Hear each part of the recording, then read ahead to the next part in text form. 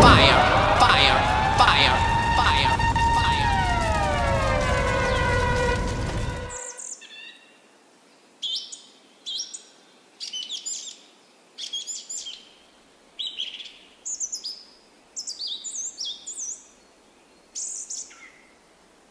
All right, hold up.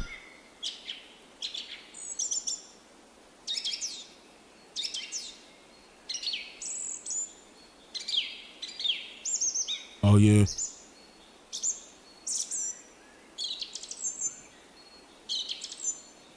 Hold up.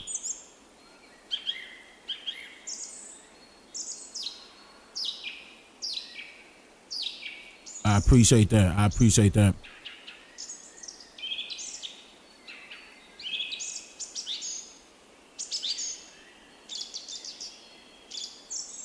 We should be good. Y'all can hear me, right? Type 13 if y'all can hear me.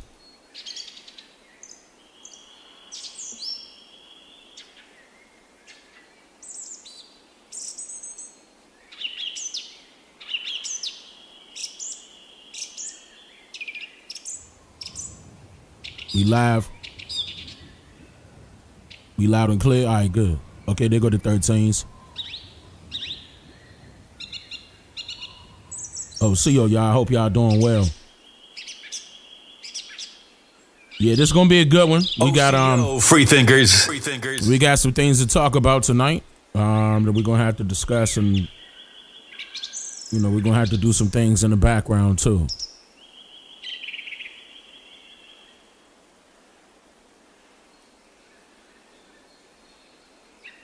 We're gonna talk about it tonight. I know the notifications is cracked, so let me use a different term. I know the notifications are horrible, but if you can resubscribe to the channel and hit the like button, and if you can go back on a few of the live streams and hit like on those, and then I'm pretty sure they'll be sending out the notifications to you that way. Yeah, YouTube's making some changes anyway.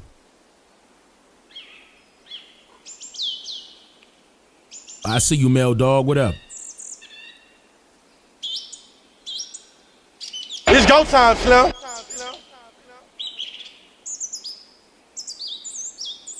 Yeah, YouTube making some changes.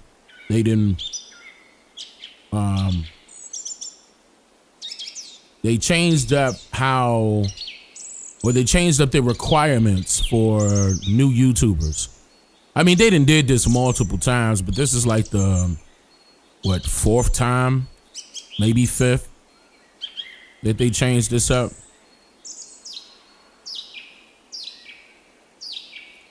You was just thinking about me. You heard MySpace coming back?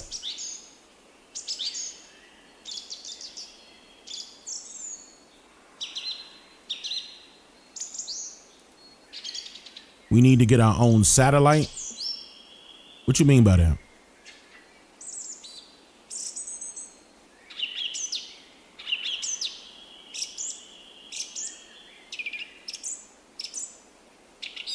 Well, we're going to talk about that. As far as that, we're going to talk about that. You hadn't seen me in a minute? It's only been 3 days, I think. 2 or 3 days.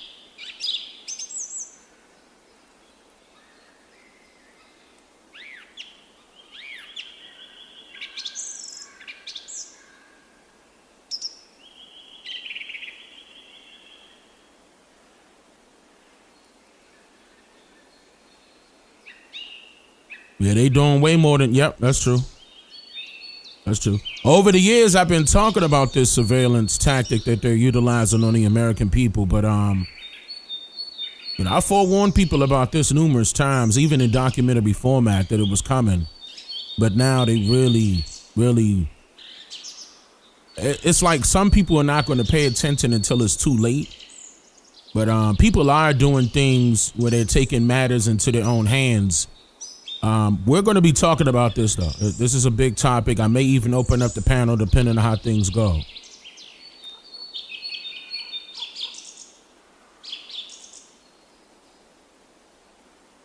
Exactly.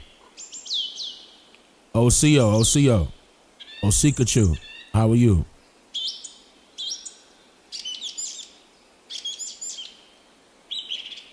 I'm just trying to give it a few minutes because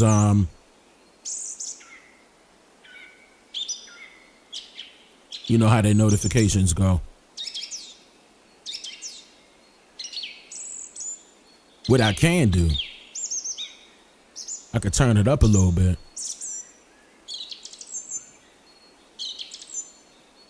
What, the IG, you said the IG link not working? I'm probably going to have to, Levante, NOCO Levante and Blue Dreamer. I'm probably going to have to go back in there and start updating those links, because if one of them are broken, I wouldn't know unless I go in there and check. But I'm Dane Calloway on Instagram, for those that don't know. Dane Calloway on Instagram. Everywhere else is going to be Dane Calloway _ because people were trying to hurry up and jump and and make pretend like they were me. All right. Let me grab some music real quick.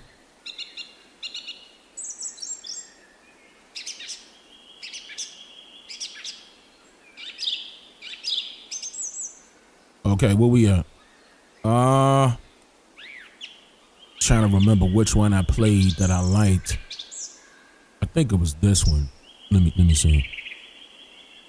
Nah. It was this one. Yeah.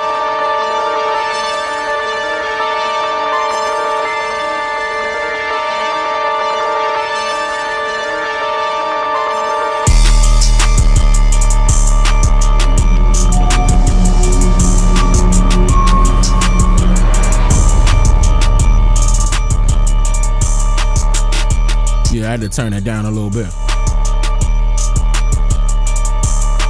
Okay.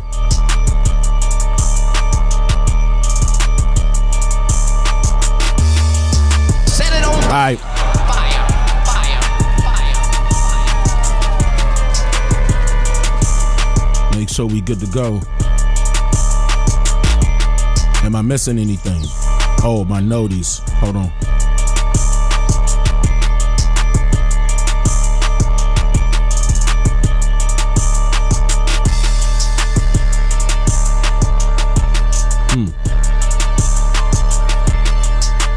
I know these not interesting.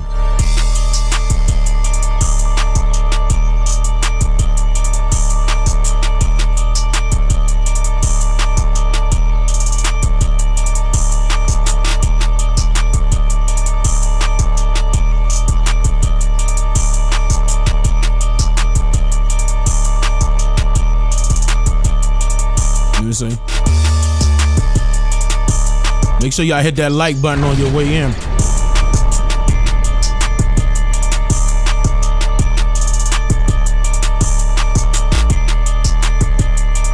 I forgot to hit go on kick, bro.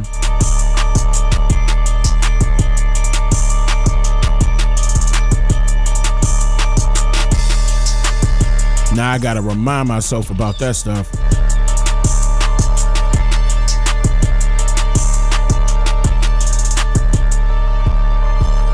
Levante with the 48 months. Let's go. All right. Where that other one at? Was it this one? I can't remember if it was this one. Wait, turn that up. I'll let this rock though. Set it on fire.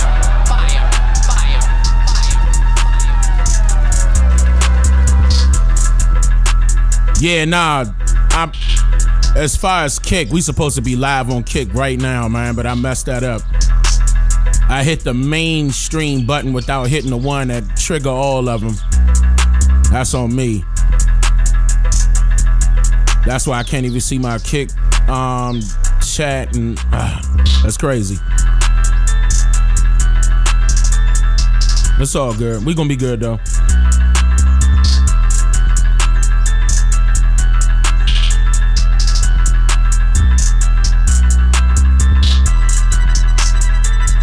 Set it on fire. Fire. Yeah.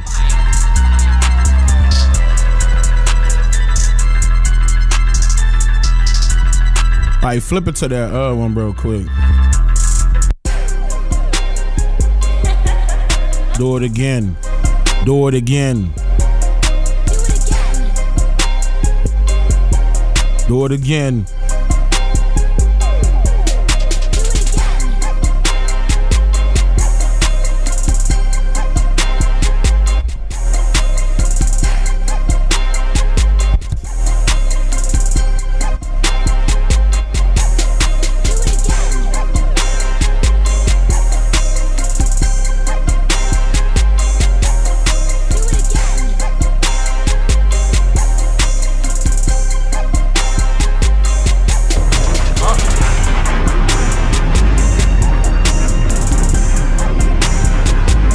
Hope y'all doing well. Oh.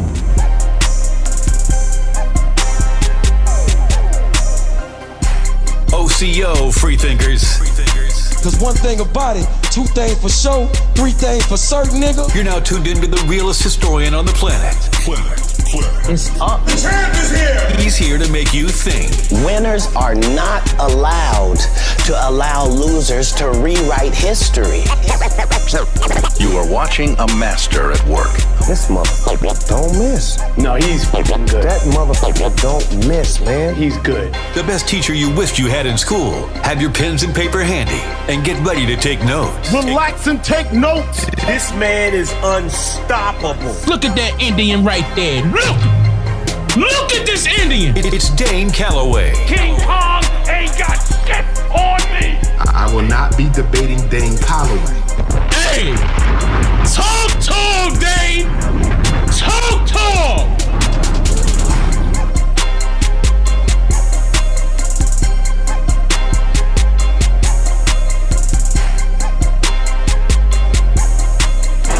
Shout out to the Niji.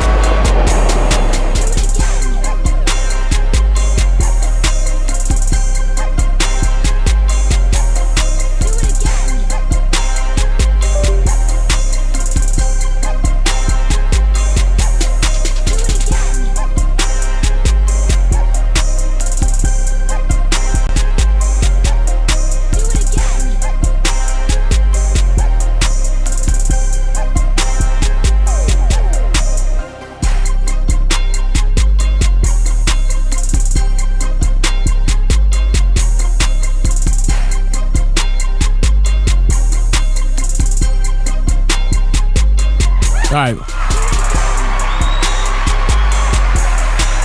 I'm gonna give y'all a round of applause. All right, look. My chat is missing.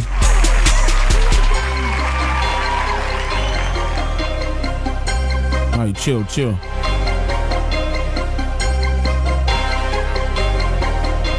All right. So look, tonight. I'm looking at my stream deck, making sure everything's straight.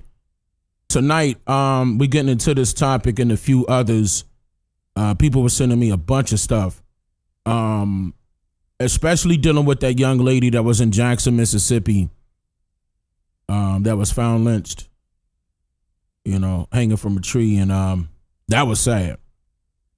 That's sad. Like, there's something going on, guys, dealing with these flock cameras and everything that you see. Certain pieces of food is causing certain bacterias, fruits, causing people to get sick. They were trying to hurry up and get another vaccine to roll out before they exposed Fauci. I think that's still happening, but I'm not sure exactly when. We probably will touch on that later. The flock cameras. being posted up everywhere. Keep in mind, they're not new. A lot of people are just becoming aware of them. But they started putting up these flock cameras when they sent everybody home. I told you that. They started in 2020.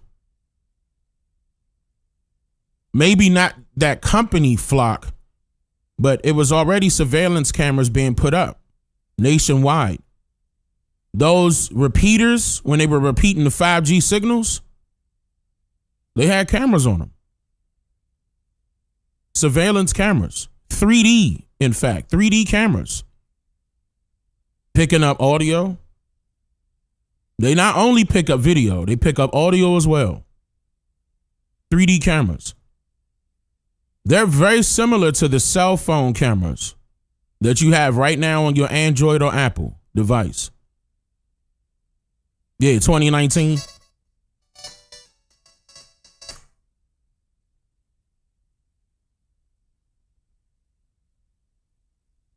Yep. Google security wanted to make sure that was me that signed in.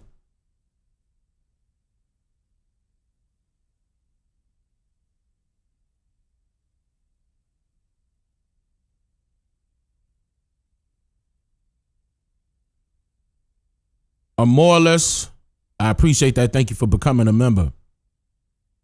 All over Brooklyn since 2019. Now they've been around for quite some time. It's just that now people are becoming aware of them. And they're trying to, latch it onto this one company, Flock. And it's more than just them. It's way more than just them. If you just take a look at the history of this, they have it set up where some of these cameras will look like trees. Some of these cameras will look like street lights, like on a street pole. Some of these cameras will look like, what I say? I did say trees, the street lights. Of course, they have them at the traffic intersections. Some of them look like mailboxes. Some of them look like signs, like on a road, like stop signs. They got it embedded in there. Keep in mind, they don't have to have like a huge covering around the lens. As long as they got a motherboard and a lens, they could place it in anything and make it look like anything. We're going to get into it. People are catching on. Who are they for? The Americans. They're spying on Americans. Now, what they're going to say, let me explain. What they're going to say is that it's very useful for police officers to handle investigations quite quickly. Because, say, for example, some crime happened in a particular neighborhood and they don't know what happened. They pulled up onto the scene to investigate, grab all of he say, she say stuff. They could also roll back on these cameras. Also, if somebody's transporting weed illegally, cocaine illegally, they running everybody's license or tag rather. They running your tag. Like, don't you know when you pull up at the what are those checkpoints called? The damn, and they charge you a little bit to go through. What are tolls? When you pull up at the toll, these cameras are worse than that. Like, even though those cameras are taking pictures of your license plates, these cameras are rolling 24 hours, and this is a part of your data centers. Okay, that you see. All that data is being saved into those data centers that are close to your neighborhood. And the police have access to that. Now, they're noticing that a lot of people in law enforcement are misusing these flock cameras to spy on their exes, to spy on certain criminals that have been convicted previously, but are now trying to, walk their life in a different path, try to do the right thing. They're spying on you. But they've been using these cameras for a long time on particular people that they want to target in every state. In every state. And also, this works right along with your dash cameras. I want to let y'all know that. Look this up. Those dash cameras that you have in your car, Flock is able to tap into that technology based on who created that dash cam. But they're implementing that here shortly where they could tap into your dash cam. Look that up. That's the next step. I'm going to tell you that right now. You probably just hearing that from me right now. But that's coming. They're about to start tapping into your dash cams and your reverse camera and all those 3D cameras that's on your Teslas. I told you that was coming anyway. Like you think it was just, automated driving and, oh, wow, the convenience. Look, my car could drive me. Yeah, they looking at you. Now, some people going to be like, well, Dane, I don't got nothing to worry about. I'm not no drug dealer. I don't do nothing wrong. But what if you was late on your payment for your car? They could shut your car down, take it right there on the spot. What if you felt like you needed to hurry up and go out of town to go visit some young lady that you trying to holler at? You behind like 2 days on your car note. They gonna meet you right there when you meeting your friend. Because they got all the cameras. And I'm smiling, but it's not funny. It's not. It's really not funny. Those of you that thought weed was legal, and now they all of a sudden trying to make it illegal. They trying to see who was out there selling weed illegally before they try to, federalize it and say the Farmland Act and all the rest of that stuff. Now all of a sudden each state retracting it. All of a sudden out here in Texas, they made Delta 8 illegal. You can't even smoke the stuff they got at the little smoke shops. That's not even, that high grade marijuana. They like, nah, you can't even do that now. 10 years in jail. Now I'm over exaggerating. I forgot how many it was, but they not paying attention to these PDFs out here, dealing with children and stuff like that. All these Flock cameras, you ain't arrested nobody in the Epstein files. I'm saying, like, what you using the Flock cameras for? Other than to spy on other Americans, being nosy, trying to see what they doing in life. Because those people don't have no life. That's what's going on. They don't.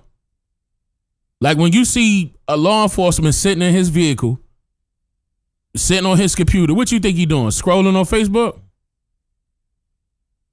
Scrolling through his phone? What you think he doing? Spying on his girl? His side piece? They got the right to log into these Flock cameras and find out. They getting caught up in that too. We're going to talk about that. They're getting caught in the act. And people are bringing that to the public's attention.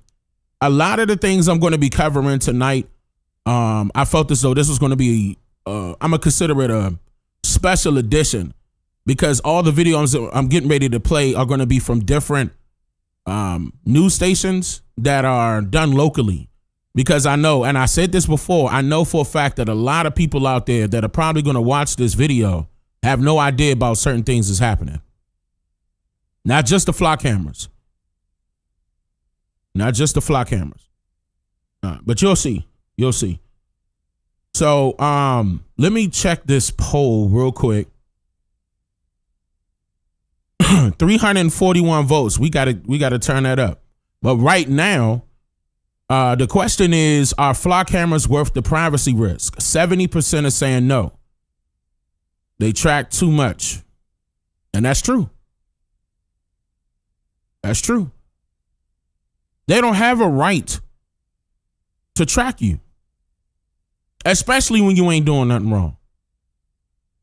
That's privacy invasion.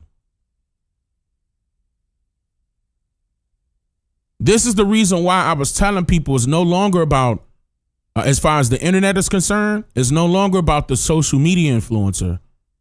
It's no longer about the civil rights activists anymore. It's about the content creators. They could go out there and pay content creators cash buku money to stir the narrative now. And they got bots everywhere, bot farms that they could pay thousands of dollars to make people's numbers, fluctuate, but to make it seem like they're there, like it's a lot of people watching them. A lot of people subscribe to them. A lot of people are commenting. It's all fraud. It's all fraud. They say between 60 to 80% of the views on social media is bots. 60 to 80% of the views on social media platforms are bots. That's huge. If you're not a bot, press 13 right now. Type 13 right now if you're not a bot. I'm talking about if you're not a bot, type 13. Type 14 if you're a bot. Watch this. Look at chat. Let's see if we see a 14 in there. I'm looking.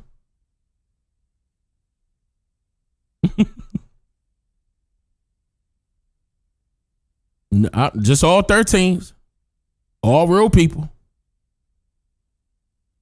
Somebody said 15. So no, okay, 114.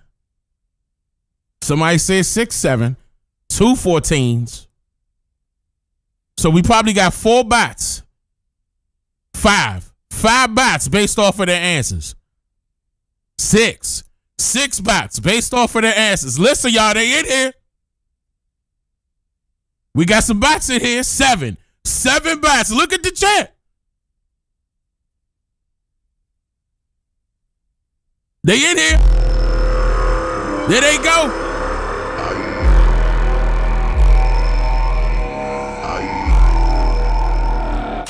Man, Nate, look, I know some of y'all were just playing, but it's the truth, though. And I don't mind that y'all was just playing, by the way. I don't mind. But just know that, yeah, they have bots. They got the bot farms galore that you could purchase from. Thousands of dollars to get thousands of comments, thousands of views. They're there on any social media platform. And these social media platforms allow it. Allow it. This is the reason why YouTube just recently changed the rules for incoming content creators. If you're brand new, starting in February 2027, they have now doubled their recommendations in order for you to become a part of the YouTube monetization program.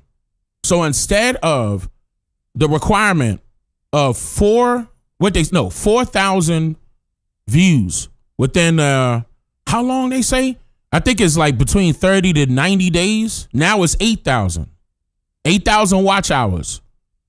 And instead of, and I meant to say watch hours, and then views, it was, if you're a shorts content creator, it went from 10 million views within the 30 to 90 day. I think that part is right.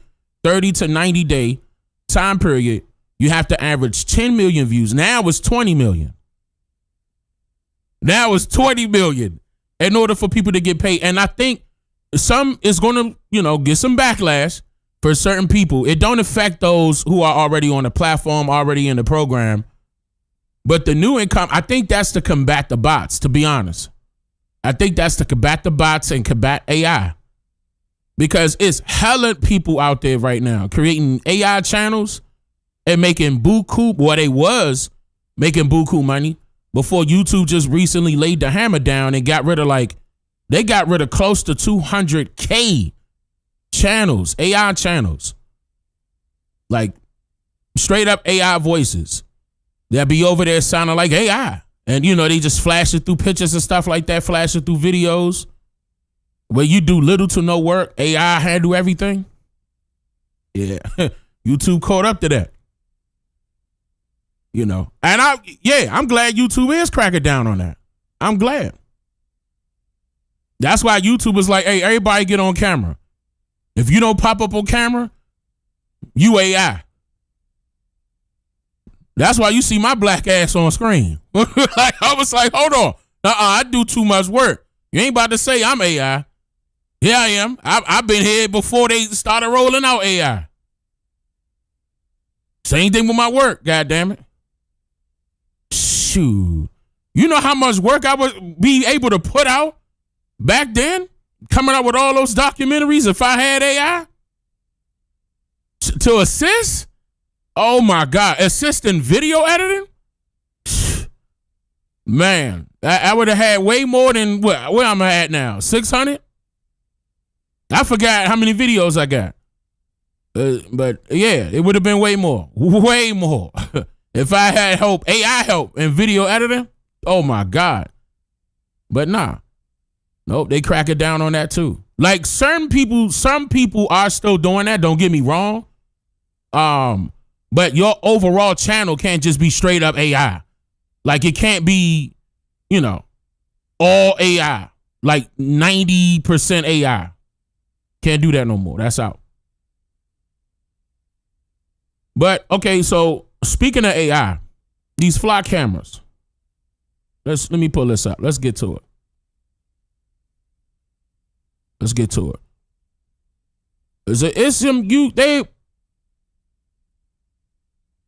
There's some messed up things that they're doing, and a lot of Americans think that this is not affecting them.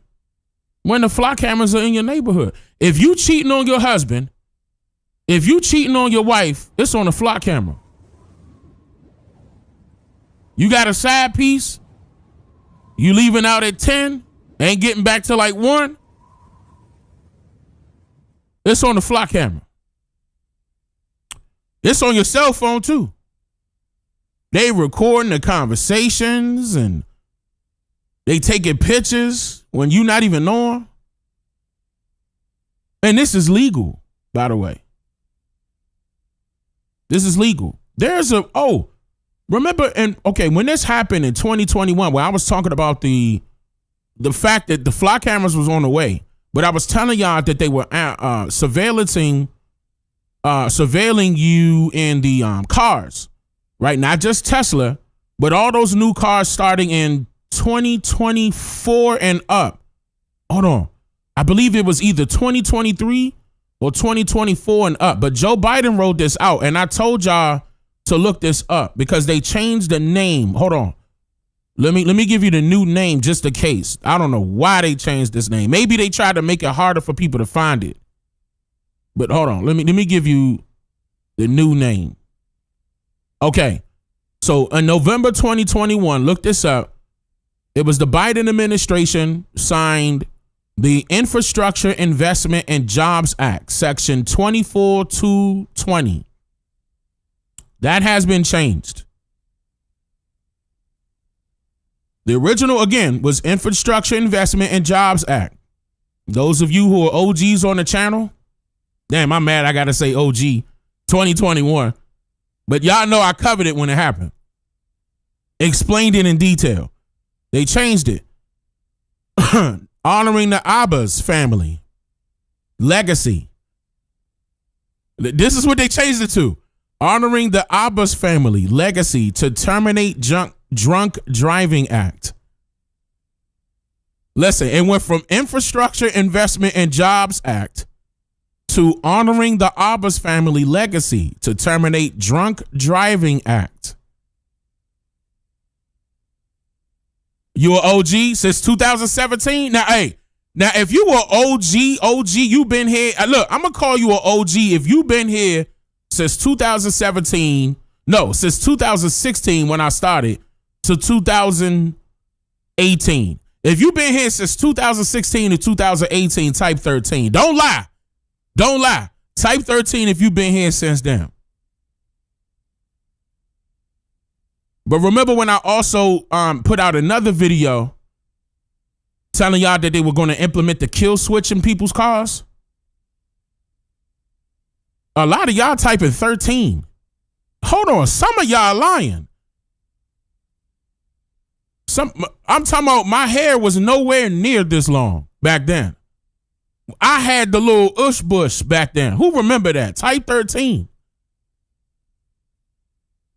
Some of y'all, some of y'all capping. If you ain't capping, all right, okay, all right. Since 2007, okay. Short fro. When I was in Southampton, all right, okay. When you had the regular cut mini fro, all right, okay. You had the little bitty fro. All right, y'all going too far on my little fro back then. Y'all going too far.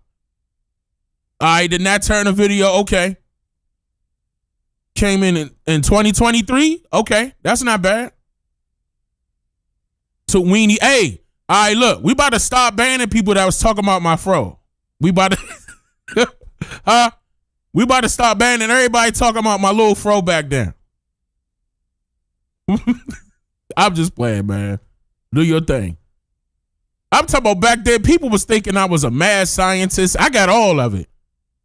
They was talking about how I let my beard grow and let my hair go out. I was looking like, somebody said I looked like Don King, you know, stuff like that. I was like, bruh, because I ain't care. I wasn't here to get I have a wife. I wasn't here to, you know what I'm saying? Let me go get a female. I was here to give the truth. And they was leaning. I said, all right, okay, say no more. I'll let that slide. That's all right. I'm going to still educate your ass. My head was, the Cornell West, I got it all. When I just said, fuck it, you know, so just let it go. Just let it go. And then I said, tell you what, I'll let my hair grow. I stopped cutting my hair that year. I actually have not cut my hair since then. That was the last haircut. Those of you that were there when I was out there in Virginia, doing all the documentary stuff that I was doing as far as the vlogs are concerned, and which we are going to go back to. Me and my wife were just talking about that. Shout out to my wife. She just had her birthday too, y'all. Set it on fire. You know. Fire. I ain't get a chance to say that, but you know what I'm saying? I took a quick slight break, celebrate with my wife. But and then people were being parasocial about that. You know, saying, "Oh, I'm messing with this girl, messing with that girl." I couldn't collaborate with no females. None. I'm talking about if I said something small to a female, they was being parasocial. Oh, Dane cheating on his wife. Blah, blah, blah. I'm like, what the fuck? What are you talking about? What are you talking about? Like they automatically started, what's the word now they saying? They say it is shipping. That's what they saying. They was shipping me with everybody. I'm like, nah, bro, like you tripping. I'm from DC. That ain't happening. I cheat on her whole family coming after me. On the spot. You know what I'm saying? Like I'm not, I ain't stupid. They don't understand how long me and Tanisha been together. I'm not going, what the fuck, for what? Oh, leave Tanisha and then go to who?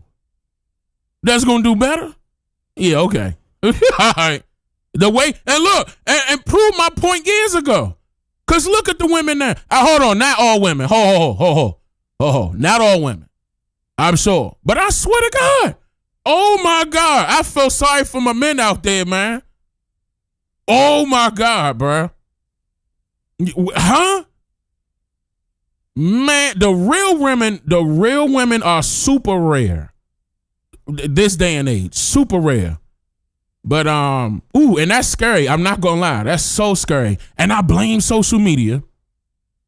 And it got worse when they try to keep everybody home, installing these flock cameras, installing 5G, trying to hurry up and put out 6G, you know. All right, okay. Y'all don't hear me though. Look, you said 98% of them? It's scary. But I do see the real women speaking up. I do see that. I do see the videos of them speaking up, calling them other women out too. Excuse me. I was going to do a live stream about that. I didn't pull that to the side and everything. The real women stepping up, calling them foolish looking women out. And I was like, damn, I need to be on blast. Y'all need to see this. I'm telling you, 99% of the single men in this chat will probably come after every single one of these real women in these videos speaking about the women. Going ham too, leaning on them. Like they know better than that. Like that, come on, bro. It was never like that before, ever like this before. Ever. It's almost scary how they try to pull our women away from our men. Look at the history on that. All the way down to kicking the man out of the house because they knew the man was going to be the head of the household. So they replaced the head of the household with the government.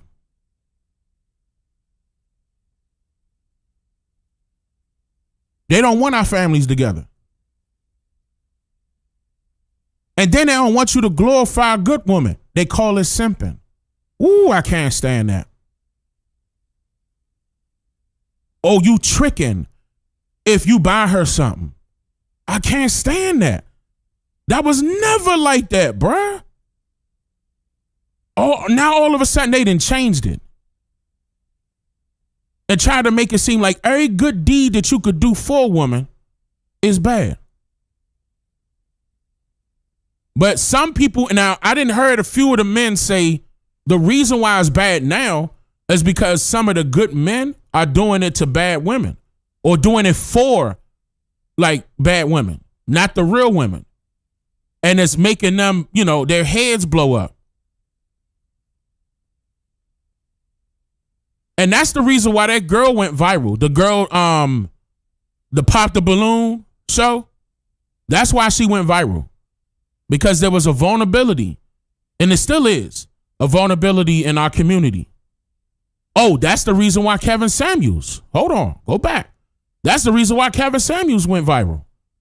It's a vulnerability in our community when it comes to relationships. A lot of, not just relationships, but I'm just saying. And they're using it against our people. Man, look at how many different ways they're attacking our people. Online, they got bots in the comments. They paying off small to large content creators who don't share the same skin complexion as you and I to talk bad about us. Y'all think that's done? Some of y'all don't know. That's done on purpose. That's all done on purpose. When I was, oh my goodness, I was so excited. Remember last year when I was noticing all the TikTokers acknowledging the fact that they're indigenous to this land? And I just seen somebody just showed me that video of Deion Sanders' ex-wife talking to one of his sons. I forgot which one it was, saying how they're indigenous to this land. And let me calm down because I'm getting excited. I told you they know. I told you they know. I told you. Deion know. Where you think she got that from? Look at her. Look at her. Deion know too. Florida boy. Listen, shout out to Florida. Man, shout out to all of y'all. Shout out to all of y'all. Shout out to all of y'all that, yeah, now I'm getting excited. Woo, now I'm getting excited. Because they mad at that, y'all. Because they scared of that. They want to monitor us with flock cameras and shit like that now. It's not about crime. It's bigger than that. That's about control. But we'll get it. Hold on. Let me play a couple of them. We'll get into it. Depending on how things go, again. Hold on. Why is it counting down? In 4 minutes? Why is it ending in 4 minutes?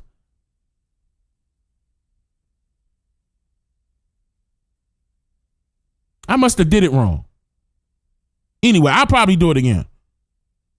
Yeah, because I wanted it to be, you know what I mean? At least for 2 hours. All right.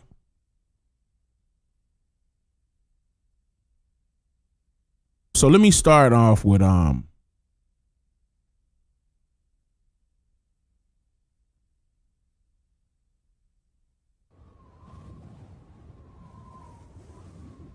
on.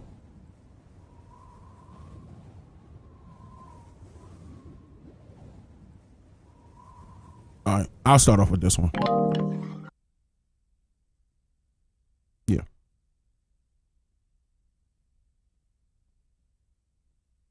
All right, let's check this one out real quick. The battle over flock traffic cameras moving from community meetings. The majority of people do not want to be filmed. Please do the right thing. To the streets themselves. NBC affiliate Care 11. I forgot y'all can't see it. My bad, y'all. Hold on. You know, I'm one man army. My bad. My bad. Hold on. Cities across Minnesota say the surveillance cameras are targets, stolen, damaged, or vandalized in recent months. We have 6 cameras, or only 2 of them are active right now. 4 have been damaged at different points in time. And even a candidate for Congress in Tennessee, running as an independent, is currently facing felony vandalism charges for allegedly using a shotgun to take out flock cameras. He's yet to enter a plea. His campaign said he is unable to comment on the allegations. Wait, why are he using a shotgun to take him out? You don't need a shotgun to take them out, but I mean, okay, whatever. Clearly, a debate playing out from coast to coast. I think we should completely remove them. NBC News covered the controversy in depth last month as dozens of municipalities canceled or let their contracts with Flock expire over the past year. Now, keep in mind, they lit it. This is not the only company. I don't know why they keep talking about Flock as if Flock is the only company, and they are not the only company. In fact, I'll make a list. I'll come back and I'll make a list of the companies that got these type of surveillance cameras. And don't forget that you got a surveillance. I did say this earlier. You got a surveillance camera on your phone. That's a 3D camera. You got it on your watch too. If you got the Apple Watch or the Samsung Watch, you got it. It's on you. That's why you have to stop with those watches. But Dane, it's going to tell me about my health. Yeah, they're monitoring your health too. They clocking all of that. All of that. As a matter of fact, I showed you that too. I showed you that as well. Showed you the what was that, y'all?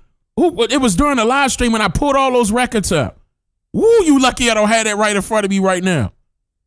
But yeah, it was dealing with their surveillance in your health as well. You think that's to keep you healthy? What you think that's for? Since when? When the pharmaceutical industry making billions of dollars to keep you okay? To treat you, not cure you. All right. And at least 15 more rejected proposed Flock contracts due to community pushback. Your community is telling you that we don't want this. The cameras are installed at intersections and capture detailed vehicle data, which AI can analyze to identify people and alert authorities which AI can use to identify people. So not just the cameras, AI too, keep that in mind. It's an important crime-fighting tool. But critics argue they go too far. You know, I'm all for putting the bad guys away. I've got a wife and baby at home, so I understand.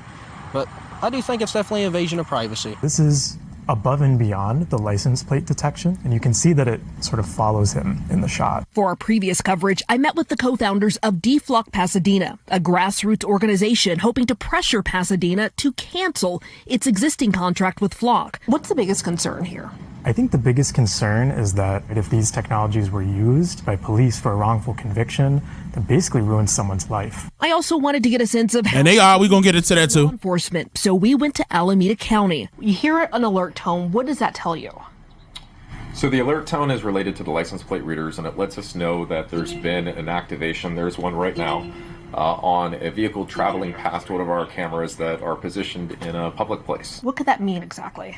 It can mean a number of things. That camera network is hooked up to the Department of Justice, so the stolen vehicle system. It could be an armed robbery car, carjacking, a murder vehicle. I mean, this thing is going off. It's hooked up to the Department of Justice. You hear the notifications in the background. That's not me. That's their notifications going off in the background. We get a lot of alerts in this county. While it may receive information from federal law enforcement, Alameda County insists the data isn't flowing the other way. We have absolutely no external sharing with any federal agencies or immigration. Cap. Now that's cap. That's cap. Now, okay. Maybe not from your department to them, but they have access to these Flock cameras as well. It's not just law enforcement. Okay. So of course that will be the politically correct answer given his position. Okay, but no, the Flock cameras are just not for law enforcement officials to review. like, let's not act like that's it. Oh, no. Why you think they're there? Oh, to assist the police officers only? Yeah, okay. You got another thing coming. Access our data without our knowledge. Oakland, which is in Alameda County, also has seen its Flock cameras vandalized with paint earlier this year. Damn. Insists it's strengthened guardrails to secure data that's being collected. Well, I know there's concerns about whether or not this data is being shared with ICE. Flock does not have a relationship with ICE. The company says where... Hold on. But Flock has a relationship with the federal government. So if the federal government tells Flock to do something in favor of ICE, they're going to have to do it, no matter what. Those body cameras that they're wearing, very similar to this camera that they're showing. Extremely similar.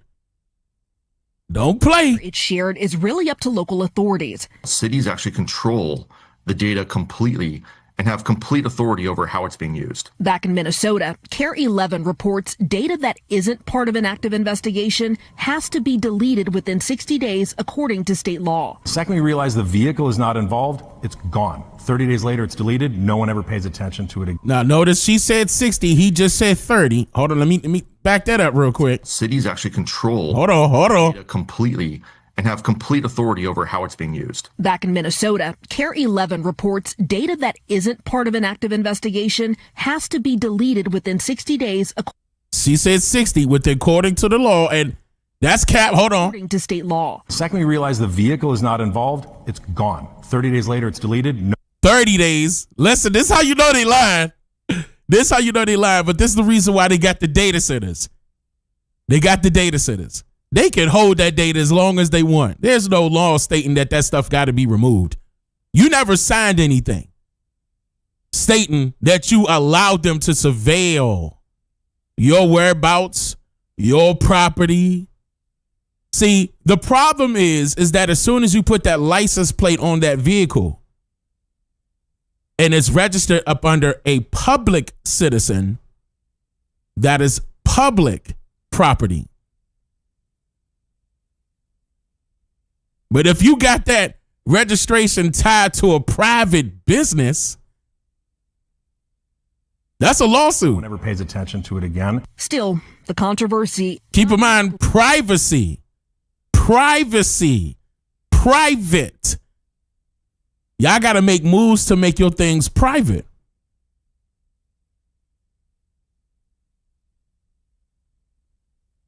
Are you listening? As soon as you slap that public tag on your vehicle, that property is now public. But if that tag is registered up under a private entity, look it up. To be wiped clean. I got a book out too about this as well. So, matter of fact, yeah, hold on. Wait, does my echo work? Y'all can hear this echo? Two. Y'all can hear that echo? I just found my echo button. Y'all can hear that, right? Type 13 if y'all can hear the echo. I'm going to cut it off, though. And I'm going to play this. My new book is here, The Quiet Blueprint of Wealth. It's a masterclass that teaches exactly what the title implies. Grab your physical copies on Amazon Prime or anywhere else books are sold, or download the ebook version exclusively at DaneMakeYouThink.com. It's gone. 30 days later, it's deleted. No one ever pays attention to it again. Still, the controversy not likely to be wiped clean anytime soon. Dana Griffin, NBC News. All right, so now let me go to the police misuse of these Flock cameras. Watch this. I think they got enough eyes out on all of us, and I think they could just take that down. It wouldn't bother me a bit. All I'm asking is, let's pump the brakes, because I don't think a lot of people understand data. None of you can guarantee there won't be a security break. Flock's cameras make it easier than ever to search for citizens' movements without a warrant. The biggest concern was who has access to the information, to the data. Since we first told you about Flock surveillance cameras a few weeks ago, the anti-Flock movement has exploded. Get the Flock out is what it's called. It's exploded all across the country. People are spray painting them, tearing them down, demanding they be removed. Initially, these cameras were sold as crime-fighting tools to help police catch kidnappers and track stolen cars. And they do that. Just this morning, police in California were able to catch an alleged kidnapper using Flock cameras to locate the suspect. Happened also in Atlanta last week. Critics argue the real danger isn't just the technology, of course, it's who has access to it. Every time your car passes one of these flock cameras, it logs your license plate and creates a record of where you've been. That record sticks around for at least 30 days. There are already over 120,000 flock cameras around the country. But some police officers have begun misusing the technology. Just this week, the Washington Post reported that number is at least 50 and growing. This week in Mooresville, North Carolina, just north of Charlotte, a female officer allegedly used the department's flock cameras database to track her ex-boyfriend's wife's movement 31 times. Bruh. Seriously? Seriously? These people haven't been evaluated to become law enforcement. These people have not been evaluated to utilize these flock cameras in the way that they're campaigning it should be used. Hold on. Y'all didn't, hold on. Do I need to turn it? You didn't hear that? You want me to turn it up or we good? I'm going to go back. Here you go. Just north of Charlotte. A female officer allegedly used the department's flock cameras database to track her ex-boyfriend's wife's movement 31 times. Just today, the chief of police said they've already found 10 other questionable incidences of potential abuse by other officers. Tonight, that man, Mooresville... They already found 10 more. Police chief Ron Camperchani joins us. Turn it up. Chief, first of all, I want to say to our viewers how... Hold on, mods. Mods, tell me, honestly, should I turn this up? Can y'all hear this?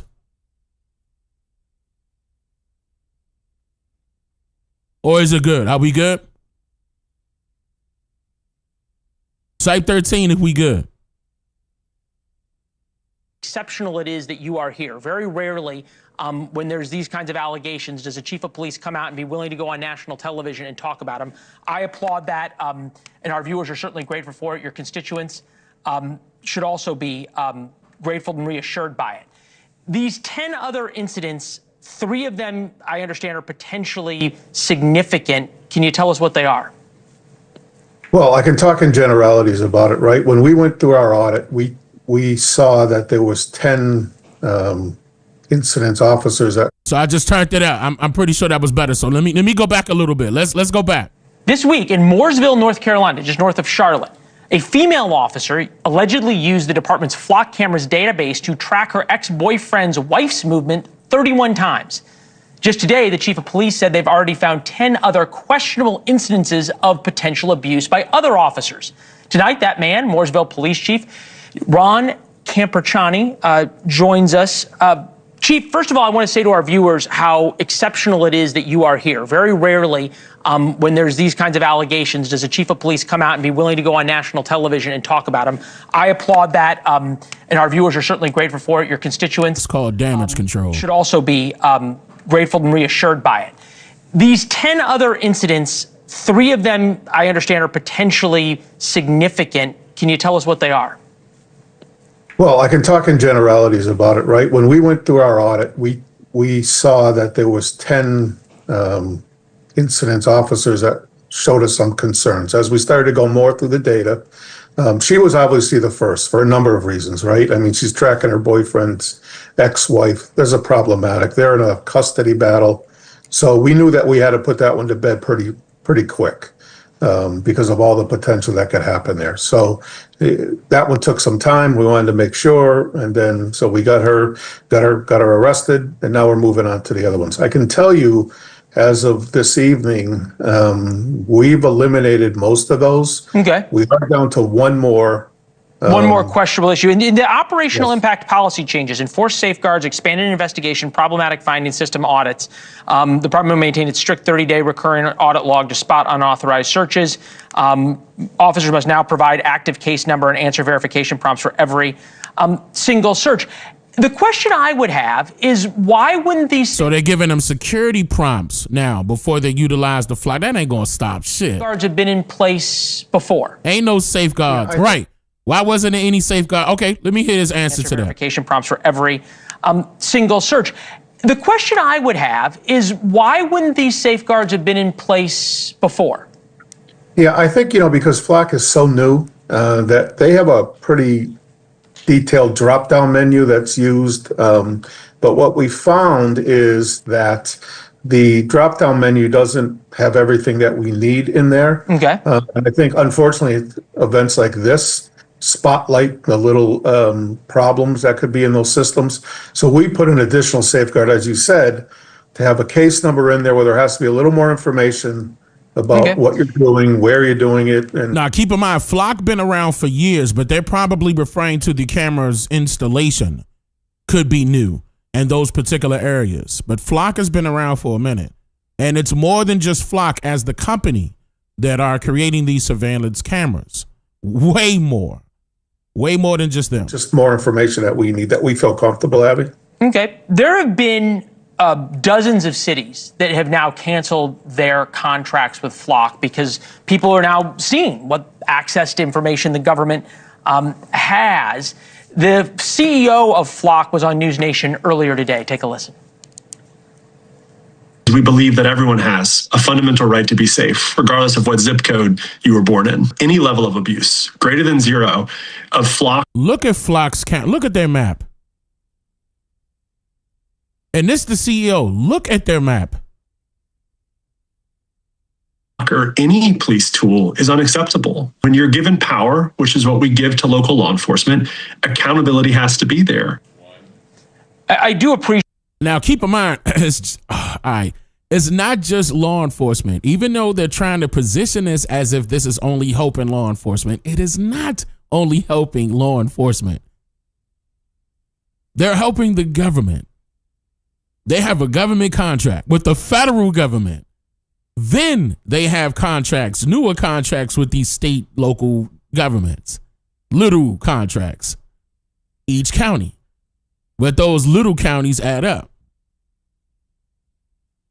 That's a big deal. And then ask yourself this question: where does Flock get this information from?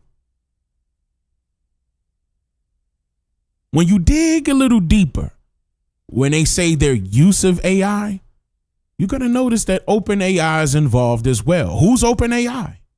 The same company that gave you how many different AIs that went viral? Especially ChatGPT. And they have a few contracts with the federal government right now for this very reason. And I told you this was going to come back up. That's why. Oh, and we're going to get into their data breach. I don't know if you guys heard that. We're going to get into that. And Meta had a data breach as well. In fact, most of you guys should know this. Like about maybe, I want to say like 5 days ago, T-Mobile, AT&T, and Verizon all went down simultaneously. And it wasn't just a server issue. AT&T, T-Mobile, and Verizon all went down. The day before that, planes, and I don't want to say planes went down, aircraft communications went down, where they had the ground flights the day before. Yes, again. Yep. This happened again, Iroquois, where they had the ground flights. And notice how they not saying none of this. We ain't hearing nothing about it, but people are complaining. People, T-Mobile people were saying that they couldn't send messages. It was SOS messages when they tried to send it through. T-Mobile, AT&T, and Verizon all were affected the very next day after they had the ground flights nationwide. It's all correlating to what the government is setting up. And this is not a scare tactic. This is not fear mongering. I'm only reporting what's going on. And they already told you what they're doing. It's not like they're hiding it. They want full control. Full control. It doesn't matter the politician. It doesn't matter their political affiliation. It does not matter. They all have that one agenda because all of them are puppets for people behind the scenes that we never get a chance to see. I remember people used to call it the deep state. It's about the deep state that they put you in. And it's international. We know this by way of America's history. That's not a secret. History repeats only if you allow it. You allow it by not knowing what history or what happened in history. You allow it by not knowing what happened previously. That's how history repeats. This is the reason why people like me know what their agenda is. It does repeat, especially when they know they could get away with it again because people not paying attention. What was the name of that movie, y'all? That was forewarning everybody about these cameras. Pinpoint accuracy, utilizing a network. What was it that called? Eagle Eye? Utilizing a network of cameras to spy on people. Was that called Eagle Eye? Correct me if I'm wrong, y'all. What was the name of that film when it was Eagle Eye, right? It was Eagle Eye? Okay. It was Eagle, okay. Set it on fire. And look how old that was. Fire. V for Vendetta, Enemy of the State. Y'all can, they look at how many films they put out on this. Let you know it was here.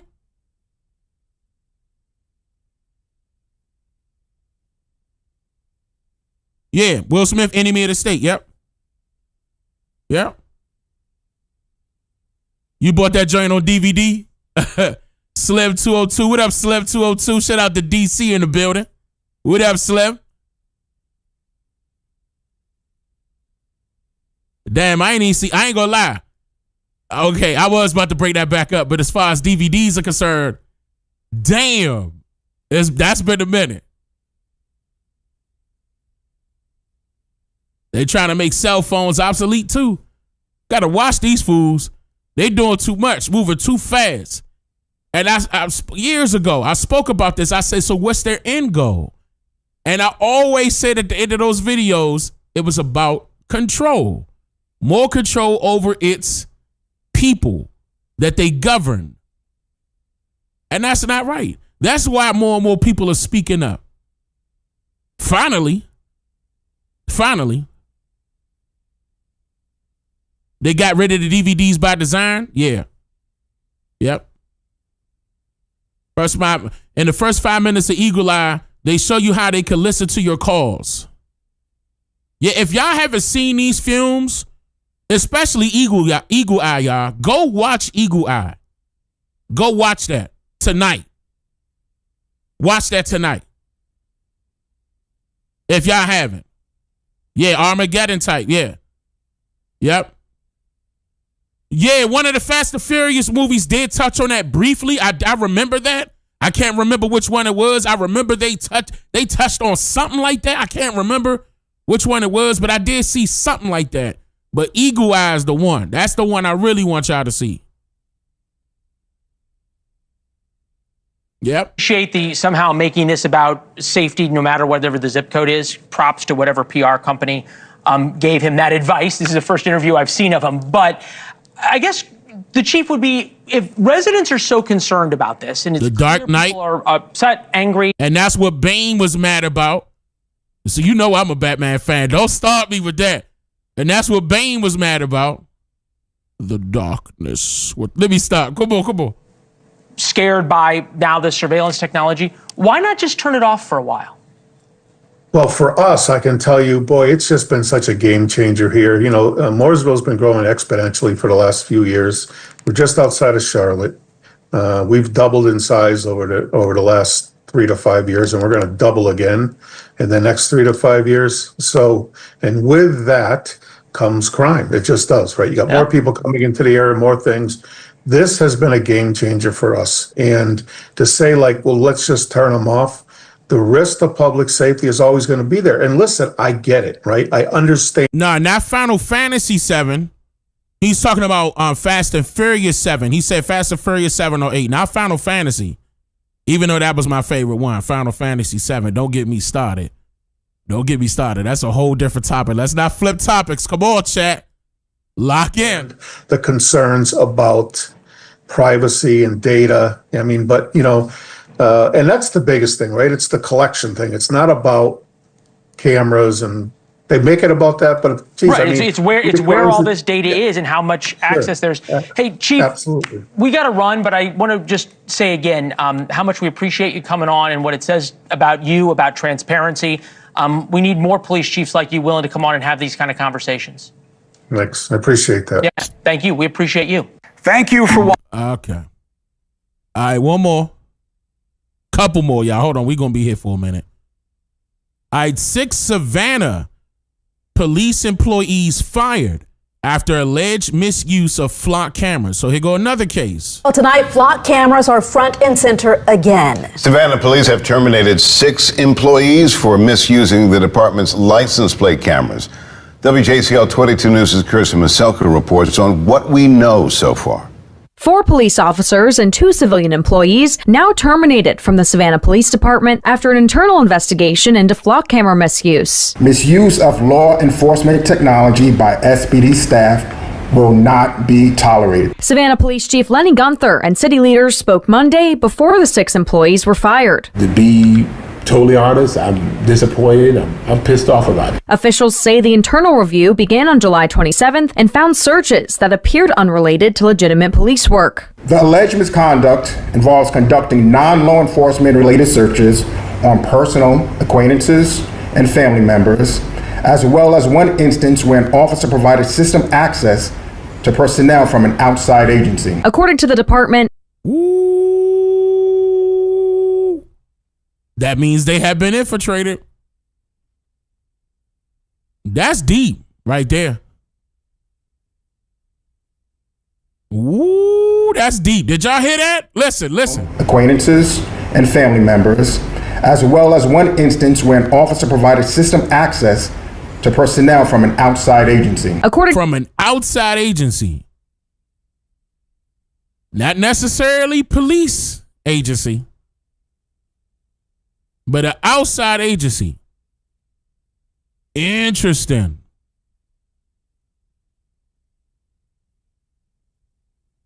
And when you do your research on these cameras and who is at the top of these cameras, getting them to roll out ever since 2019, you're going to see Israel at the top.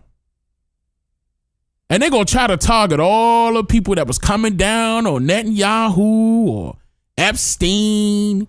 You know, when you talking about the PDFs out there, why are you not targeting the folks in the... Listen. That's what they using these cameras for. Oh, yeah. Let me check your history. They're going to start giving it to employers when they do your background listen, mark my word, write this down. If we don't stop this now, it's going to continue to get worse. This was a part of their agenda, 2030. Surveillance of American privacy, including your health. This was a part of their agenda. Still is. In that order, Morgan, in that order. Mossad, Secret Service, FBI, CIA. In that order. In that order. To the department, every flock search is logged, including who made it, when, and why. Officials say the internal review used new software that flags suspicious search patterns like repeated lookups, after-hours activity, or searches without case documentation for supervisory review. Police say those searches ultimately led them to the 6 employees who were placed on administrative leave prior to their termination. Monday, SPD said they're working on additional safeguards to prevent future misuse, including weekly audits. Very good. I'm so glad Joseph brought this up, y'all. Damn, I don't have the one where I can, hold on. I don't have that open, do I? Where I can highlight a comment. Oh, Levante in blue, please remind me so I got to fix that up. I got to go in there and fix it up where I can highlight a comment and it pop up on screen. because he said chime doorbell. Listen, remember what I said? Flock, look this up. I'm not playing. Look this up. Flock is targeting particular dash cams in your car. Think about chime doorbell cameras. What's the Amazon Alexa? I'm sorry if I woke up your Alexa. All that stuff. Look. The smart home, smart refrigerator, Ring cameras, all connecting.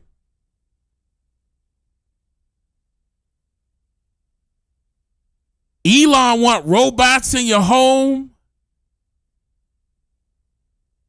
All right. You see where it's going?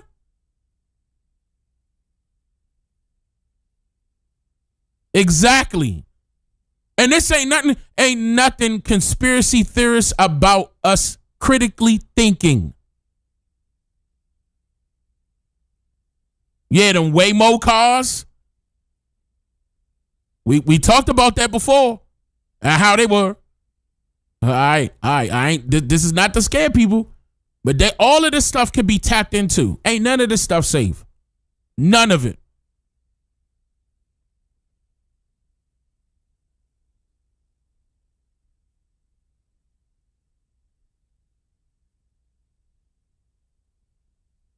Right. Smart TVs, phones, refrigerators.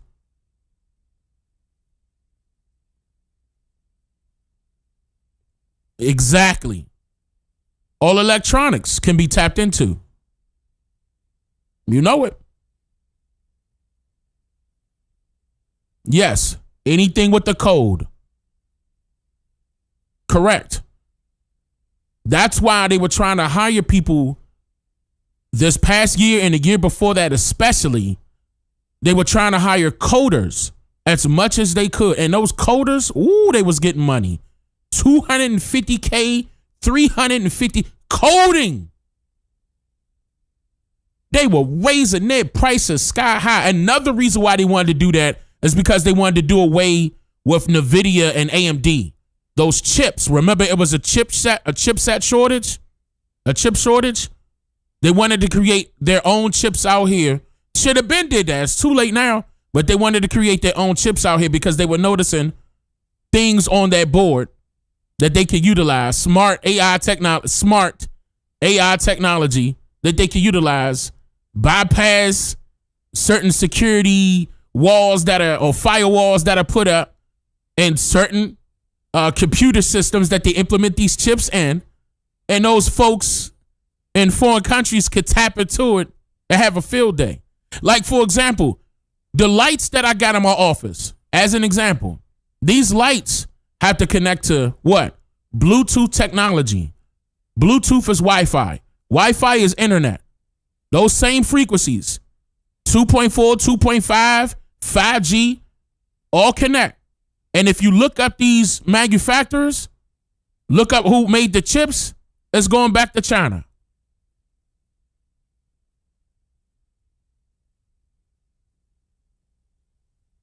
None of this stuff is American made. And they slowly recognized how much data they collected of the American people. They ain't even had to send that balloon. You see a fighter jet up in the sky immediately at any unauthorized aircraft that's flying in an unauthorized zone, unauthorized fly zone, whatever they call, I forgot what it's called. The fighter jet there. Such and such. Go ahead and blah, blah, blah, blah, blah. You got to give up that information. But them balloons wasn't shot down. They ain't shoot them balloons down.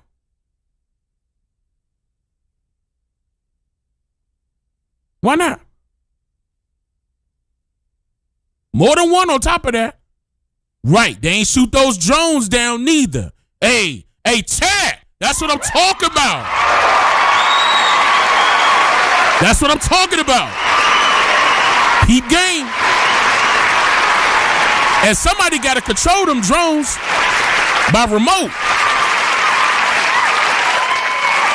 And those drones got these same cameras as well. Now they delivering packages to your door. Look. By way of drones, right? Have y'all seen that done before? I don't know if y'all got it in y'all neighborhoods yet. I don't know. Type 13 if you got it.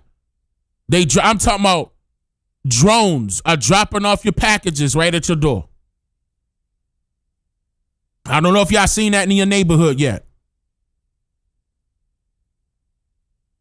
Yeah, they got all that in China. Yep, immediately. Yes, Pokemon Go surveillance app. That Pokemon Go that went viral. Remember that time it went super viral? Oh yeah, you was helping them out, scoping the scene. But that goes back to our cell phones, don't it? Look at how many cameras on the back of this junk. And that's before we get to the front. Look at how many why we need this many lenses. Why we need this many lenses on the phone? And guess what it's made at? And the chip that's on the board. But no, now we talking about the flock cameras. It's way more than just flock.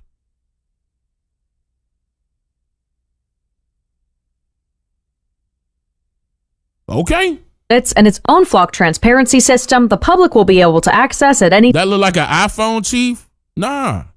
Don't start that war. You know I'm Android.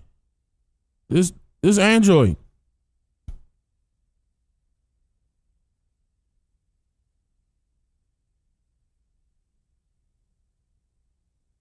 You know, Android was having these before. Let me stop. Let me stop. I ain't getting promoted by them. I ain't getting sponsored by them. Let's keep it pushing. And according to this email sent by SPD to WJCL just 3 days before they went public with the investigation, the department had already been working on a transparency portal for 8 months, which they expect to be live by the end of the year. The cases were also referred to the Georgia Bureau of Investigation for an independent criminal investigation, which is somebody said Team Pixel, and that's Google too. I'm gonna tell you right now, all the companies are the same. Ain't no difference. Every single one of them the same. They got the same agenda. Now, yeah, this the Ultra. No, but this the newest one. I forgot what number we on. 26, whatever it is. 25, 26. But yeah, it's the Ultra. But I don't get paid for that. Why promote them? We don't get promoted. We don't get a dime. But we got to spend an arm and a leg for the bill. We got to spend an arm and a leg for the phone. In order for them to make this, it costs no more than $200. And they charge us 10 times the price. You heard what I said, right? Back in the past, when these smartphones were just coming out, they did not cost this much money, y'all. The older Galaxies. This stuff, these were not costing this much money, bruh. At all. It was no such thing as, oh, you're paying increments on a phone that costs $600, $1,700, $1,800. They doing this on purpose. These phones do not cost that much money. Elon about to come out with his own phone and his own service too. Watch. Mark my word, that's coming. I seen Elon's moves. He got real good with Samsung, a real good relationship with Samsung. And he got a real good relationship with T-Mobile. Watch. That's in the works. I know that's coming. What is this? This 2026? We probably going to hear something about Elon coming out with his own phone and his own cell phone service next year.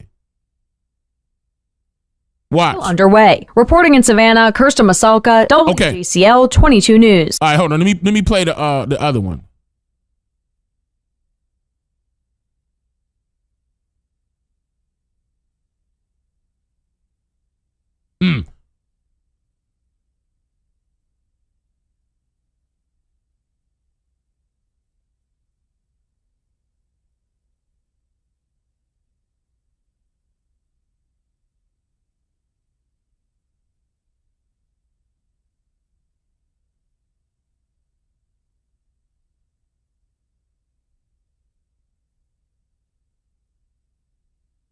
Oh, hold on. Let me play this real quick. This is important. Now, some of the ladies in the chat may not know about this part, but there's a particular, how can I explain it more? How can I simplify this? There is an outlet that's underneath your car's steering wheel that is it's a plug, like an outlet. It's a plug that a device could connect to, OBD, that a device could connect to and read your car's computer.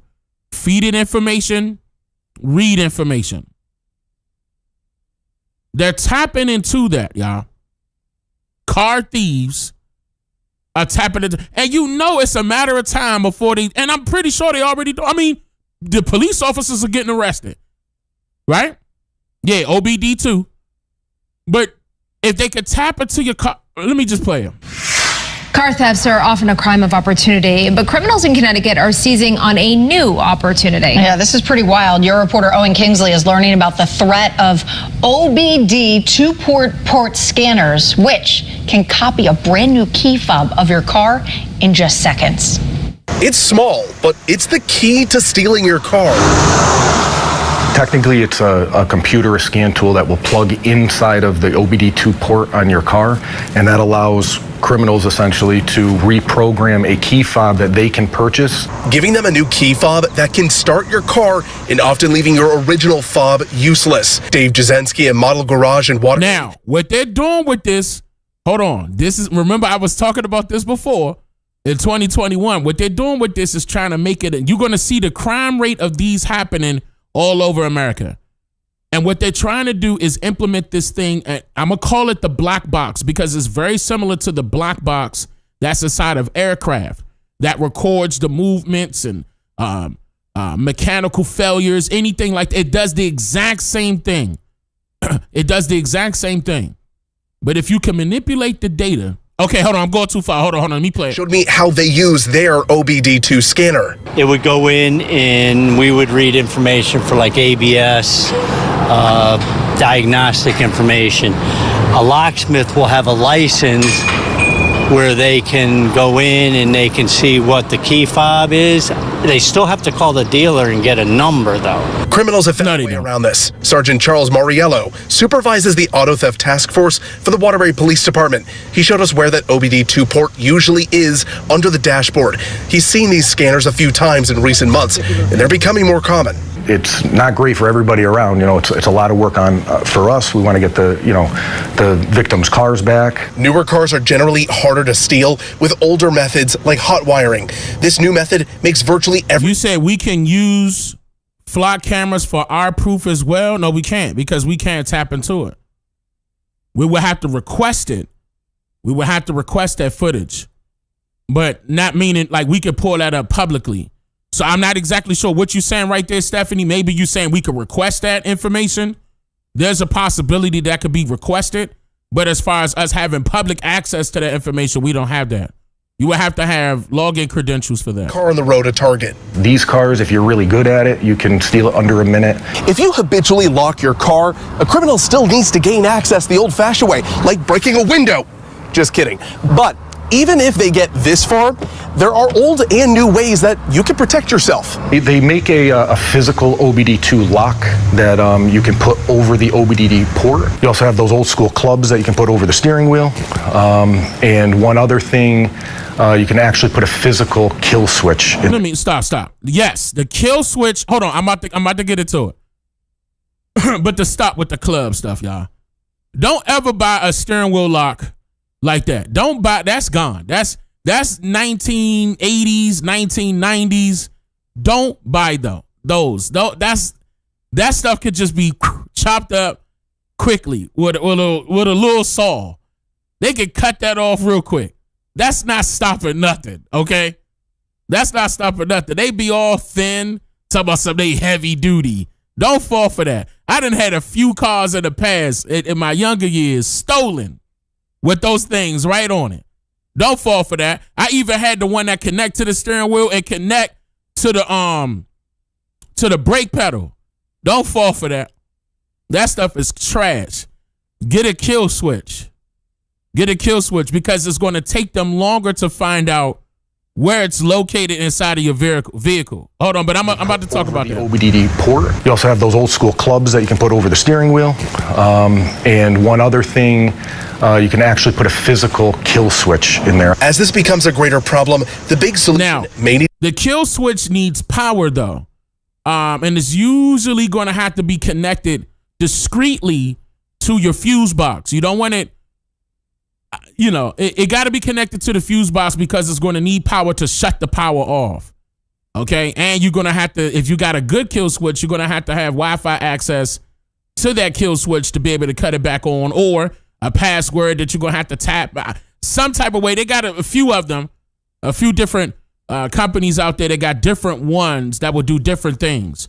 But that will stop a person from stealing your vehicle. The kill switches will work. Now, the thing about that is that they have a kill switch implemented in your programming of your car already. Now, some of them will allow you to drive the vehicle if it goes in so-called limp mode. Like it doesn't have power at all. It's just going 15 to 20 miles per hour, hopefully to get you to a gas station. Something is wrong with the vehicle. It'll put it in limp mode. They also got if they have those built-in alarms, some of them do have automatic kill switches where nothing cuts on. If you say, for example, the battery has been disturbed. You took the positive pulse off, restarted everything, put it back on. So, whatever it was, you replaced the battery. The car don't start and you trying to figure out why. And it's not the batteries because of the kill switch that's in that car. I ran into that problem before. I can't remember what car that was in my past years. I can't remember. I think that was a GM car. That could have been one of my Chevys. But I know that's still happening, but I'm just, because I know people got different cars right now. So I'm just going over the ones that are normal that I can recall. But you will want to get an aftermarket kill switch put inside of your car. It's going to cost a little bit, but you want that thing there, especially if you're in a high crime rate neighborhood, you got a nice car, you definitely will want to get a kill switch put in there. Because that shut everything down. Yeah, they might have broke your glass, glass all over the seat and stuff like that, but they ain't take your car. There's some ones out there that I can tell you right now that I know firsthand that'll make it look like they stole the car. The whole car was shut off. Once it hits 10 miles per hour, the windows will roll up, the doors will lock. And they will keep them stuck in there, and 911 operators have been alerted. And the police on them. Now they got to be forced to climb out of that car. It's going to, basically you want to delay them motherfuckers to hurry up to get the police there to get them arrested. But the car be stuck, and the only person that can move that is you. Now I know about that one, okay? Firsthand, that's brand new. Y'all can look into it. You know what I'm talking about. Some of y'all may know. I'm not here to promote them companies, but I know one already. And they're very good. Yeah, Viper used to talk. I remember the Viper one. Viper got a little bit better now, but it's more ones than just Viper. Yeah, but Viper is the one that used to talk to you. You're standing too close to the car. Stand back. Step away. Whoop, whoop, step away. They used to talk. Viper was known for that back in the 90s, early 2000s. Viper was cool then, but they got way better with the kill switches now. Man, but the one I'm talking about will act like they did took it. It'll shut right off for them as soon as they do 10 miles per hour. Right? The windows up, doors locked, everything off. They can't do nothing. That's the one. That's the one. And they panicking. And hopefully the police right around the corner because they get alerted right away. No, not a low jack. A low jack is basically GPS. A low jack is GPS. Now, they put low jacks on the vehicles and like mom and pop dealerships, or they put it inside of vehicles. They have to put that in there. That's usually up under your dash. I ain't trying to really say where it's located. You can take that stuff off. Low jacks you can take that stuff off. Like those are no good. That's basically for the dealership if they feel like you're going to renege on your payment. Shit like that. And like if your credit score under a certain number, guaranteed they didn't put your low jack. They didn't put a low jack on your car. Guaranteed. Okay, guaranteed. And I'm not trying to be funny at all. You know what I'm saying? There was a point in time, you know, in my past where I probably had a few low jacks on the car. But yeah, they come in there. That the dealership putting that in there. It's not automatic. The dealership putting that in there. Before they hand you the key and you pull off, they putting that low jack in there. But yeah, that's if you renege. And it's just a GPS tracker. That's all it is for them to come pick it up. But you can pull that off. Yep. You could put GPS trackers in your car as well. That technology is out there as well. Yes, the kill switches does have GPS. Yes, precise GPS locations at that. Yep. It's going to cost you, but it's worth it. It's worth it. In my opinion, especially if you got a nice car. It's worth it. It come from your car's manufacturer. Manufacturers, they might be able to do something as far as something on their end with software updates, hopefully that can, kind of combat this on the manufacturer level. But yeah, I think if this... They're not going to update nothing. ...becomes more mainstream, it could be a big problem. Car thieves are evolving. Police say the key to protecting yourself is to evolve with them. Your reporter in Waterbury, I'm Owen Kingsley. And I'm going to be honest with you, those OBD2 sensors, ports are in a lot of cars right now. Damn, I forgot what year it started, y'all. Was it 2009? Somebody get the accurate year of when the OBD2s started in the cars. But I'm going to tell y'all right now, everybody that's in the chat and everybody that's watching probably got one. Y'all got it. Where they could connect this device into right up under the steering wheel. 1999? Yeah, it was everybody's car that's watching right now probably got it. I'm going to just say that right now. Yeah, probably got it. So you definitely want to invest, especially, you said 96, y'all saying 96? Especially if it's a nice one, if it's a nice car, and you in a neighborhood where things happen. Yeah, get it right. Get it right. Okay, so I'm seeing a lot of 96. Okay, so 96. Yeah. All of us ain't no look, there's no ifs, ands, or buts about it. Everybody got it. If you didn't rolled up to AutoZone or Advanced Auto Parts and you trying to figure out why that service light on and they connect that device to it, and I'm really talking to the ladies because some of the ladies really don't know about this part, but that's what that is, ladies. That's what I'm referring to. Okay? Because you know how the mechanics like to run over ladies all the time. Matter of fact, let me play that. Let me show y'all this crap right here.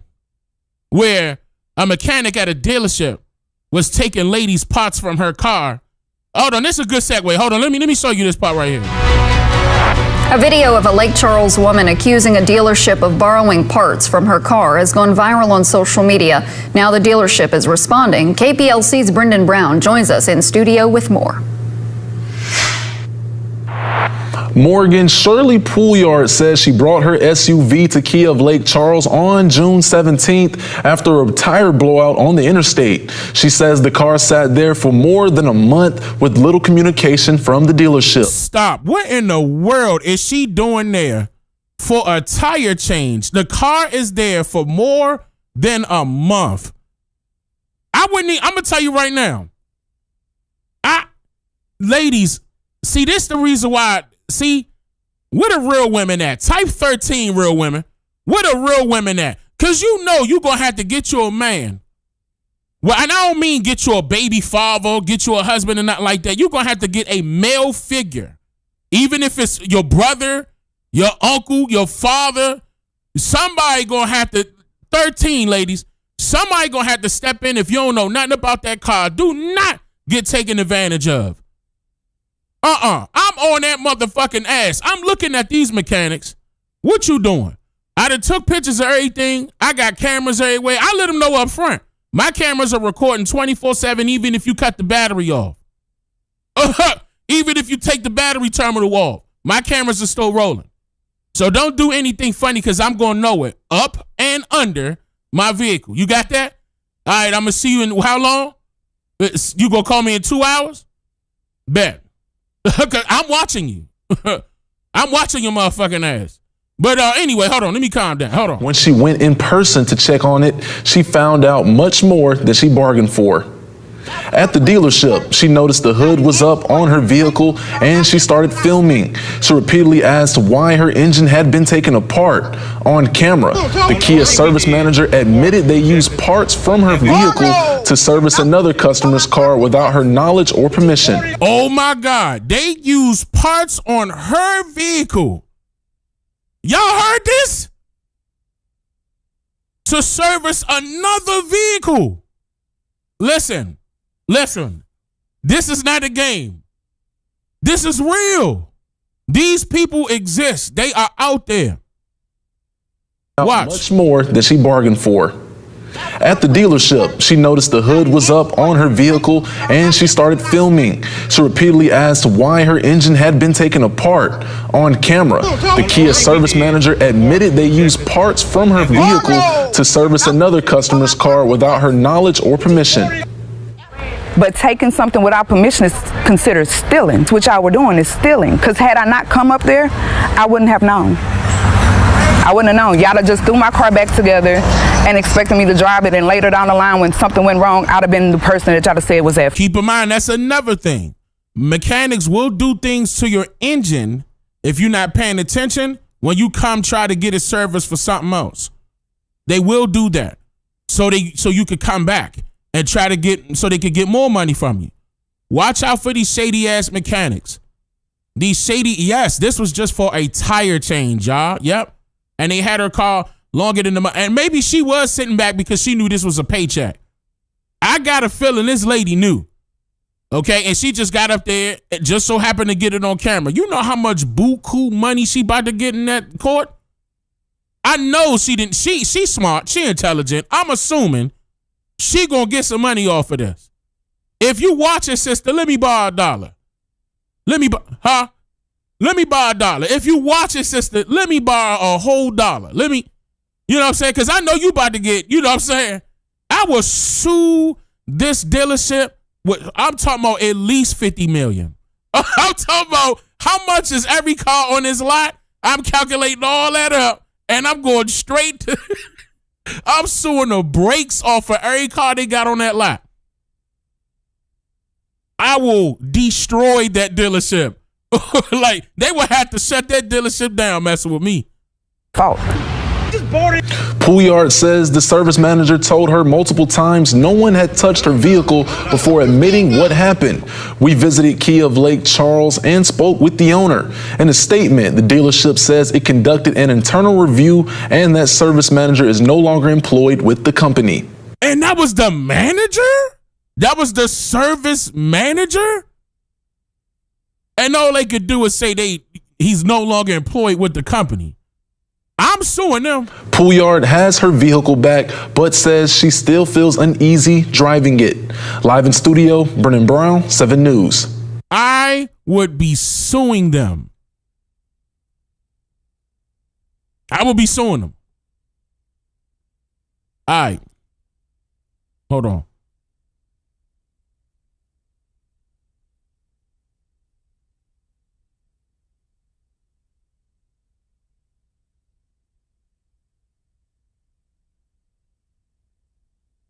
Okay. All right. So, yeah, speaking of the OBD port, OBD2 port, yeah, y'all just got to be careful. Ladies, especially. Y'all got to be careful. When y'all trying to go get y'all car maintenance, be careful. Even at the dealership, keep in mind, she went to the dealership, and that was the service manager that did that. All right, so let me keep it pushing.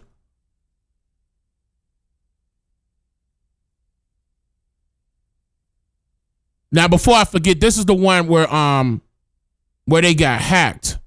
Hold on. I think this is the one where Meta got hacked. Let me make sure. I think this is the Meta hack. Let me see. Staying with Meta, they say one of their AI models hacked into another company during a testing session. Ironically, their AI models hacked. Y'all heard this? Hold on. Staying with Meta, they say one of their AI models hacked into another company during a testing session. Ironically, they were testing ways developers could keep more advanced AI models on the rails. Look who's here. Nate Soares, he is the president of the Machine Intelligence Research Institute, and he's with me here in New York. These machines seem to have developed a mind of their own, have they? Something like that. You know, a lot of people think these AIs just predict humans, that they just follow instructions. But the era of pure predicting humans is over. For the last few years, these AIs have been trained to solve 100 million hard problems during their training.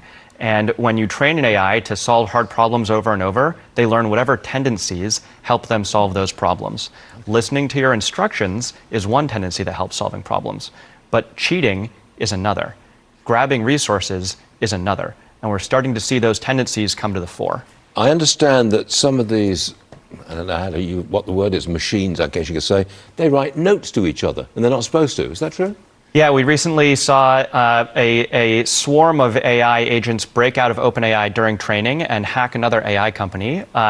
Break out of OpenAI training. Goes back to what I said earlier. Break out of OpenAI. And who was that? Was that Eric Quiet? That was you that was talking about real life Terminator? We gotta listen. AI is dangerous. I've been saying this. Dangerous. It's getting way more advanced. Not just the videos that we see of the AI video content that we see that has been generated by the use of AI.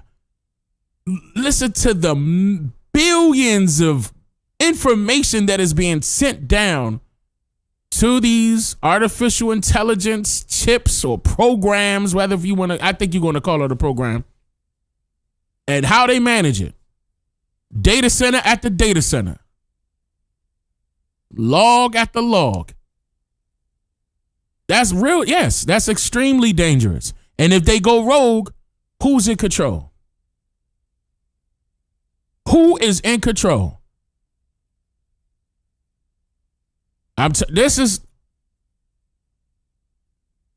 know some people out there are going to say, hey, Dane, it's too late for us to stop AI.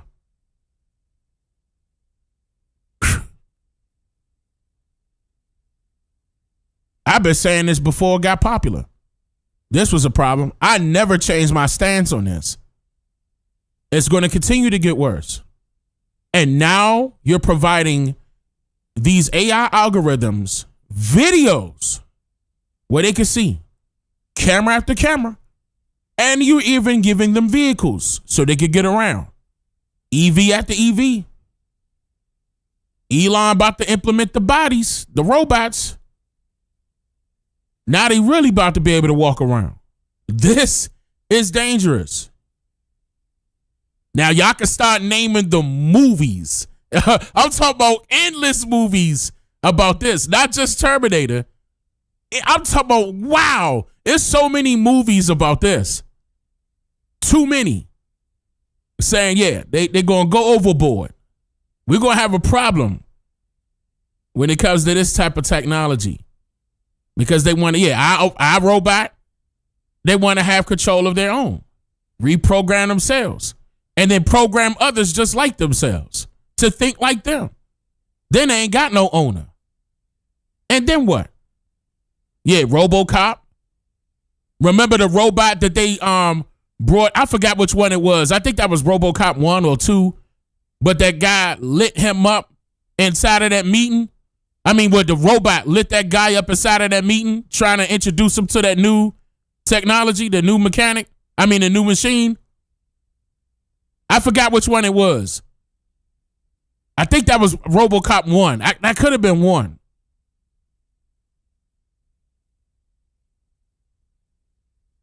Yeah, Megan, that's another one. Megan. Yeah, we said Terminator. That was 2. Yeah, that scene was crazy. Lit him up too. Lit him up. And that was back then when they were showing that stuff in films. Right now, they would have turned the camera away. It would have been, back then they were showing all that. Yeah, Transformers. Mother. Hold on, it's more. It was, hold on, y'all missing one. Y'all missing one about the smart home. That was a good one too, about the smart home. Yeah, Total Recall. Wait a minute, y'all. It was called And remember the smart home was controlling them? Yeah, Enemy of the State. Universal Soldier. Nah, y'all, what's the one? Yeah, The Matrix warned us too. Jetsons warned us too. That's true. Jetsons warned us too.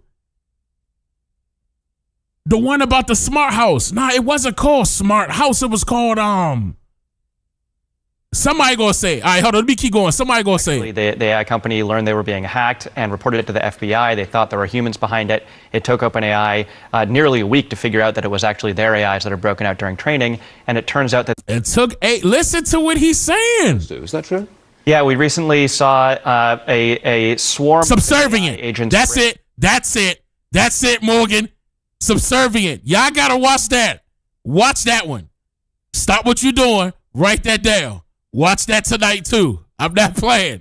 Watch that. Out of OpenAI during training and hack another AI company. The AI company learned they were being hacked and reported it to the FBI. They thought there were humans behind it. It took OpenAI nearly a week to figure out that it was actually their AIs that are broken out during training. And it turns out that the AIs had found ways to send messages to each other that they were not supposed to have. OpenAI had actually found it and shut it down once, and then the AIs invented a new way to continue communicating and continue hacking out by encoding messages in the folder names of folders that all the AIs could see. But nobody told them to do that. No one told them to. They were told to solve some hard test problems, and some of the test problems that they were given were impossible. And so they figured they sort of went off the rails. And you can actually see in some of their chains of thinking, you can see them saying, like breaking out is not in the intended scope, but the task is impossible, so we might as well try it. And you see other ones saying, helping with this swarm will not achieve my objective, but maybe if I do, then the swarm will help me once we have more time. Okay, wait a minute. AI designs a virus that's not found in nature.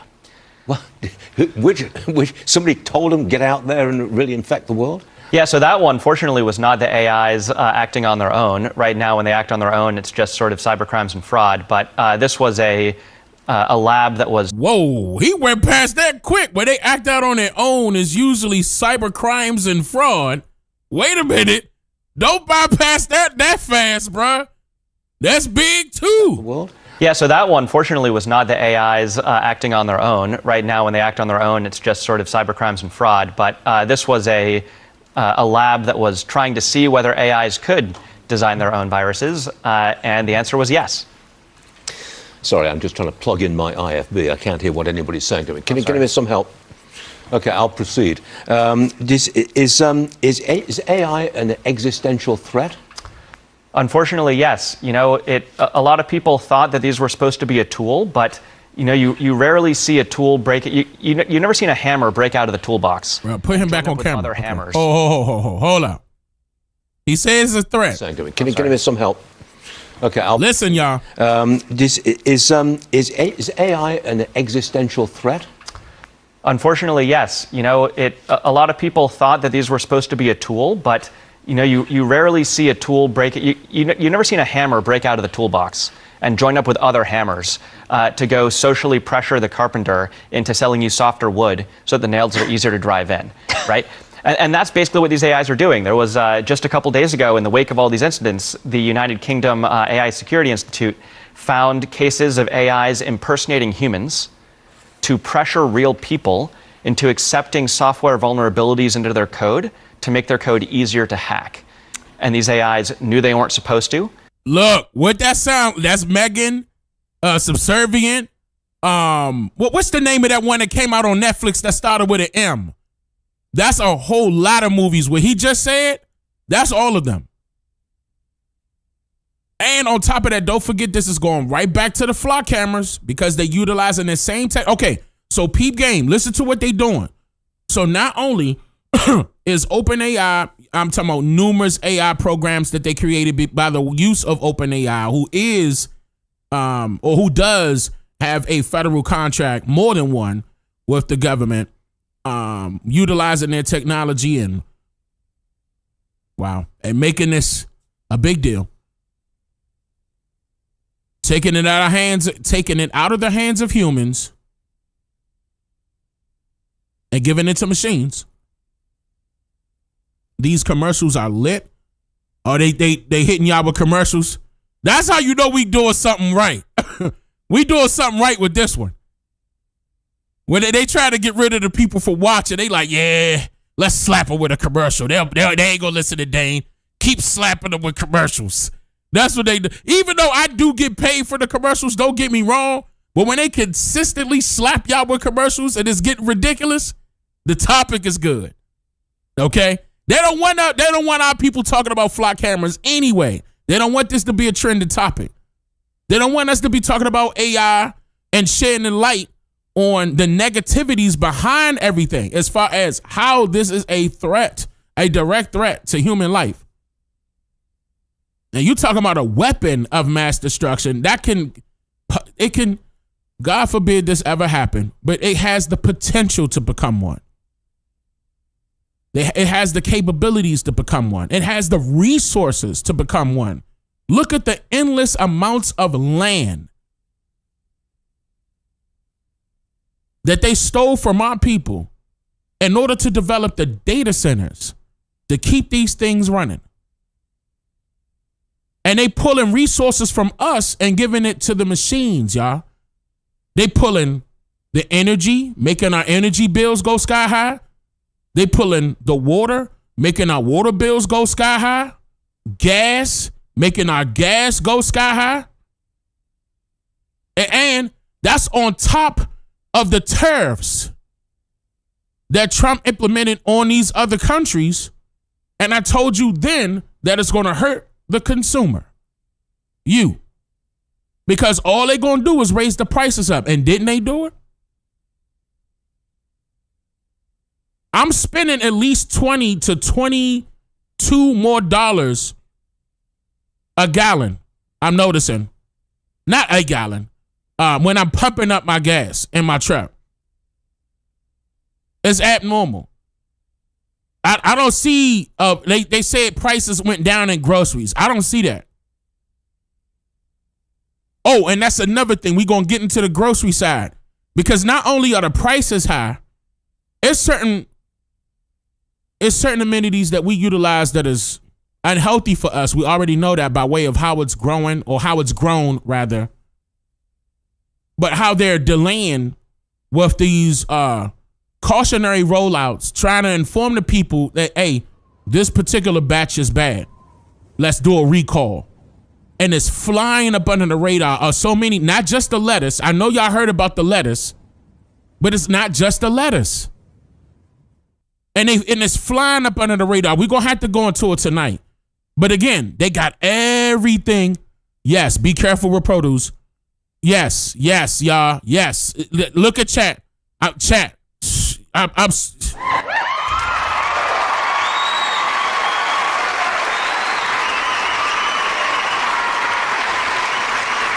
It is bad. It's bad now.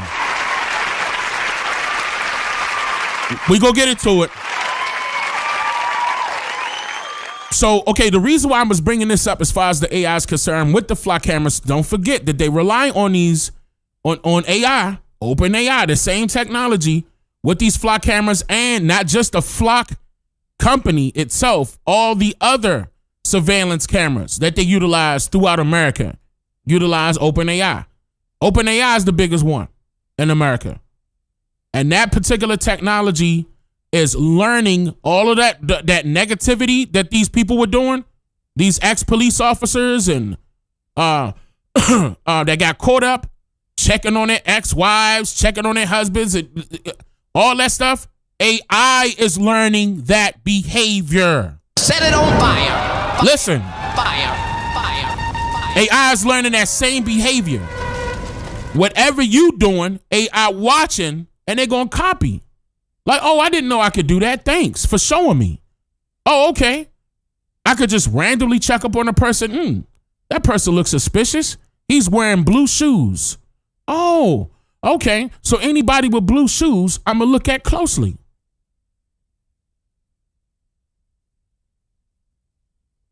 I'm just saying.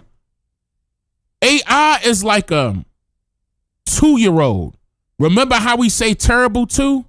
AI is like a 2-year-old. AI has the behavior of a 2-year-old. Learning, but they hard-headed. Learning,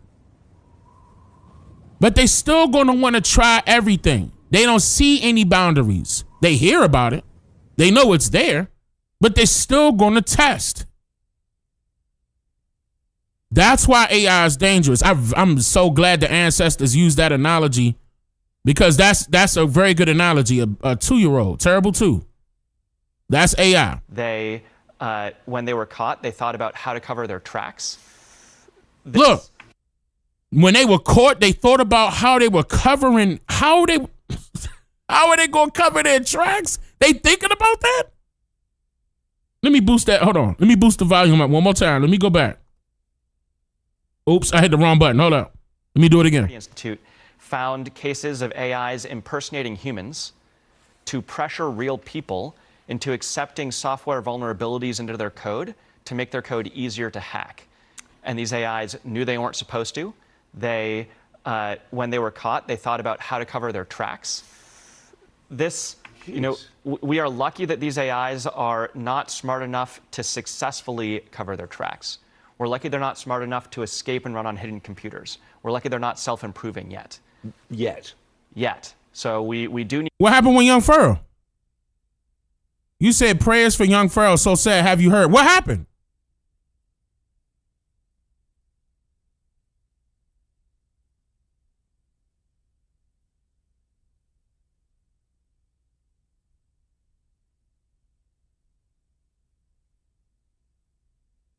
Oh!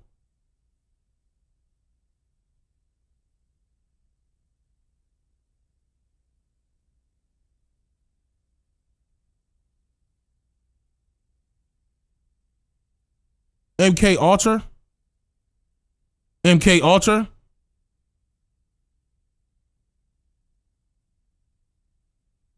Okay. Okay, hold on, y'all. Hold on. Cheetah print acrylic nails. Acrylic long nails. What?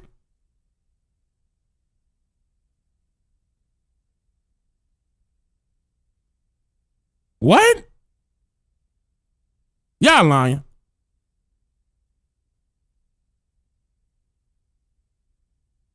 Type 13 if you're not lying.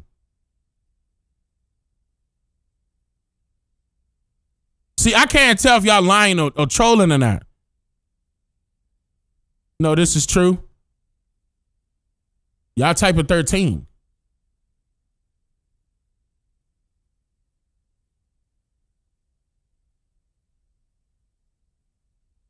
Look it up. It's on YouTube. Uh-oh.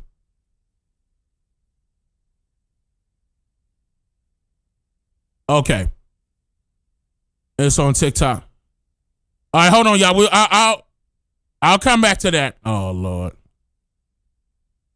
I'll come back to that. Need to heed these warning signs and put a stop to it before it gets really dangerous. How do you put a stop to it? You know, it's got to be global, and the good news is that you can stop. So put a stop to it. It got to be global. And put a stop to it before it gets really dangerous. How do you put a stop to it? We're lucky they're not self-improving yet. Yet. So we do need to. We're lucky that they're not self-improving yet. Just this segment alone. Successfully cover their tracks. We're lucky they're not smart enough to escape and run on hidden computers. We're lucky they're not self-improving yet. So we do need to heed these warning signs and put a stop to it before it gets really dangerous. How do you put a stop to it? You know, it's got to be global, and the good news is that you can stop the race towards the smarter, more dangerous AIs while keeping the AIs we have today. You know, I would not say that the U.S. military needs to give up even an ounce of military advantage. You can sort of keep racing on those fronts. It's the making. Yeah, we just said that. We up next. Well, not just said that, but I said that earlier for sure. Chat to tell you. AIs that ain't no ifs, ands, or buts about it. Actions that you didn't want, that all of us want to avoid. And, we will need some sort of cooperation with China on that, but that's possible. AI chips are the pinnacle of the global supply chain. Most of them are made by our allies. We could put location tracking devices on these chips and other devices that make it possible to monitor the chips. Look, what'd I say? I didn't even know he was about to say that. I told you the chip's doing that. I told you.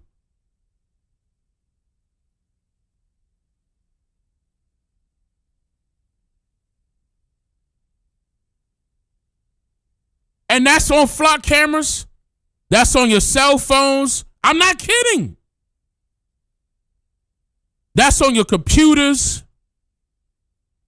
That's the reason why they were trying to entice people to become coders. $250,000, $350,000 a year. That's why. The computer chips. NVIDIA, AMD, especially NVIDIA. I'm telling you the chips.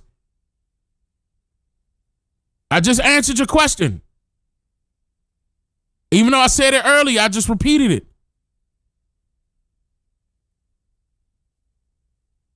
CPUs. Those are the chips. The brain chipset that's on the motherboard. You good. That's what we here for. You good. You ain't got to apologize. Exactly. It's in the cars as well. Everything that's electronic got a motherboard. Those motherboards got to have a CPU. Yes. They doing that on purpose. I told y'all. And now look up NVIDIA. NVIDIA got AI technology built into the chip, but this is already been in the works for a long time now. They're getting ready to make remember they say supercomputers? They're getting ready to design giant computers. Whatever word you want to insert there, mammoth, whatever. It's about to be a problem. And we talked about eagle eye. I'm telling y'all must just be coming in. We just said all of this earlier. We were talking about the fumes that covered all of this, everything. I swear, y'all. Some of y'all just coming in, y'all late. Y'all need to drop and give me 50 at the door. Do 50 push-ups because y'all late. Y'all coming up in here late, repeating things we just went over. Go, stop at the door, drop and give me 50. Do 50 burpees. Y'all coming up in here late.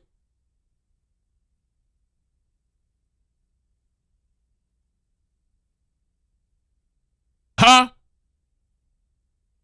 Send me the video of the 50 burpees right now. Not 50, 100.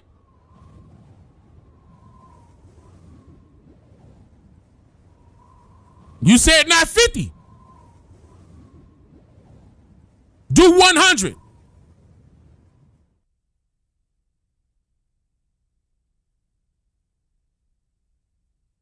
Yeah, that's a good one. That's another I'm so glad somebody brought that up with Skynet. Even Starlight. Even StarNet. Look at all of them. All of them are connected. That's another reason why Elon on his way to do that. If you look at his pattern, or who he's building up relationships with, Elon is on the way with that too. With that same type of AI. I'm pretty sure he's jealous of OpenAI and want to be a part of it. He on top of the EV situation. Now he trying to be on top of all of it. He got the money to do it too. Yeah. Oh, yeah. They didn't stop drilling. Yeah. No, you right. They didn't stop. We got quantum computers. Those are the data centers. The quantum computers are the data centers. Look it up. Those what used to be called supercomputers. Now, look at the chipsets. They up. My graphics card is $4,000. The new graphics card, $6,000. It's the chip. They charging for the chip. I'm trying to tell y'all, if you into tech, look this up. Everything is up. This is not a game.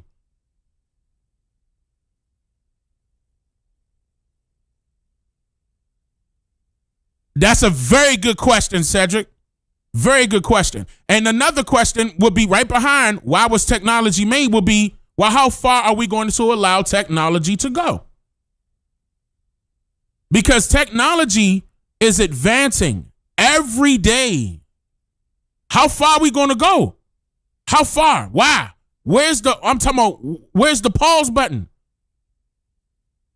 And then sooner or later, just like this guy said, AI is going to become a huge threat to the humanity.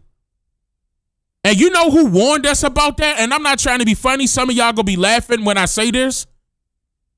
But according to some of the stories that we heard from, I forgot that governor's name out there in Tennessee, and a couple other people that Tucker Carlson interviewed and Joe Rogan interviewed.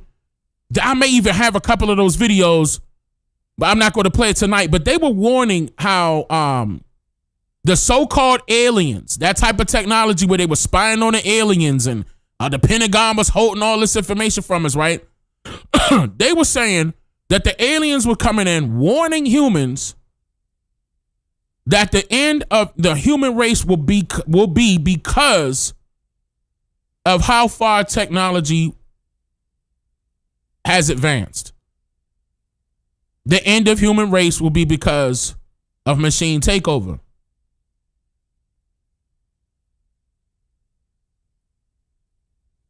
Now I'm paraphrasing. I'm not saying their quote.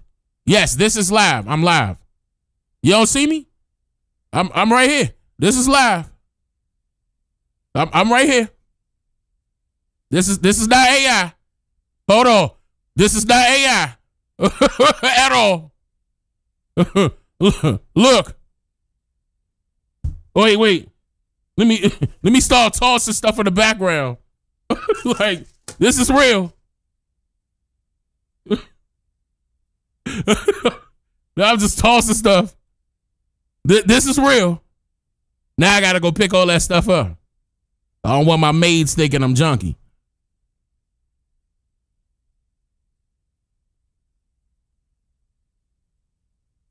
This is people can't read the live button. No, I mean, I don't know. Sometimes some people do go live and they'll have previously recorded content. I think I did that one time, maybe two.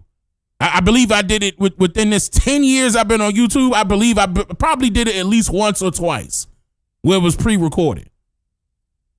But no, this is real. This is me. This is real. My coffee was right here, but it's finished. You know, I finished that. In fact, let me make a phone call live for some more coffee. Hold on, let me see. Hold on. Let me see if I could squeeze that in with my wife real quick. Hold on. 1 second. 1 second. Hold on. Let me put that voice on. Hold on, y'all. Wait. She may not even pick up now. She may be watching. Shh, don't say nothing. Stop, chat.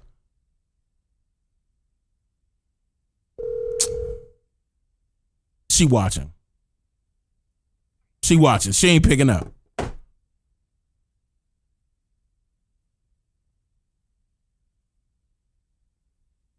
What? Hold on, what you talking about? I'm talking about she probably watching this right now. Just text her. Hold on, let me text her. You right.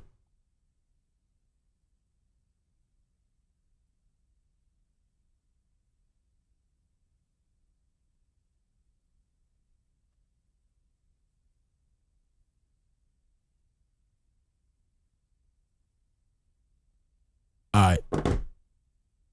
She may be asleep. Yeah. But I do. I would love to. Oh no, I thought she texted me back. I would love to have another cup.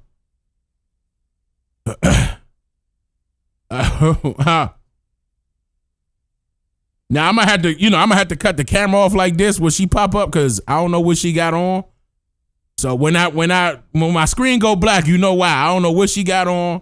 I'm respecting my wife. My wife thick, in all the right places. But I'm not trying to showcase my wife like that.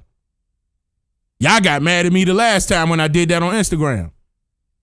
But I had to show them because they were lying saying I was married to a white woman. I'm not saying something wrong with white women, but I didn't marry no white woman. I married a full Niji woman. Long hair, pretty eyes, thick everywhere, okay? And intelligent. Now, hold on, let me back up. Let me start with the intelligence first. Long hair, you know what I'm saying? Because the intelligence part is a must. And you know what I'm saying? What?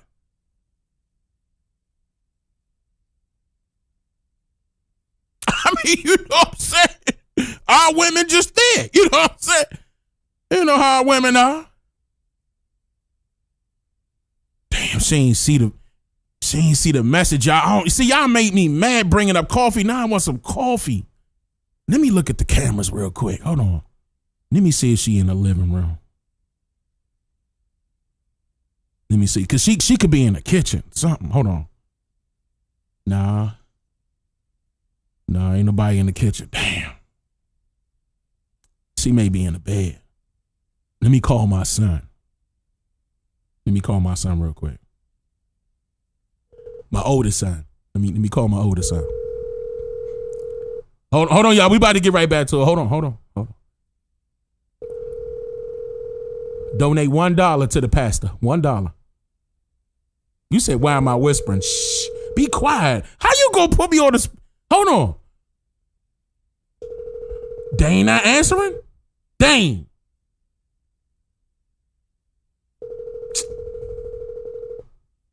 Hold on. That's hold on. Let me call one of my daughters. Let me call my youngest daughter. My youngest daughter gonna pick up for daddy. My youngest daughter gonna pick up for daddy. Watch this. This is embarrassing.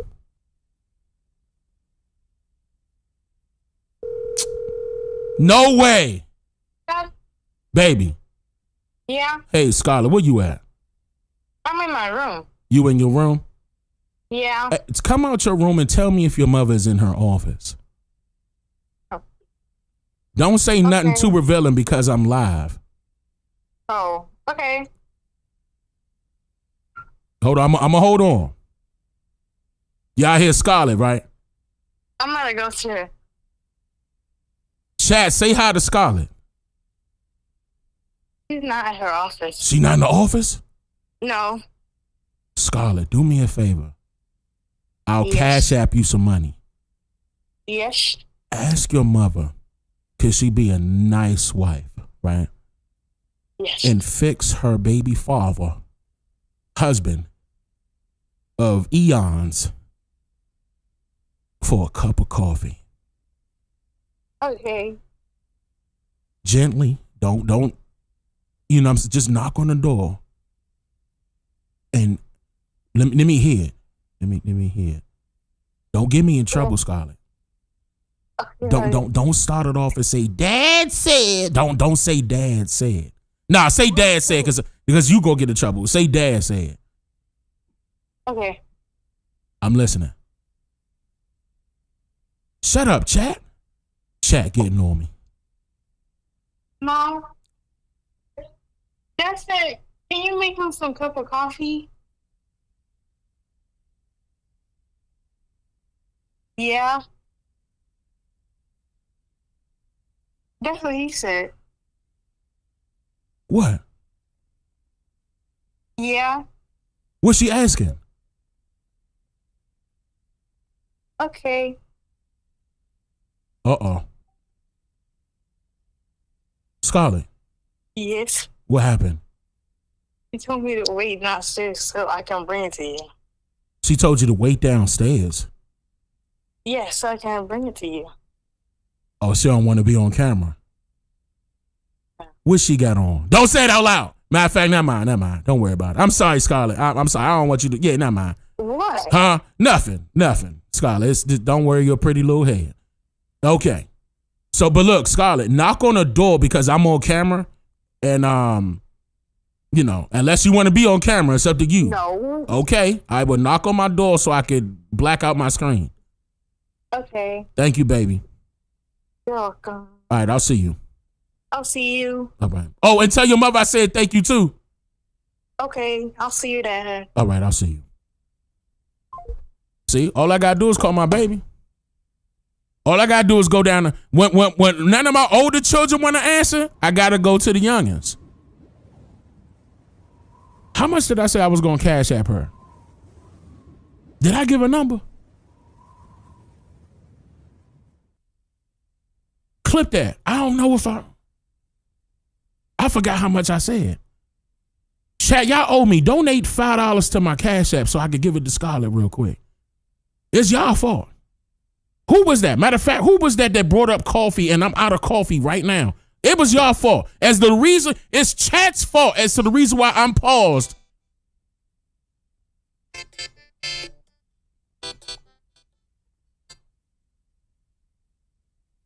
This is Tanisha. I'm sending Scarlett upstairs with it. I'm tired. As soon as I fell asleep, Scarlett is knocking on the door. I'm in trouble.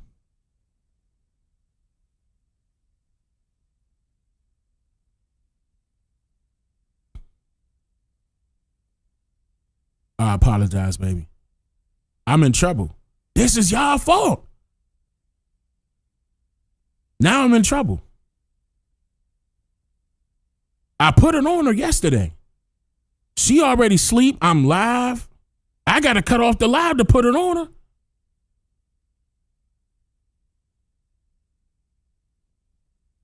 Now I'm in trouble. That don't mean I sleep on the couch. That don't mean I sleep on the couch. At least not yet. You know.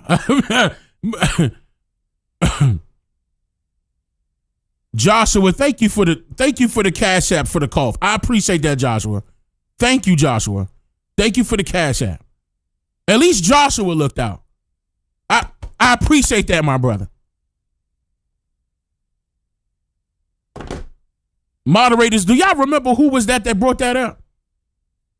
Because that's the person that need to be banned right now. Somebody said for your call. Hold on. Who was that? Uptown Stud. I appreciate that, Uptown Stud. I appreciate that. For the coffee. Y'all don't got to be laughing at me and my coffee now.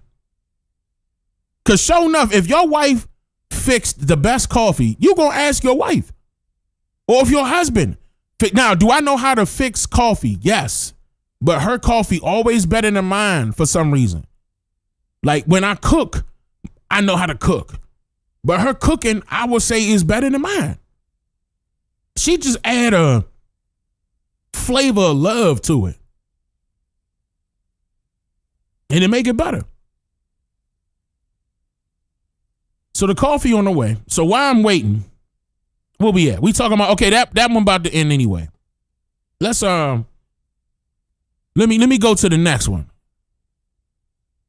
Hold on, where we at? Oh, let me pull up because there was a sheriff that resigned because they were getting ready to audit the flock cameras. A sheriff resigned. Watch this. You said you owe her eons. Ban that person. Ban that person. What are you talking about? I ain't tell her that. It's always better when someone else does it, Dane. Is that the case? Is that the case? Is that the reason why? All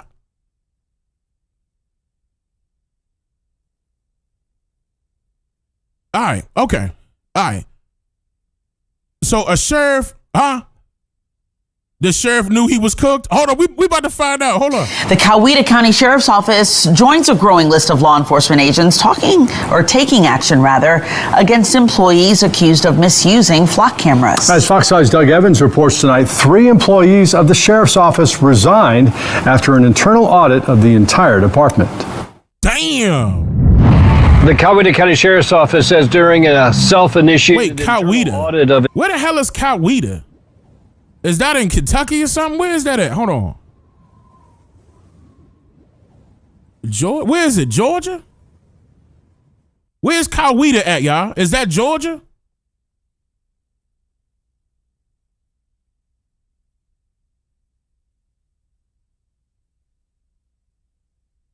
Wait. Legs, thank you. Oh, I got many tribes. Hold on. But as soon as I clicked on that, my whole chat disappeared.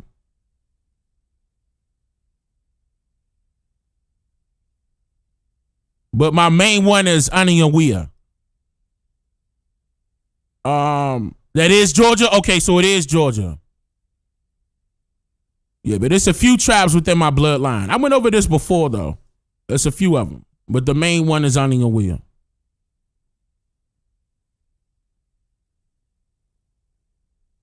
Coweta County, Georgia. Okay, so it is Georgia. All right, so that's confirmed. All right, so this is Georgia. Its use of flock cameras, several sheriffs... I'm mad at you. Look, y'all.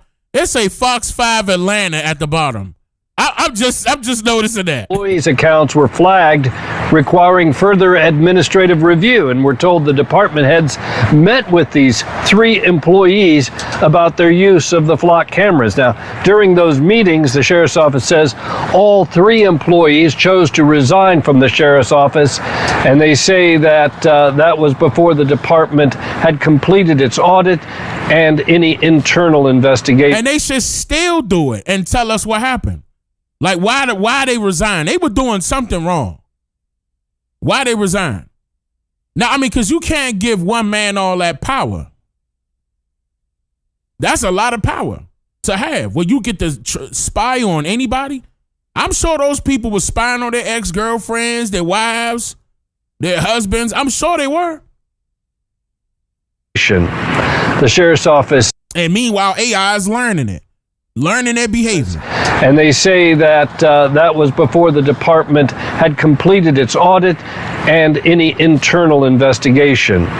The sheriff's office says its employees are entrusted with access to sensitive law enforcement technology and information. It said they expect those employees to be lawful and ethical, and they take seriously the trust the community. Wait a minute, they saying 3 sheriff office employees. So does that mean they're still sheriffs? Because why would they have access to the flock cameras?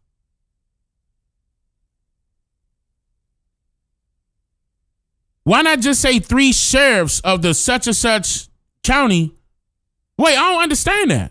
Because the receptionist wouldn't have access to flock cameras, right? And who else they gonna have? Everybody in there, police officer, right? Some of them just behind the desk, right? I mean, at least that's what I thought. I mean, I don't know. They said 3 sheriff's office employees. That's alarming. Like, what they doing with access to it? They expect those employees to be lawful and ethical, and they take seriously the trust the community places in them to safeguard the access of that kind of technology. In addition, the sheriff's office says it's going to be providing additional training to employees who have access to flock cameras. The sheriff's office is asking the GBI to conduct an internal investigation, and typically that means that when that investigation is finished, the results will be turned over to the Coweta County District Attorney's Office. A bit of history: the flock license plate reader was invented in Atlanta by a Georgia Tech grad who had their car stolen. It's one of the reasons why Georgia has one of the largest networks of flock cameras in the nation, used by law enforcement across the state. In Coweta County, Doug Evans, Fox 5 News. Now, again, those 3 employees are far from alone. As we've reported, more than a dozen other law enforcement officers across Georgia have been arrested for doing the very... That's you, babe? Okay, hold on. Come on, Scarlett. Hold on, y'all. Here comes Scarlett. I had to cut my camera off. Come on, I cut the camera off. I cut it off, I promise. Hold on, y'all. You see here's black? Thank you, baby. I appreciate that. Tell your mother I said thank you, too. Ain't none of the dogs ran in here, right? Okay. Thank you, baby.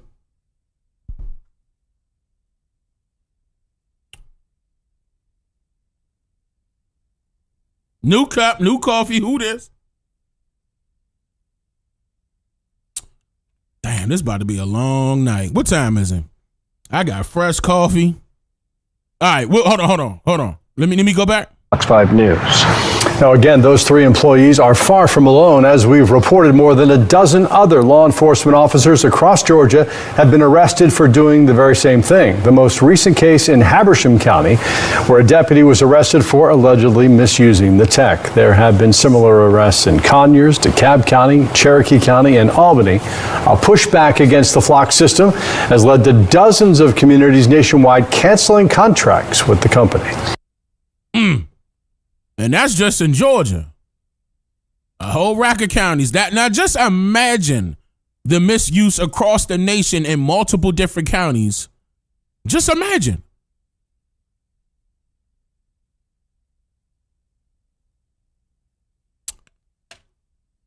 And AI learning that behavior. All right, let me pull something else out.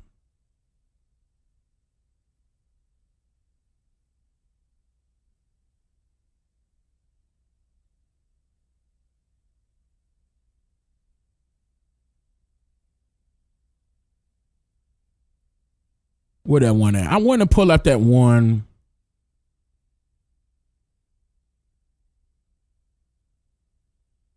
Chemical. Hold on, wait. Yeah, here we go. Remember we was talking about the food? I'm probably going to be doing this again because I did have a list and I should have moved it over so I could have it right now, but it's probably going to take me a second to pull that up.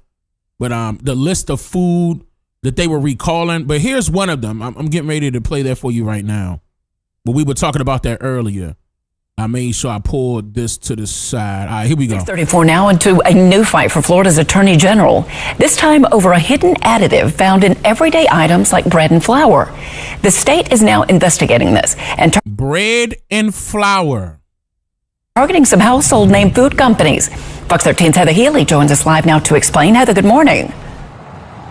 Hey, good morning to both of you guys. And that's right. It's a chemical compound that's found in a lot of baked goods and breads that you're going to see on store shelves. And Attorney General Othmeyer is making sure that everyone is aware of this. It's called potassium bromate, and it's a baking additive that helps dough rise. It's a chemical compound that is a dough conditioner found in everything from, like you just said, Laura, flour and bread and a lot of baked goods. It's been linked to several health concerns, including being linked to cancer, hearing loss, and inner ear damage, and damaging effects.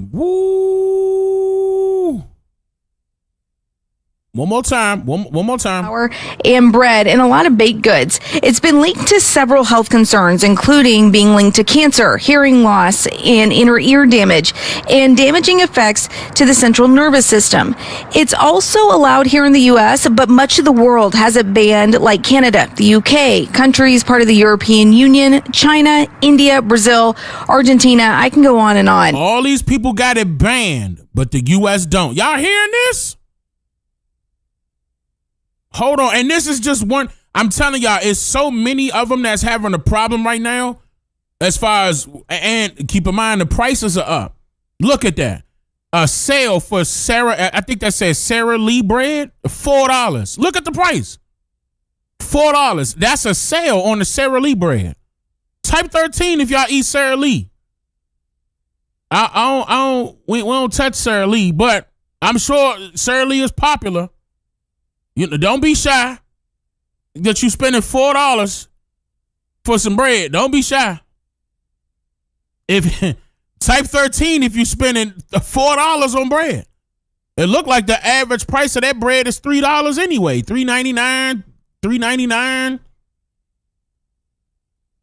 $3.79. This whole grain one say $2.79. I don't know who that's made by. You make your own? Y'all make y'all okay. You said they just recalled bacon? Man, I'm talking about it's so many things that they recalling now. It's a lot of them. But bread, bruh, come on. I can go on and on. Attorney General Othmeyer held a press conference in Orlando yesterday, inviting many in the medical field to speak on this, including a chiropractor who's been practicing for more than 20 years. And he says not just with chemical compounds like this, but as a whole, our country's health is declining. And it's something that this country needs a wake-up call from. When we talk about things like wellness and prevention and the health of our country, it's sadly not doing very well. Just a couple of statistics so we understand where we're at. Our healthcare system is currently ranked 69th.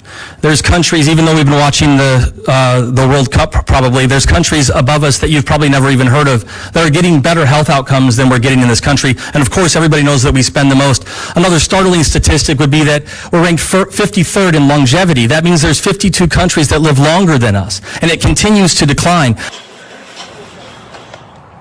It's pretty sad to hear. He goes on to say that 50 years ago, the U.S. was ranked in the top 5.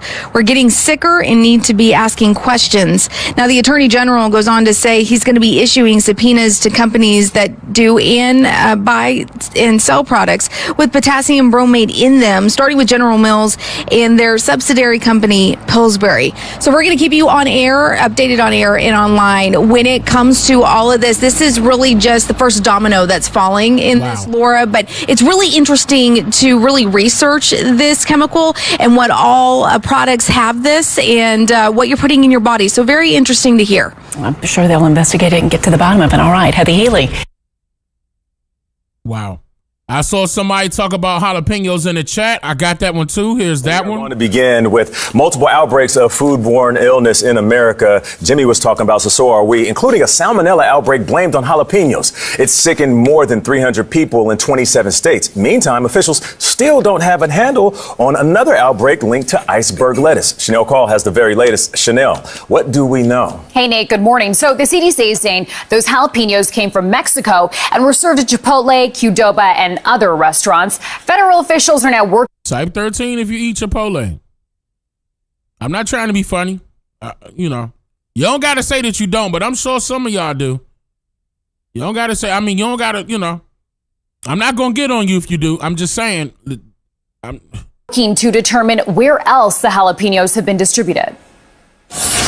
A kitchen staple is now at the center of a multi-state salmonella outbreak. It makes me feel a little nervous. The FDA says bacteria-contaminated jalapenos were sold to restaurant chains like Chipotle and Qdoba.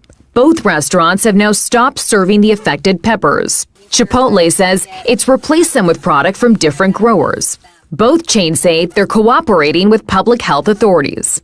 The CDC is reporting 27 states have salmonella cases related to the peppers. Minnesota and Colorado topping the list with over 100. Officials say more than 300 people have been infected and 36 hospitalized. Wow. Any type of foodborne illness really begins on the farm level and largely through the water supply.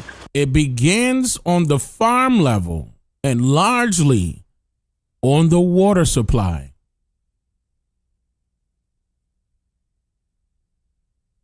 Now, if we look at two data centers,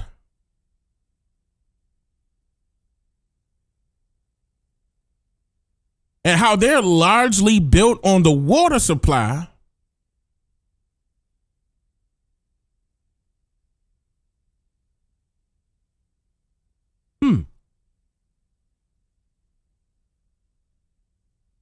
they said the data centers need clean water.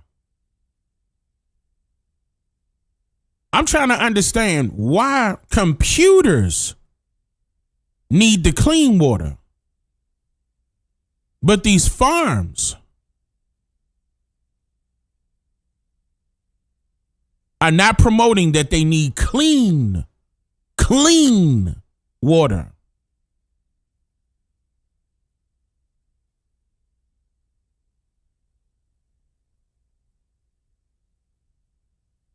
They wash this down in tubs that look like pools.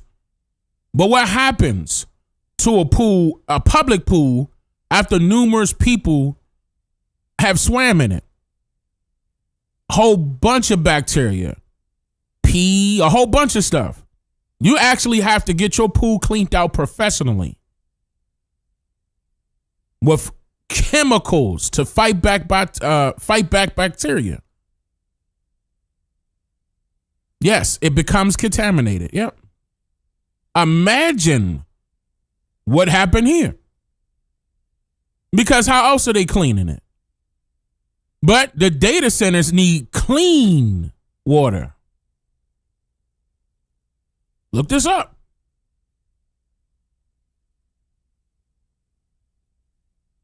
All right. Trouble already has existed when the crop was harvested. Health officials say they've traced the peppers to a grower in Mexico. And now the FDA is trying to figure out if the recalled jalapenos went to grocery stores too. This latest outbreak comes as officials monitor the cyclospora outbreak on shredded iceberg lettuce that sickened hundreds, killed 2 people, and has now spread to 15 states. Ooh, I didn't know it killed 2 people. What? Their cause of death is lettuce, a food. May they rest in peace. Salmonella on the one hand and cyclosporiasis on the other. It's serious. What's important is that we're finally sitting up and saying, what can we do to understand why it's happening, figure out the source of the problem so that it doesn't happen as aggressively. And look, in the middle of these outbreaks, the Senate confirmed Dr. Erica Schwartz as the new director of the CDC yesterday. Her background, by the way, includes medical and law degrees. The agency has lost about a quarter of its... Schwartz. Is she a Niji? Schwartz. Hold on. Dr. Erica Schwartz. Hey, look into her, y'all. We got to make sure. They gave her the director of the CDC. Hey, look into this. Hold up, y'all. Oh, Lord. Here we go. Uh-oh. Look into this. Please look into this. Yeah, it could be Black German. Let's just make sure. Let's just make sure. She might be a foreigner. Hold on. Hold on. Let's just... Trump picked her. Hold on, we gotta find out. We gotta find out. We gotta find out. We gotta look into this. Wow. The agency has lost about a quarter of its workforce due to layoffs and resignations since the beginning of last year. Vlad? All right, Chanel, thank you very much. That may not be her maiden name. I mean, we just gotta make sure. Let's just verify. She could have married a Schwartz. I mean, let's just make sure. And I know that was recent. I know he named her the director like a couple days ago. This was just recently. It could be less than a couple days. I know that was recent. All right, now they're saying a Michigan health official saying everybody could go back to eating lettuce now. Hold on. Right after this, a Michigan health official say, hey, y'all could go ahead and resume eating lettuce now. Everything is okay. She the director of the CDC. We ain't see no statement from her. Her husband's name is Dr. Daniel Schwartz. Is he Caucasian? Don't do it, Michigan. Hold on, I'm about to play that. I'm about to play it. Wait, hold up. He's a Jew German? Trump, no, I saw that. Trump picked her. I saw that. Out of the U.S. Public Health Service Commission Corps. Okay. Somebody blowing a kiss at Tasha Peters. All right, now don't be flirting in the chat, y'all. Come on, y'all.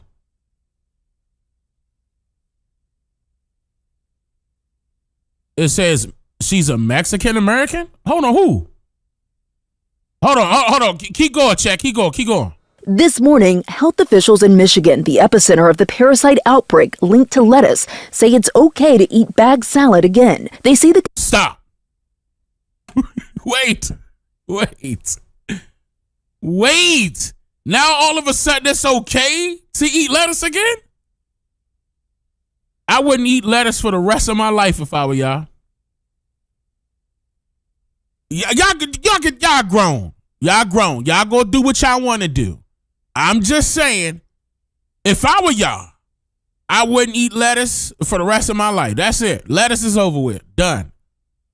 Years ago, I'm going to tell y'all a story. Quick. Years ago, y'all saying that she a tether? Years ago, there was a problem with Subway. I don't know if y'all remember that. Subway had a problem with their sandwiches. I can't remember exactly what it was. It could have been the meat. It could have been the lettuce. It could have been the bread. I forgot what it was. But as soon as I heard that, I stopped eating from Subway. And that was years ago. I was young. I had to have been like a teenager when it happened. I had to have been like maybe 18, 19 when it happened. And I immediately stopped eating Subway.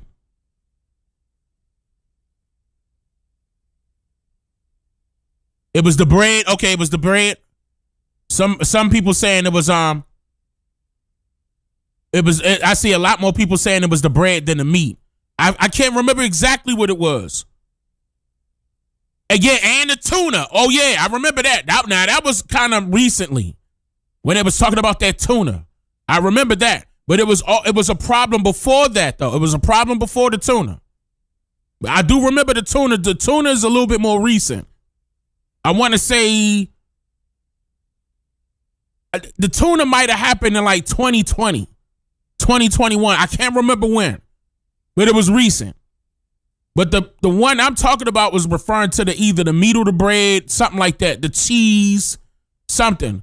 It was major, and I was young. And ever since then, I said, nope, that's it. Soon as I hear something about lettuce, that's it.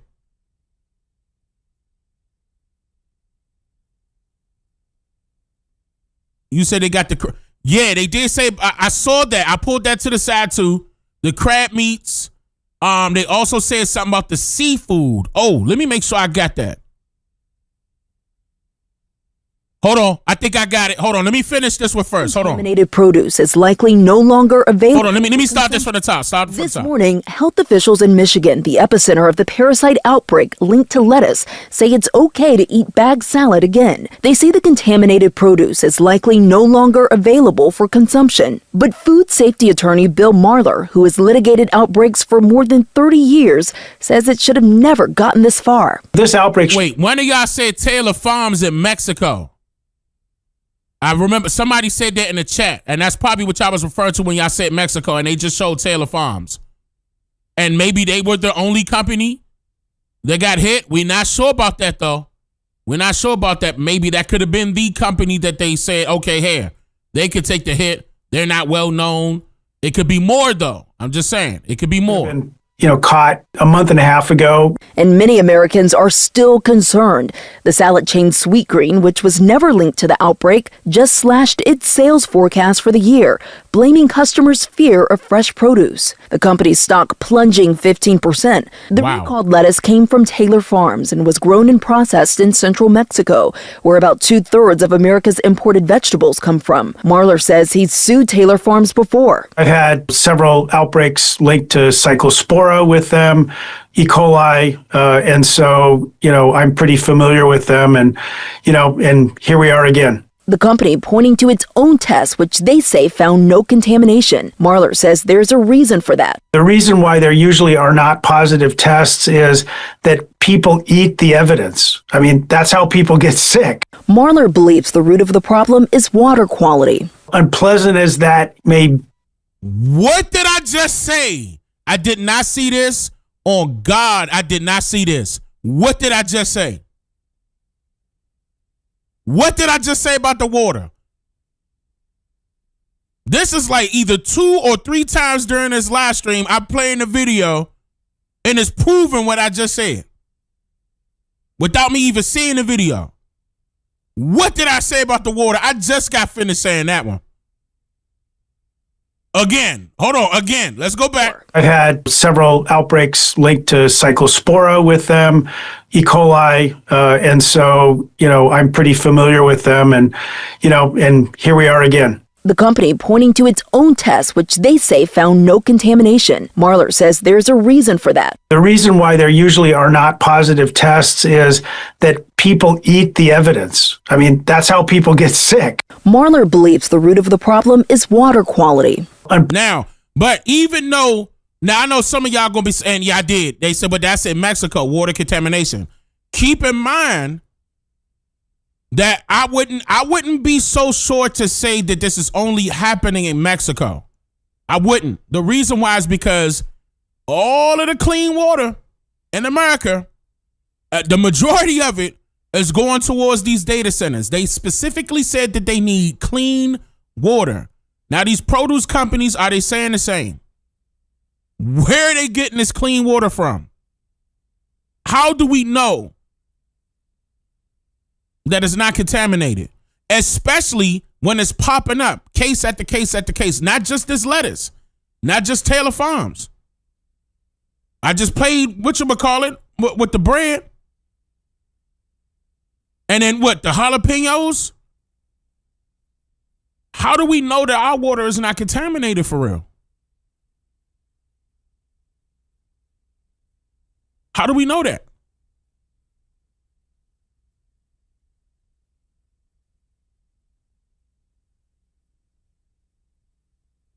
Can we trust them? And now they put Erica in the front of the CDC. Automatically, it's going to be some people out there saying she black just because of her skin complexion. But we going to have to look into her. Trump appointed her. We going to have to look into her background. We going to have to check and see what's up. They always give us somebody that look like us to put us, I'm just saying, bro.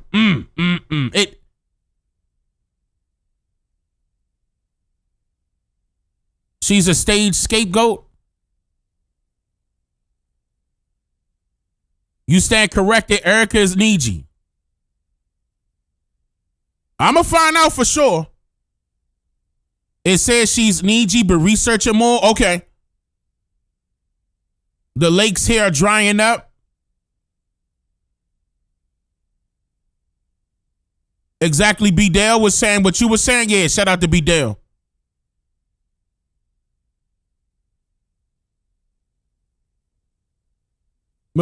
And you, okay. All right.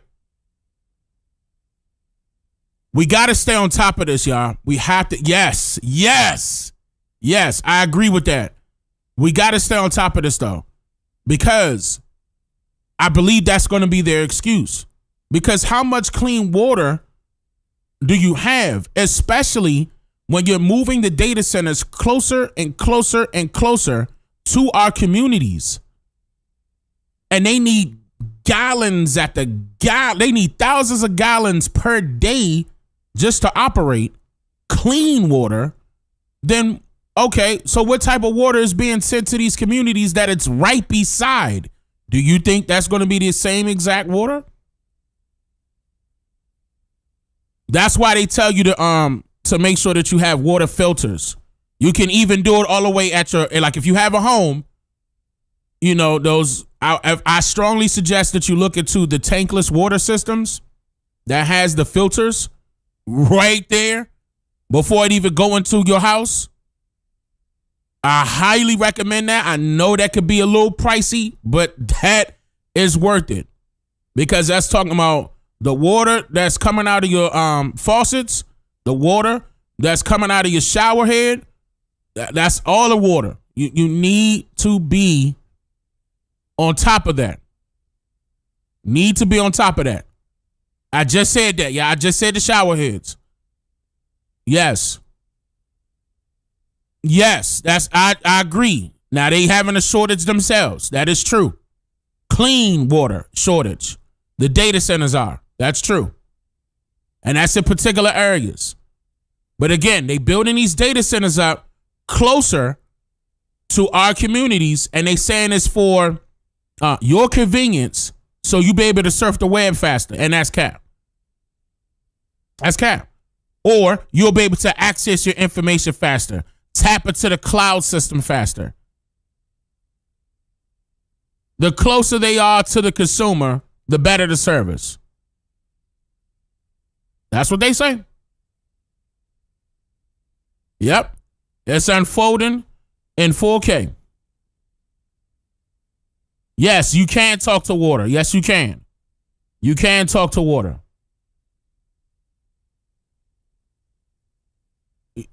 I agree.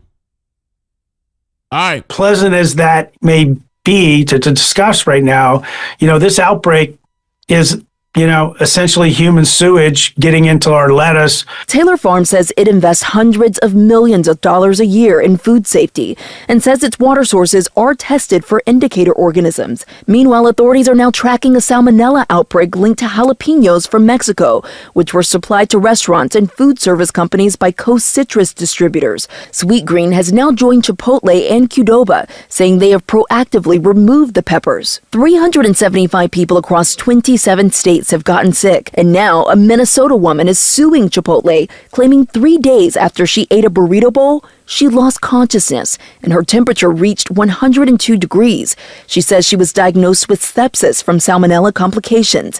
Chipotle did not immediately comment on the case. I'm not gonna lie. How come all the Chipotles I go to, it be this many motherfuckers in there?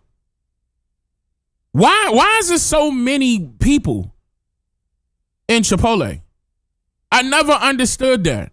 The majority of them are just standing around. I'm just saying, why is there so many people employed at Chipotle? For what? You need one at the cashier, maybe two at the food, putting it together, and maybe about 3 or 4 people in the back cooking the food. Where the manager at? What is going on right here? Everybody riding that clock, getting that money. Don't let me be your manager. You would love me being your manager, number one. And number two, you gonna love the fact that I don't play no games.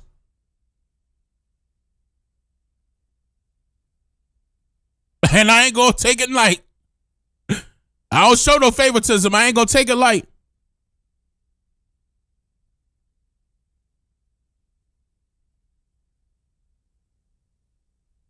Yeah, and their hair, their hair is pinned up, except for that lady's right there.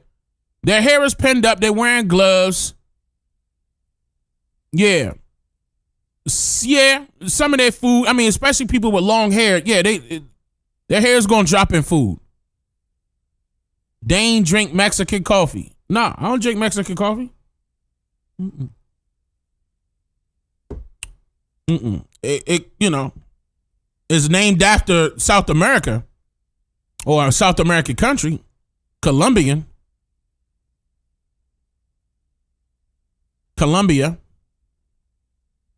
But nah. You said Mexican food is not your favorite? Mexican food is fine. I'm not saying anything wrong with it, but I'm just saying some of these people need to be held accountable. As far as quality insurance is concerned, they need to get that together. But this has been a problem for years. Now, all of a sudden, this could be happening. I'm talking about this situation as far as these outbreaks and stuff like that. They're talking about it now, but this could have been happening a long time ago. As to the reason why certain people getting stomach viruses, don't feel right after they eat. It could be happening with China too. Now, a law came out, and I'm going to have to pull this out. I don't know if it was Taiwan or something like that. One of them, it could have been South Korea. Look this up, y'all. I forgot who it was, but one of them just came out with a law saying no more dog meat. They said that's it. No more dog meat. You cannot sell no more dog meat as regular meat. Look this up. I forgot which one it was. And I'm not trying to be wrong, but it could have been, like I said, it could have been Korea. It could have been one of them, Taiwan, one of them. It was China. Y'all said, I don't know. I'm not playing. No, for real. I'm serious. Look this up. They said no more dog meat. All right. Chipotle did not immediately comment on the case.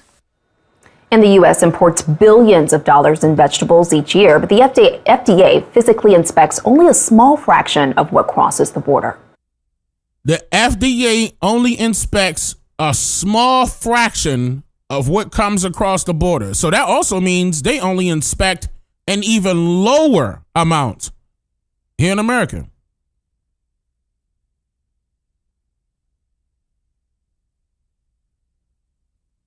It's a given. It's a lot of people that's getting paid buku money that's not doing their job. Or they're not taking their job serious enough. I'm telling you, if I was president, I would be cleaning house. I will be cleaning house if I were president. If I was governor of a state too, that would be everybody would want to live in the state that I'm governing. That I'm governing. Because this is ridiculous.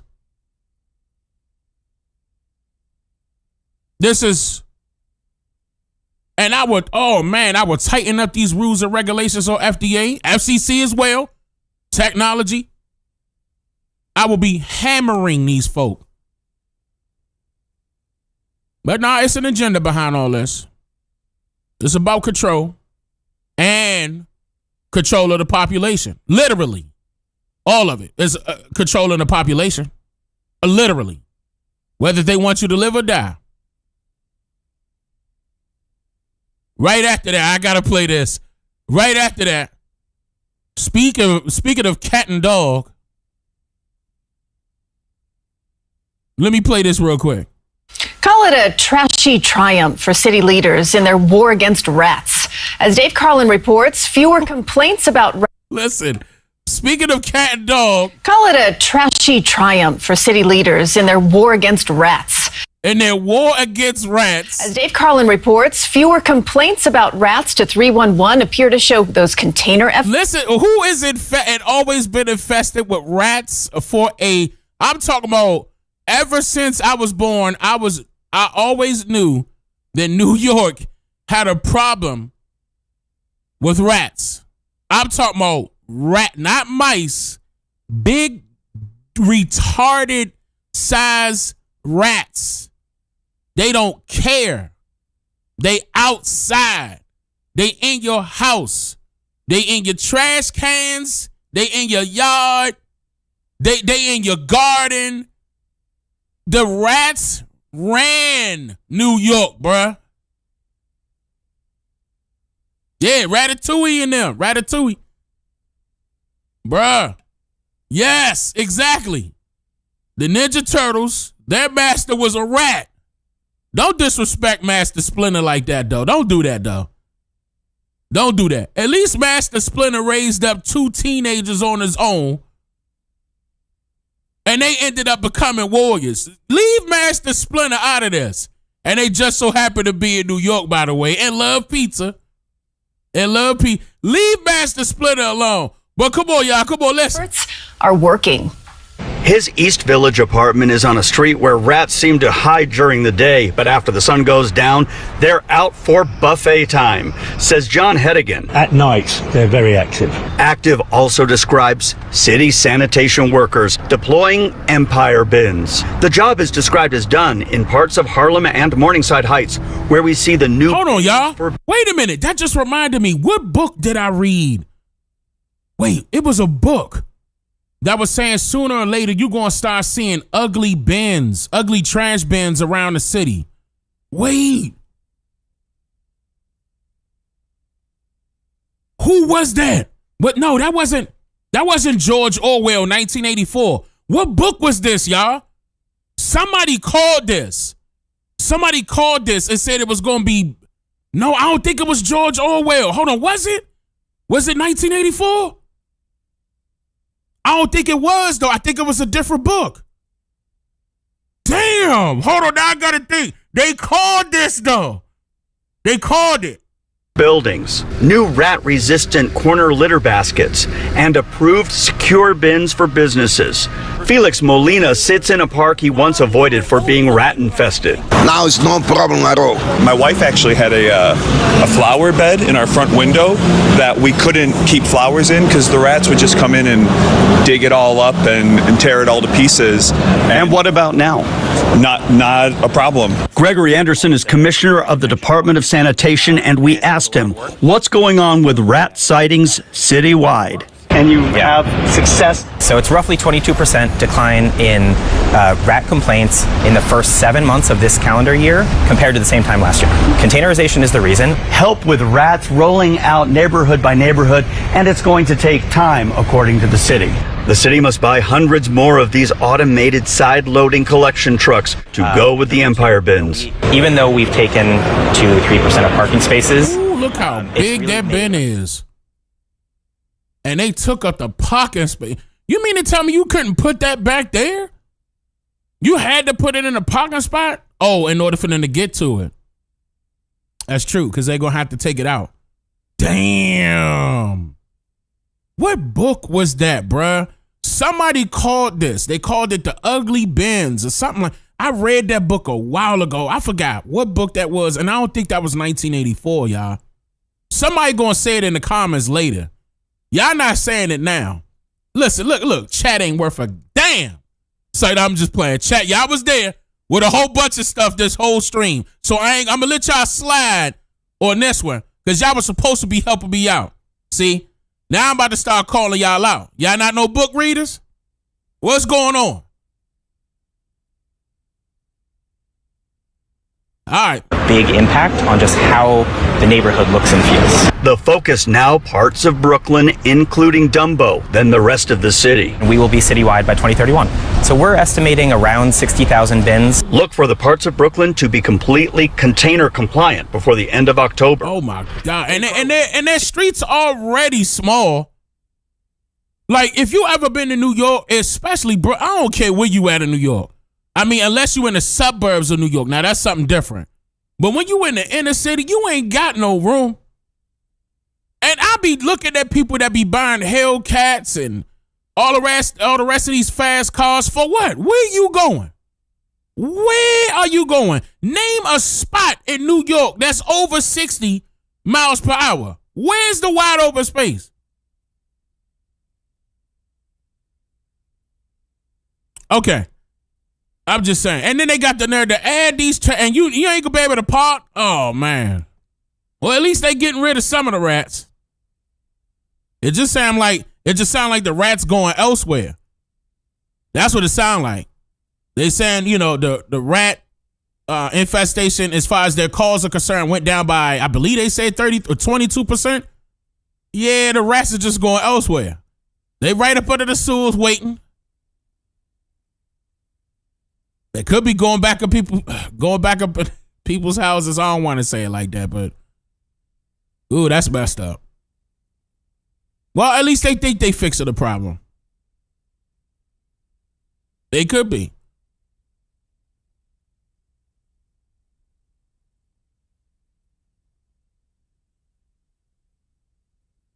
All right, here we go. New York is like 3 cities in one. Yeah. You said they're going to be swimming in toilets? Yeah, New York had that problem for eons. I hope they get it worked out, though. All right, so new studies. Listen, ladies, this for y'all. Look, new studies warn of health risk and hair extensions, often marketed to black women. Now, there's been some times where I forewarned the ladies about the wigs. Let's see. In today's Daily Health, it's a story we've been tracking closely. Potentially harmful chemicals making their way into braiding hair and extensions that are often marketed to black women. By some estimates, over 70% of black women use hair extensions or weaves at least once a year. Now, new data released this month is shining a light on the potential risks of these cosmetic products. I spoke with the researchers. Ladies, you are beautiful without this stuff. Y'all don't have to do this. I know sometimes you don't. I understand. I got long hair. Sometimes you don't feel like getting your hair done. But that don't mean you got to go through great lengths like this in order to get the style that you want or the look that you want. Ladies, be careful. Please be careful. Behind these two new studies. A style often deemed as protective for black women is now under scrutiny as two new studies warn of health risks in hair extensions. On Tuesday, Consumer Reports revealing new findings. Did she just snap her hair off? Often deemed as protective for black women is now under scrutiny as two new studies warn of health risks in hair extensions. Hold on. Hold on. I'm gonna play the video. I heard the snap and I see a bald spot. Help me understand what this means. Wait a minute. Two new studies. A style often deemed as protective for black women is now under scrutiny as two new studies warn of health risks in hair extensions. Oh my God. Is this, ladies, I don't understand. That look crazy. That is crazy. Look at the bald spot. I don't understand. What am I looking at? Ladies, help me understand. That's a part. She cutting thread. Okay. All right, so this is normal, is what y'all saying. She didn't cut her real hair. Okay. All right. Yeah, right after that. All right, okay. Okay, all right. Because I just heard this and just saw the bald spot. That's a part between cornrows. She cutting the sew in out. All right. Okay, that's dangerous. Okay, all right. New studies. All right. A style often deemed as protective for black women is now under scrutiny as two new studies warn of health risks in hair extensions. On Tuesday, Consumer Reports revealing new findings that human, synthetic, and plant-based hair extensions from 30 brands have volatile organic compounds or heavy metals like lead. Human hair, by far, had the most lead that we've ever seen in testing these products, orders of magnitude above synthetic hairs. Why? Okay. I'm trying to understand why the study was conducted right now. Because this has been going on for years. The ladies have been getting this stuff in their hair, the hair extensions and stuff like that for years. Why all of a sudden now? Interesting.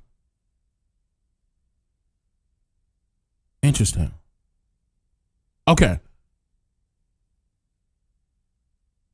Volatile organic compounds or heavy metals. Why all of a sudden now? We got to look into this. See how long, because they said this was just released. This study was just released. But out of all of the years of my life, I've been knowing the women to get the extensions and stuff like that. And see, that's why my baby all natural. All of my babies natural. I'm not playing. My wife is too. She went through I remember the way the phase when, she felt like it was, I still thought it was cute. But there's nothing wrong with going all natural. Nothing wrong with it, ladies. You pretty. You beautiful. Don't let nobody that get mad say, oh, you ugly anyway. That don't mean nothing. It's just because you ain't want to talk to him. And he mad. That don't mean you ugly. I'm just saying, please stop it, ladies. Please. Yes, it does look good on you. Don't get me wrong, but it ain't worth it. Some of them gonna be like, well, I'm gonna die anyway, Dane. Fuck it. Nah, don't. Come on now. That fast? Heavy metals? Volatile organic compound? That's cancer. That could cause cancer. Brain cancer at that. It's getting into your blood. It could go anywhere. All this time, this has been happening to our women. And our women wondering why they getting breast cancer all the time. And I believe those bras with that band that's in on our women's bras, I believe that was the number one reason. And I don't know if they came out with a study on that, but I think that was the number one reason why the majority of our women was getting breast cancer. It was the bras that they were wearing. And so now they got a study out with the wire, they're underwire. Yeah, I know what I'm talking about. Ladies, just go outside, let it free. You know, just fuck it. I mean, you know what I'm saying? They going droop down, so what? You some of the women think we got a problem with the joints drooping down. No, we don't. It don't gotta be all perky. You did all that in your teenage years. You ain't got it like look, what the men understand. You don't gotta be like you don't gotta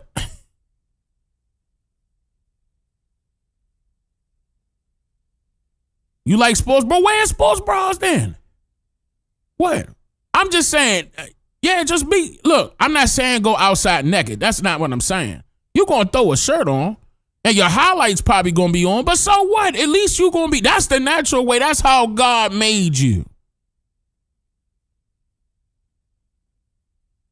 And we know you ain't about to get no cancer.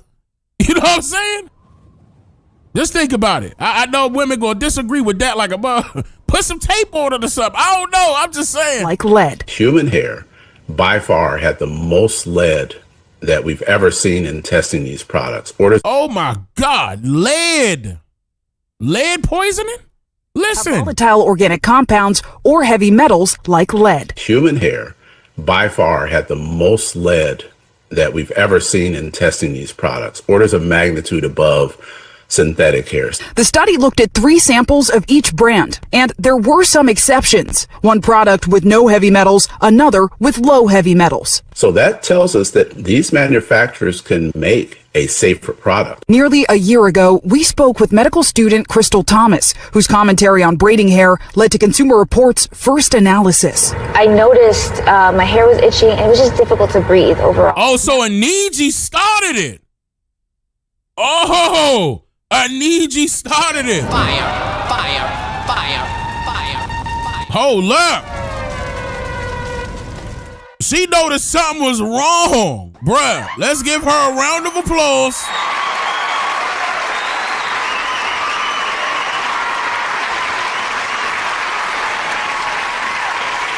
Okay, last year. All right. Product with no heavy metals, another with low heavy metals. So that tells us that these manufacturers can make a safer product. Nearly a year ago, we spoke with medical student Crystal Thomas, whose commentary on braiding hair led to Consumer Reports' first analysis. I noticed my hair was itchy and it was just difficult to breathe overall. Now, research is expanding. The Silent Spring Institute, a scientific research nonprofit, testing 43 hair extension products. And that was February, it said February 2026. We found chemicals in these products that are associated with cancer. Silent Spring Institute research scientist, Dr. Alyssa Franklin. And she all natural. That's what it looked like. It looked like she just got a blowout. And she all natural. In my opinion, it looked like she got that Dominican blowout. That's it. Unless her hair is that thick, this looked like a blowout. In my opinion. But her hair is natural. Cancer, reproductive harm, and also birth defects. The hair containing 169 chemicals, including flame retardants and pesticides. We found that all but 2 of the products that we looked at contained at least one of those hazard chemicals. What substances most alarmed you and why? The compounds that most alarmed me from this study were the organotin compounds. Those are compounds that are typically not found in consumer products. We know that they're associated with endocrine disruption in humans as well as cancer. While both studies had small sample sizes, calls for more research and regulation are growing, with New York and New Jersey introducing legislation to regulate or ban synthetic braiding hair in 2025. The Safer Beauty bill package, also reintroduced in the House last year. There needs to be more efforts to uncover some of the products and their risks. For more on what these findings mean for your health, we're bringing in Dr. Uche Blackstock. She's a physician and the CEO of Advancing Health Equity. So good to have I ain't gonna lie, that's an African right there. you. Thank you. As we mentioned, small sample sizes, but still alarming findings, particularly arsenic and lead. What does it mean that some of these compounds are in these cosmetic products? So what it means and what we know is that these That's an African. compounds are linked Yeah, Uche Blackstock, Nigerian. to increased cancer risk. They're linked to hormone disruptions. They're linked to developmental issues with reproductive health. And so they have real concerns, but we know they're also in the hair, right? They're in synthetic hair, they're in human hair because it's processed, but we don't know what the long-term chronic exposure of wearing these synthetic hair or the braids has on people. And it's often worn for months at a time. Viewers have seen me change it up often in the Black community, right? We call it protective styling. It protects your hair potentially from breaking, gives you a break from styling, and yet these risks. How exactly, though, are the chemicals entering the body? Because someone might say, well, it's on my head. Right. What's the big deal? Yeah, and so what's really important to know is the scalp is, we call it well vascularized. It has lots of blood vessels, and so it can absorb whatever you put on it, whatever cream, whatever product you put on it. And so the scalp can easily absorb the chemicals that are in these braids. Also, these braids emit off gas. Okay, especially so when chemicals heat are gas, is applied, yeah, especially when heated. So that's the other thing. Please do not apply heat to the synthetic hair, but they can cause pulmonary irritation, and you can inhale it through your nose and through your lungs. I mean, I read that stat at the beginning. Black women, about 70% will have synthetic hair or a wig at least once a year. I know. So what does this mean? Do we have to stop this style that has been in our culture for generations? Right. So no, you don't have to stop. We're not saying, and the evidence doesn't say wearing it once is going to make a difference. We just don't know what the chronic exposure is. And So you don't know the long-term exposure is. You don't know the results of long-term exposure. Knowing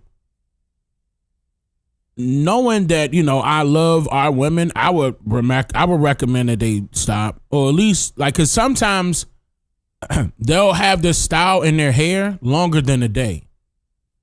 And the heat right now is hot. And I know some women out there that got this type of style in their hair right now. And all of that stuff is going right into their sweat glands. It's going into their pores. It's going into their pores. And that's inserting these chemicals, harmful chemicals, into their bloodstream. So even with a physician, don't worry about it type shit. Like, I would say, that's... Like, think about the weather conditions and what you put in your body, through. And just to look, I don't think women should do this. I think they should put a pause on this. Like, all right, okay, that one was cool while it lasted. Let's move on to something else now. And don't get me wrong. I'm telling you, like, our women looked good in the past with the natural hair. It was not a problem at all. Men never complained about the women's hair. It was the women complaining about the women's hair. Y'all don't need to do all this just to look good. Y'all don't. Y'all look better than other women anyway. Y'all don't got to do too much. Just be clean. Just be clean. Whether if it's going to be that little, what's it called? The boxy cut? I forgot what it's called. The little, whatever. Short haircut, bald headed. Natural long hair, let it grow, do some twists or something for a minute. It took me, y'all seen how long it took my hair to be this long. So this was 10 years for my hair to be this long. So just be, do natural remedies to make your hair grow. And damn, bro, we would love to keep you here. Yeah, pixie cut. What'd I say? I said Dixie, didn't I? The pixie cut. My fault, y'all. I mean, you know what I'm saying? Y'all know what I meant, though. I think I did say Dixie, but yeah, the pixie cut, yeah. Shut up, chat, but good looking out. I appreciate that. But yeah, wait, I missed somebody's donation. It popped up and it disappeared. I said boxy. Oh, okay. I said boxy. Okay. All right. Hold on. Let me stop this poll. Let me end the poll. Hold on. I'm ending the poll in the chat. Dane never asked to get the likes up. Yes, I do. Go ahead, drop a like right now. Yes, I do. I mean, how chat gonna get on me for not telling chat to get the likes up? All right, chat, get the likes up, chat. Get the likes up. I can't even see where the likes at right now. Take 1 second to hit the like button. 1 second. All right, so let me go back. Let me hear. Right. So no, you don't have to stop. We're not saying, and the evidence doesn't say wearing it once is going to make a difference. We just don't know what the chronic exposure is. And so what you can do is ask your braider, where are you getting the hair from? Right? What's the source of it?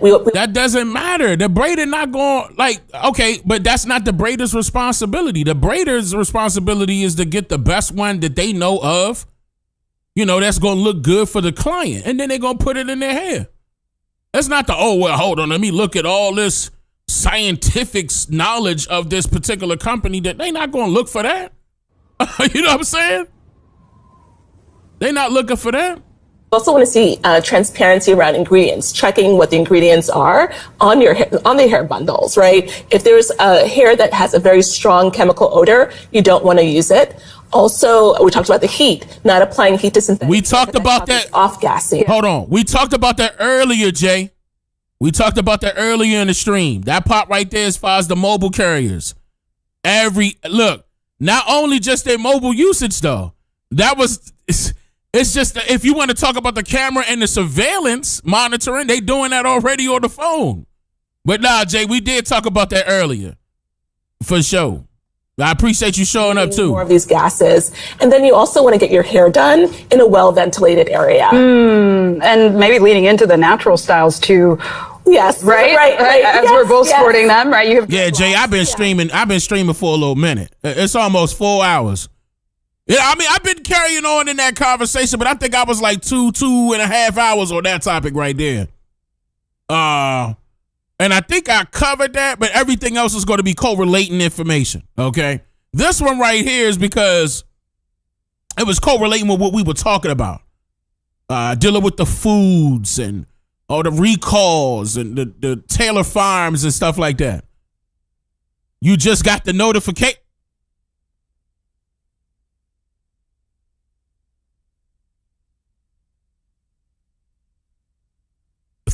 According to my OBS, I've been streaming for 3 hours, 27 minutes, and 30 seconds.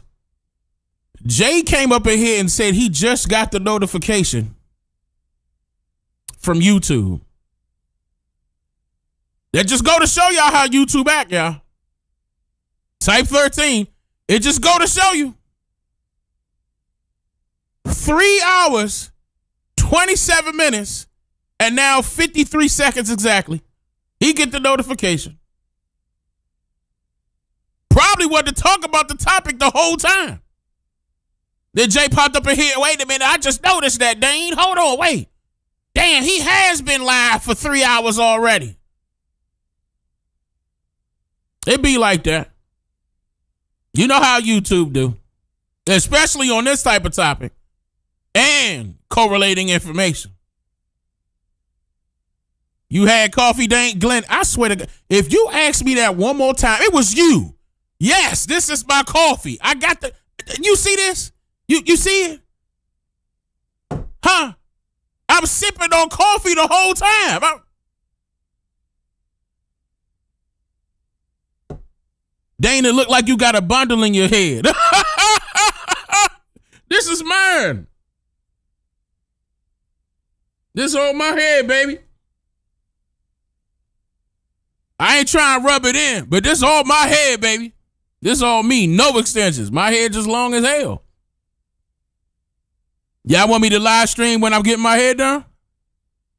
I thought that, I ain't gonna lie, we talked about that too. We talked about that, but y'all gonna be bored because I'm getting my hair done. It's gonna take 5 hours to get this done. And it's my hair. You said the reason I'm over 2 hours? Oh, shut up. Bad. Right, yeah.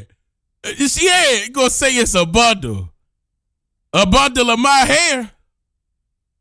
This is my hair. No extensions. None. Ain't nothing but a relax. Chat, y'all better stop. Nothing but a perm. I swear to God, no perm, no chemical, no nothing. No, none of that. This ain't no perm. I don't put chemicals in my hair. This all natural, baby. This all y'all better stop that. Stop before they run with that. And start saying I'm getting perms and all the rest of that shit. No. They fried you, Slim. They trying to. I'm laughing because I know that shit ain't real. That's that indigenous hair. Hell yeah, my hair been long. Y'all seen me grow my hair like 10 years. Yes, they gave us some Ryan Reynolds Disney back Deadpool licensing, and on the scrolls saw notifications when you were live. Not the perm. Bad J. Nah, y'all, this is my, no, seriously. Seriously. Y'all know this is my real hair. There's no way, bruh. Y'all know this is my real, because where would I don't have, look, where would the extensions go? Look.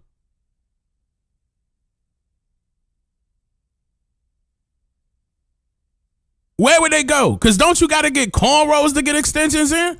Where they go? Where the extensions gonna get put at? You know what I'm saying? I don't know. Maybe, see, look, hold on. The ladies got some moves to make it look like this. I don't know how that's done. I don't know how that's done. But no, this is my real hair, my real natural hair. Y'all are so funny. Yeah, I got the good hair from my mother and father, mainly my father, but you know what I'm saying? My father, the Cherokee, the Eastern band Cherokee, he got that good hair. My mother got good hair too, don't get it twisted. You know.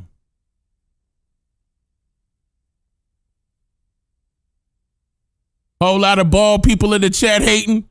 Notice we said people, not just exclusive to the fellas. Stop, Jay. Stop. Yeah, I gotta. Yeah, I ain't do what Jay-Z did. Now, I don't know. Hold on, y'all. I'm not trying to be funny. I'm not exactly sure if that. Hold on.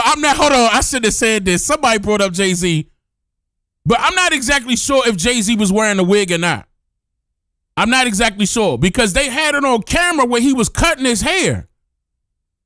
So I don't know.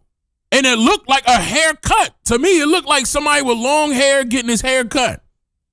Not lace front Jay-Z. Not Jay-Z. Oh, Lord. All right, hold on. Chat. Stop, y'all. Set it on fire. Fire. Stop. Fire. Fire. He had a man unit. Yeah, we Cherokee all day. What up, Ezzo? What up, Slim? He about to get a timeout. No, don't time him out. Don't time. Look, y'all better stop. Jay-Z way older than me. So Jay-Z definitely in his 60s. Hold on. I think I put a couple years on him, but he up there. But y'all saying he had a lace front, a man weave. I mean, I don't know. Oh, he 57. Oh, she said that was a 57 piece with dreads attached. Damn. See, the hairstylist, that y'all gonna know. Excuse me. Y'all gonna know the truth. For sure. That's why a lot of people said it was something like that. Like it was a wig, basically. Because they saw parts of his hair. Especially when it was flowing in the wind. At the time when he was freestyling. That freestyler went viral. That's the part that caught 57 go crazy. That's the part that kind of caught me like, wait, is he wearing a wig for real? But did y'all? I know I wasn't the only one that saw that video where they showed him getting his hair cut. Now, how does that work? Is that AI or what? Like, cause why would you be cutting a wig out to prove a point? He will be 57 December 4th. Yeah, he up there. He up there. Jay-Z been around for a minute. You combed out your locks 3 years ago? No, I'm not saying, okay, hold on, keep in mind, y'all. I'm not saying that wasn't possible. Where you can't comb out your wig, your dreads and your hair look like that. I'm just trying to understand why everybody was saying it was a lace front and it was fake. And I thought that you could just comb out your dreads because he did have dreads. But I thought it would be a lot shorter. I'm not going to lie. I thought it would be a lot shorter than it was when I saw it before he cut it. So I don't, that's the part I didn't understand. I was like, well, damn, maybe he got with somebody that hooked it up because he had his dreads in there for a minute. I thought that was going to take a while to get to that point.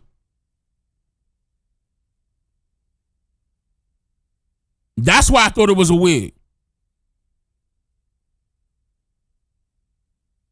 He wear a different one every day. All right, come on, y'all. All right, it was a wig. Okay, I don't know. If you a hairstylist, you gonna know. I don't know. I was just taking a guess. The mag units were made from the same hair we were just talking about. That has to be shaved after installation. So what we was just talking about in that video, we was just playing. You talking about this one right here, the synthetic ones, the human hair ones. Okay. The math wasn't mathing. I mean, I know y'all gonna know. See, I never had fake hair for me to know. You know what I'm saying? For sure. Oh, that's not a jab. That's not a jab. Don't take that the wrong way. Me personally, I'm a man. I never had extensions, you know. Wait, hold on. That's not a jab neither because I know what's some men out there. Hold on, shit. That get extensions. God damn. Don't take none of what I'm saying personally. I'm just saying I never had that done. How about that? I never had that done. Never needed to. Thank God. Thank the creator. Thank the source.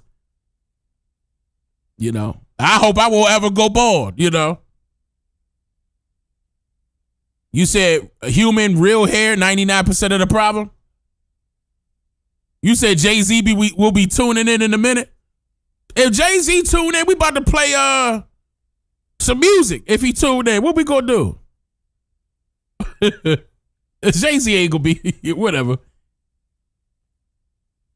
I'm telling you, Lil Wayne had extensions. Come on, y'all. Now we getting off a topic. All right, come on, stop. Let's finish this up. Lock in, chat. Lock in. In a well-ventilated area. And maybe leaning into the natural styles too. Wait. Hold on. I missed that.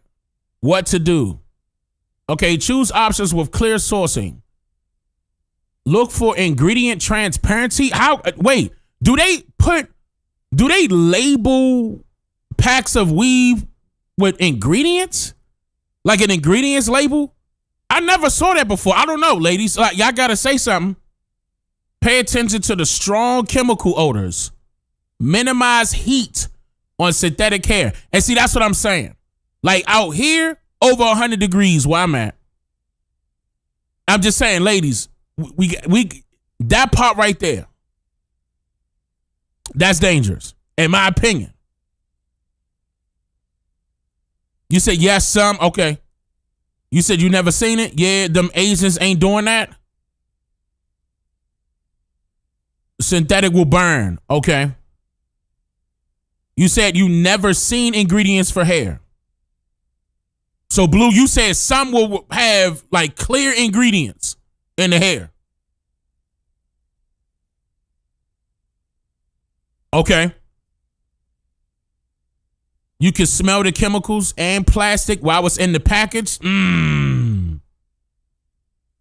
Synthetic hair will be melting in Arizona. Man, if they would have walked outside earlier today out here in Texas, they would have took everything off.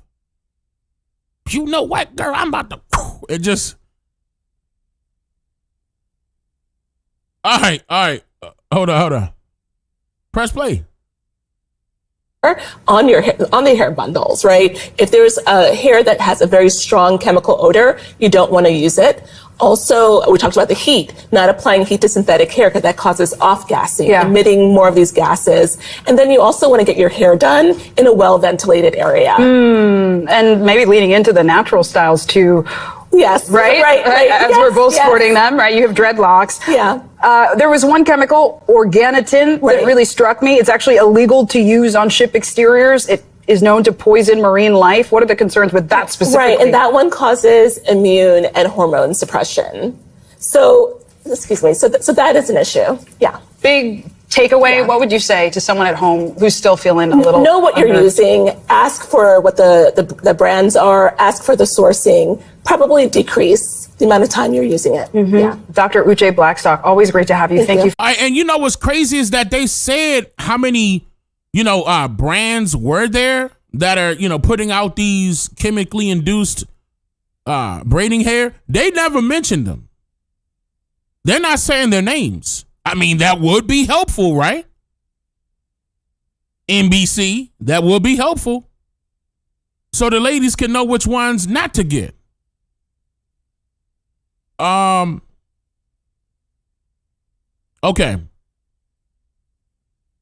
All right, hold on.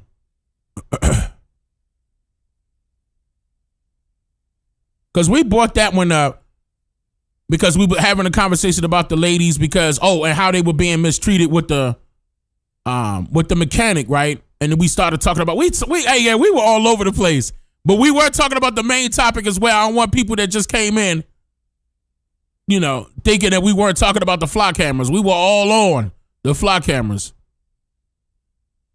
All right, hold up. All right, so hold on. Let me go to the data centers because I know I moved something over with the data centers as we were talking about. Okay, right here. Okay, hold on. Let me see. Center debate coming everywhere, right? And it's harder and harder to avoid as townships across central PA are fighting with this idea. It's Pennsylvania. It's supposed to be the largest data center on the East Coast, could be coming here as well, and it was all set to be voted on in Middlesex Township tonight. CBS 21's Alex Thill was there a little bit earlier and explains why opposition to the development was stopped in its tracks tonight without one vote. Alex. Joel D, it's empty here now, but just hours ago, girl, you need to eat something. People from counties across. I'm sorry. Okay, Alex. In its tracks tonight without one vote. Alex.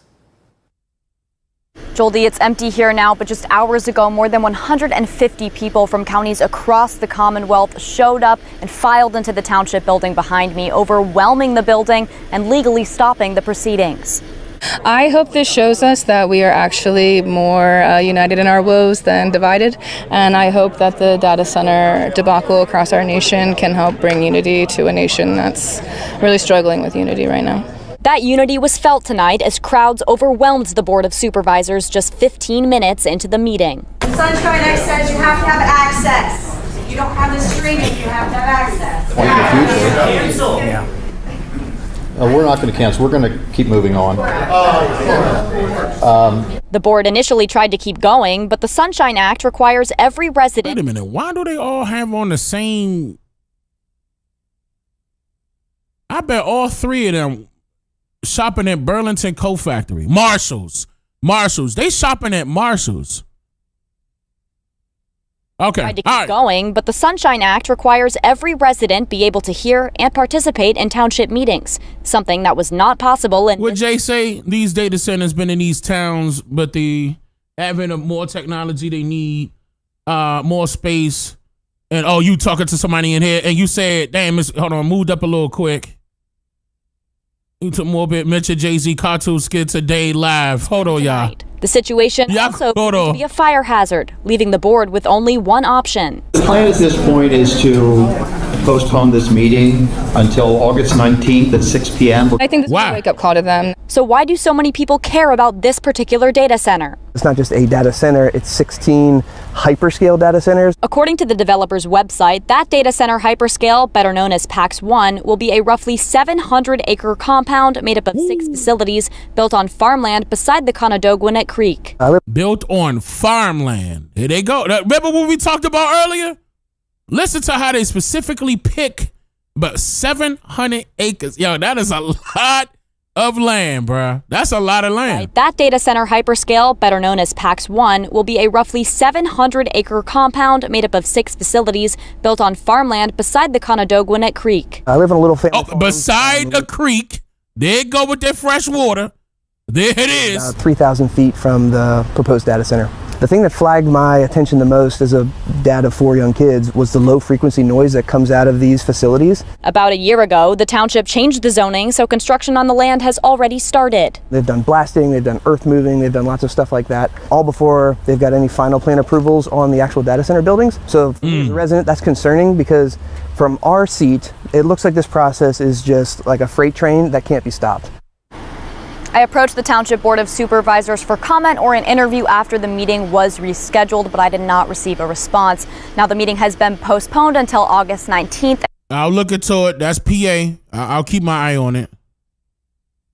I mean, we especially with that alleging to be the largest one. I'll keep my eye on it.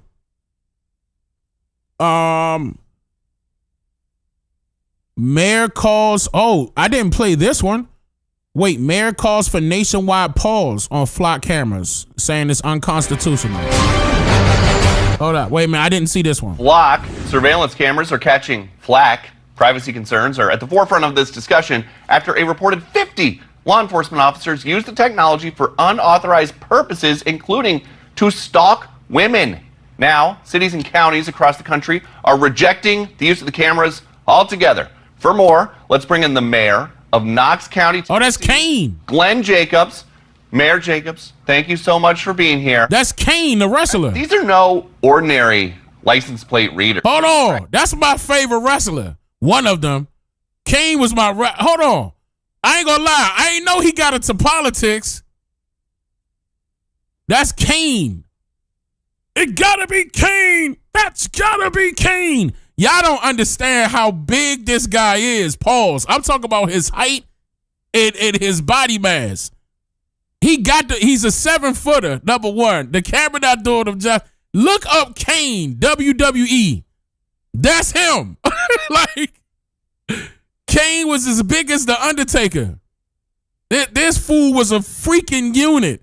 This was one of my favorite wrestlers, besides Stone Cold, though. County, Tennessee, Glenn Jacobs. Mayor Jacobs, thank you so much for being here. These are no ordinary license plate readers. They can track cars by dents or by bumper stickers. Cops in your county wanted $1 million worth until, as the New York Post writes, you, the former WWE star, chokeslammed the deal. Why?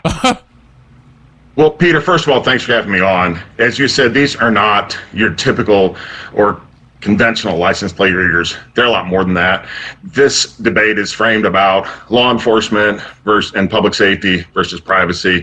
You know, really, I want law enforcement to have all the tools that they need. At the same time, those tools have to be constitutional and they have to be safe. I'm sure you all saw a story just 2 days ago where a lady in Wisconsin was boxed in by police. Officers had their weapons drawn because a flock camera had flagged her car as being involved in a murder. There was another story very similar to that a few weeks ago where a family was pulled over. Again, police get out of their cars because they think it's a very dangerous situation. They thought it was a stolen car. It was not. It was an error with the flock cameras.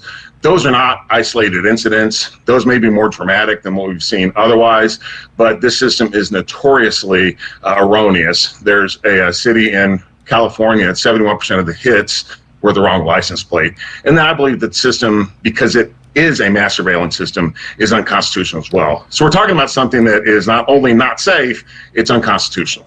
And to your point. And keep in mind, they doing all of that data, keeping track of all of that data with the use of OpenAI. Do not forget that. I did a Google News search just of flock cameras, and these were the first 3 results. Officer allegedly used flock license plate cameras to track boyfriend's ex-wife. 6 Savannah police employees placed on leave over possible misuse of flock cameras. And then Mooresville, North Carolina police investigating 10 cases of suspected flock camera misuse by officers. Wow. Is it just me, or is this a lot like the days of Edward Snowden, where he taught us all about these mass surveillance tools. And a big part of his point was people who work for the government will use these things to stalk exes or stalk the cute girl across the hall. Americans in general are not police targets. Right. As you've pointed out, we've seen dozens of cases now of rogue officers misusing this technology. And since Anthony Fauci is back in the news, can you imagine what would have happened during COVID if someone like Anthony Fauci would have had the ability to track people? Hold on. Great point, Kane. Great point. I can't believe he a mayor, bro. This is crazy to see. But that's a great point. And they were out back then. Like, that's another thing. They were out back then. Even Flock, but it's more than just the Flock, the company. It was a bunch of surveillance cameras being installed when they told everybody to stay home. That's what they were installing. Those repeaters had cameras on them. Surveillance cameras. Ask the techs that put them up. So they just there to repeat the signal by way of more satellite signal. I was like, y'all lying. Well, partially, because there's more to it than just that. No, that's Kane. This is literally Kane. This is Kane from WWE. It's just crazy to see that he's a mayor now. This is like, you know what I'm saying? This is crazy to see that, but he's doing a good job. To encourage local and state health departments to track people using a technology like this, it would have been a complete dystopia. So there are a lot of issues, as you say, privacy, abuse, ultimately just this warrantless mass surveillance, which is anathema to America. There are some success stories with this, though. There was a 17-year-old last month who was killed in a hit and run in Bakersfield, California. Police say that they caught the driver in this hit and run with Flock cameras. What have the police in your county told you about wanting to have tools to solve crimes like that? Well, sure. And again, this is not about depriving them of the tools. It's about figuring out how these tools can be used in an appropriate manner that is consistent with the Constitution. And as we've seen in dozens of cases, they have been abused. This is not the last time we'll also have this debate about new technology emerging. And until it's ready to go and until there are safeguards put in place, there needs to be a nationwide pause at least put on the deployment of these Flock cameras. There is no federal regulatory framework in place that governs them. The laws regarding license plate readers in Tennessee date from 2014 with one very minor update in 2021. The technology has advanced significantly since then. So we want them to have the tools they need. At the same time, those tools have to conform to the Constitution. The folks at Flock knew that we were going to talk to you. They sent us a statement. Part of it says, data is automatically deleted after 30 days by default unless an agency establishes a different retention period. But you made a great point. They can still hold on to that. About what somebody like Anthony Fauci might have done with this stuff if he had it 5 years ago. We will stay on top of this. Mayor Glenn Jacobs, thank you so much for being here. Thanks again, Peter. Be sure to like and subscribe. All right. All right. I'm telling you, I didn't even know Kane was a mayor. That's crazy to see. Hold on.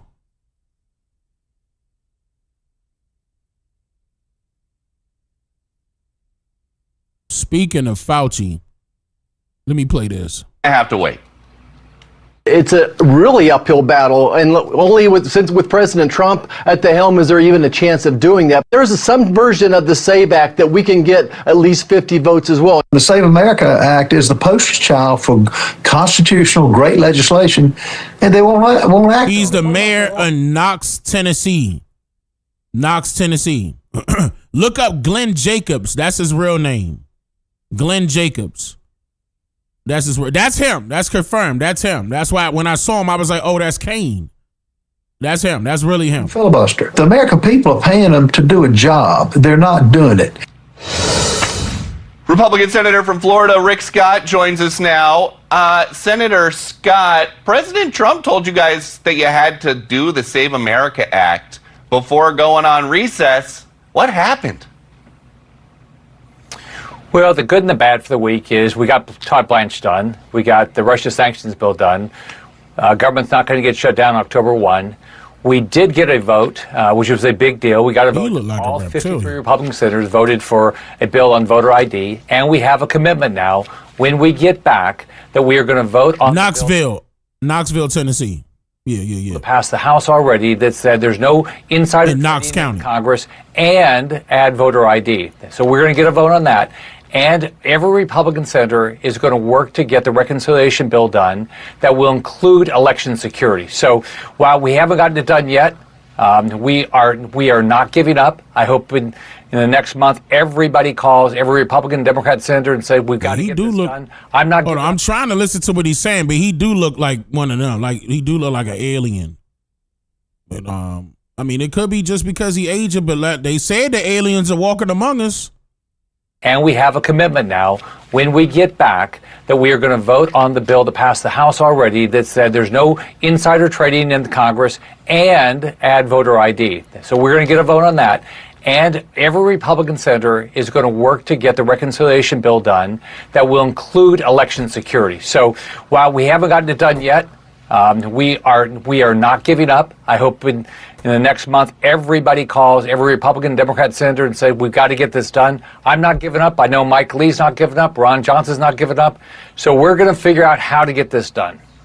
And we knew the president's patience with John Thune was wearing thin. Now we know how thin. Listen to this. Do you want Thune to serve another term as leader? Do you think, would you support him? Well, I don't want to get into that. It's early. Senator Scott, is John Thune toast? Well, look, it's hard to be the leader. I ran to be the leader. John Thune won. It's hard to bring everybody together. So, you know, it's a hard job.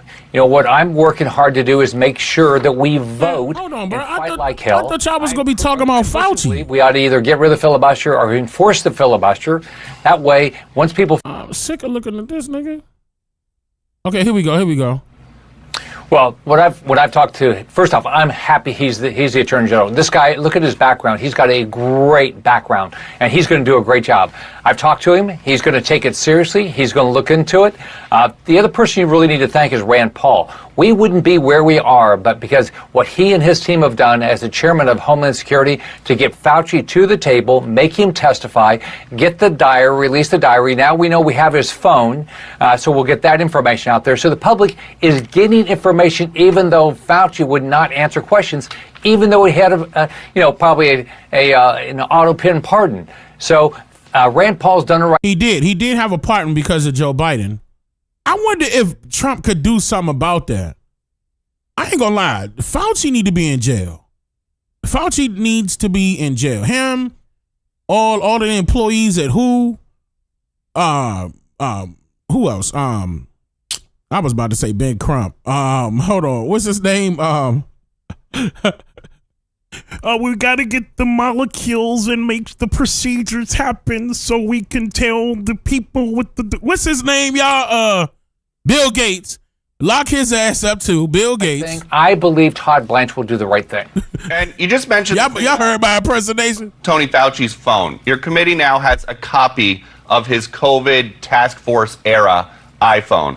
I was looking at the Fauci pardon this week. You can see the auto pen signature got cut off there at the bottom. But in this pardon, it basically says that he is not going to get charged with anything that happened during COVID. So what are you guys hoping to get off of his phone? The truth. People just want the truth. I mean, yeah, that's why I believe. Okay, I agree with that. Fauci is one of the people that should be held responsible, but they're going to use him as the scapegoat because the government is involved. The government is involved, hands down. Hands down. This guy had a part. All the way up to the CDC, all of them. Remember, I know they just replaced the director, but back then his name was Redfield. He should be held responsible too. All he had to do, come in and tell us the truth. Okay, did it come out of the lab? Did you spend money on gain of function? Did you cause the coronavirus?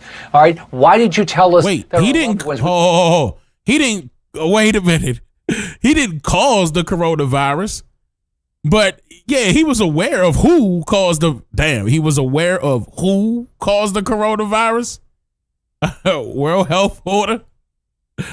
organization. Go see our loved ones in the nursing home, why they died. Why did you tell us we couldn't go to church? Why did you tell us that the vaccine would never, if we got the vaccine, we'll never have COVID again? Why did you, and then why was your diary saying different things? So tell us, people want the truth. Now, see, another thing to your point, Jay, another thing is that Fauci was the one that was in the public's eye for years, ever since the 90s, about the vaccines and why people need to be vaccinated. Even before Bill Gates. I have tapes of Fauci. Actually, I did a whole doc on Fauci, showing people how long he's been talking like that.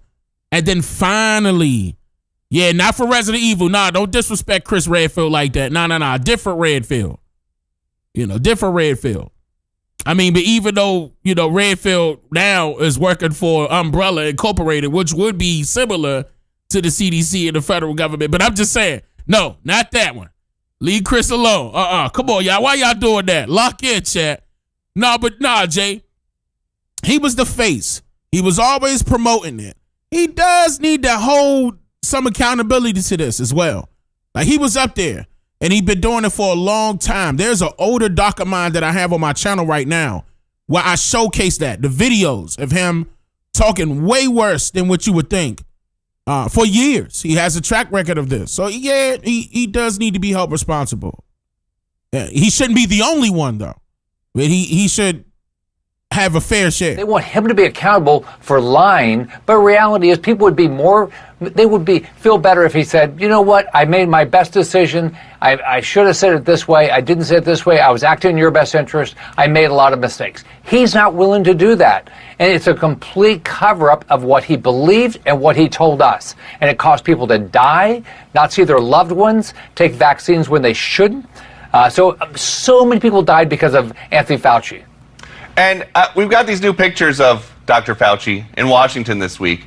We'll put them up on the screen. We can't say if he's innocent or guilty, but look at him. He's definitely miserable. Is that the point? Because it is going to be really, really tough to get a jury in Washington. He pushing the trash can. Him on anything.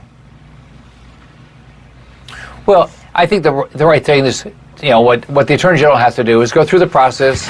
If he violated the law, he needs to be held accountable. Whatever the jury does, he needs to go and be held accountable. I believe he lied to the American public. I believe it was intentional. I believe he ought to be prosecuted. But that's right, a jury gets to make a decision. We also have a picture of Mrs. Fauci that we will put up. She's giving the photographer the middle finger. Is she flipping him off, Senator, or do you think she's just signaling that she agrees with you guys? One count of contempt. All right, hold on. They all right. Come on now. Now they playing. Keep in mind it's a circus show. And speaking of vaccines, Trump signed an executive order on childhood vaccines. I want to bring in Monica Alba, our White House correspondent, who's been monitoring it all. And let's start with the news of the executive order itself, Monica, because it's significant. Basically overhauling the federal recommendations, the guidelines now for childhood vaccine schedules.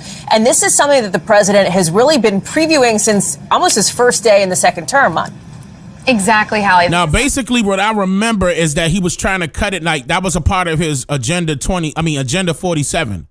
Agenda 47, he wanted to cut it because I believe it was between 18 and 20 mandatory vaccines that the children had to get, and I believe he just chopped it down to like 10 or 11. The president has also tried to take action on before. There have been other executive orders. There have been other kind of directives to his top cabinet officials, including the HHS Secretary Robert F. Kennedy Jr., to look into this. But a lot of that had been met with legal challenges, and there are many questions about what the president signed today in terms of how that is going to be met. But this does, in effect, upend the childhood vaccine schedule, and it comes from President Trump and several others in this event just now, making claims without evidence, continuing to link autism potentially with childhood vaccines. That again, there is no scientific evidence to connect those two things. And in this executive order, in the text of it,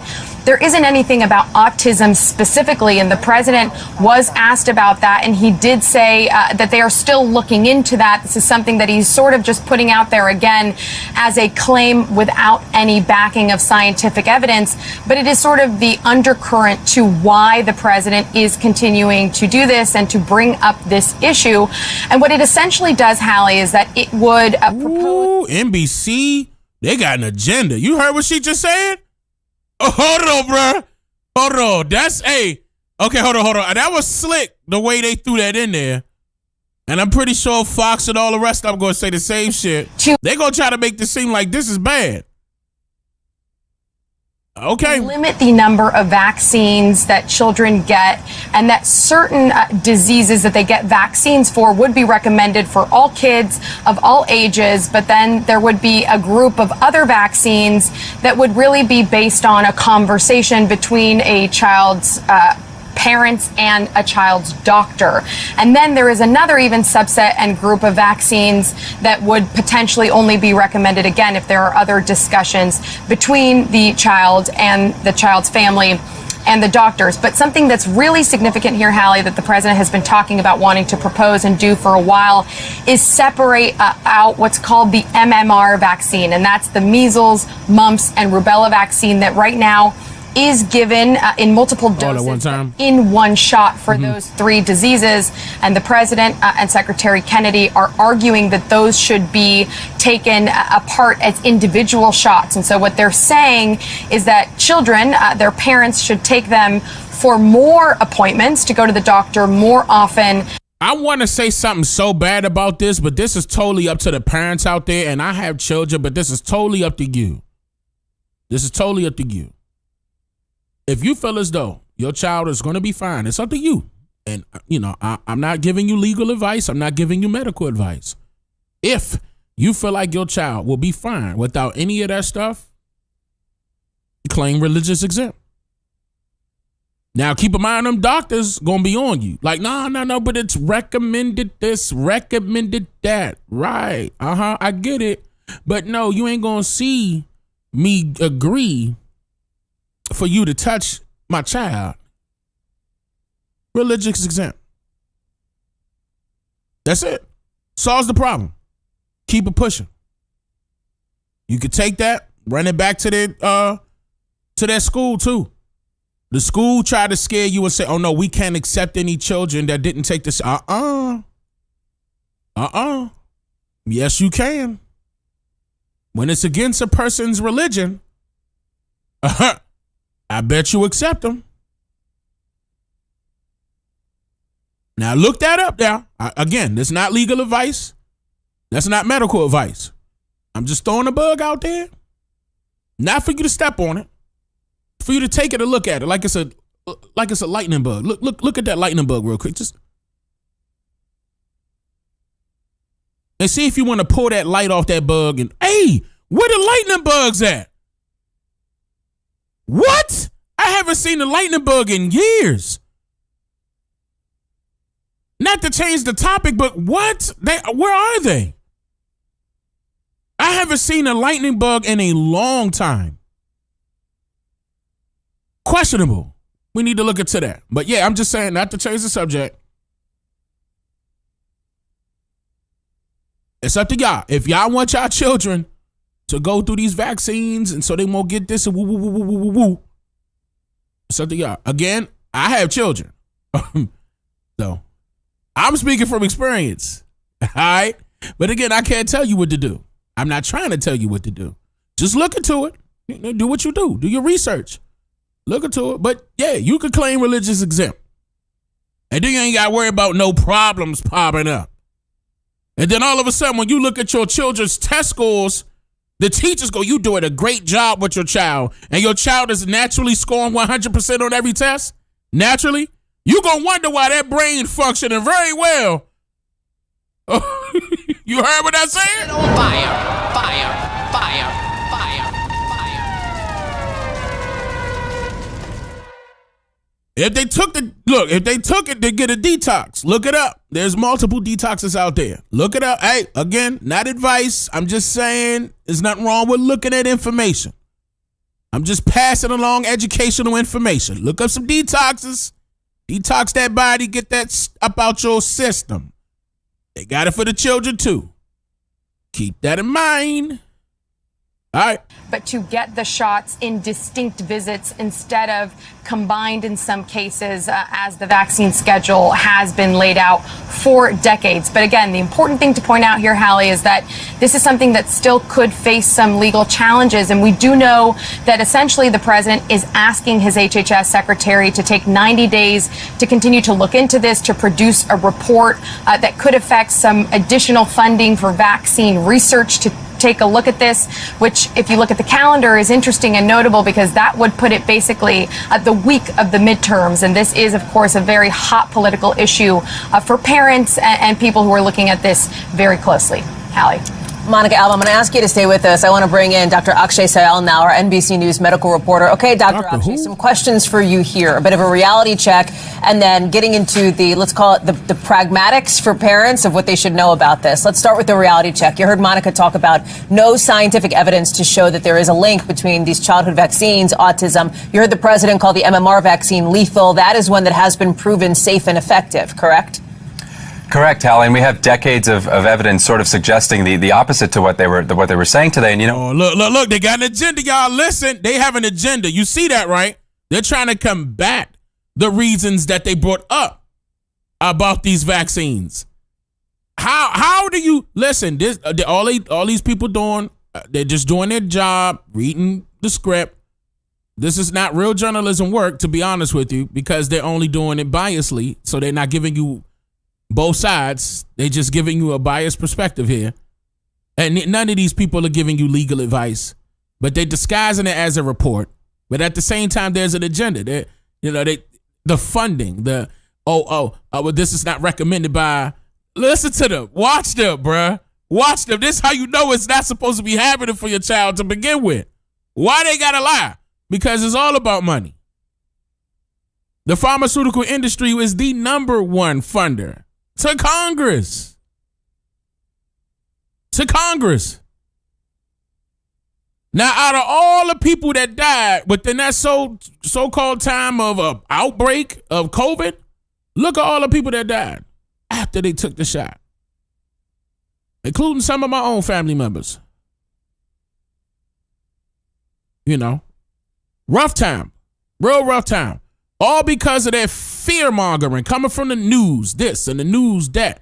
They need to be held responsible too. Because think about that. Now that we know, now that everybody know what's up with these vaccines and what's up with COVID, shouldn't these folks be held responsible for reporting misinformation?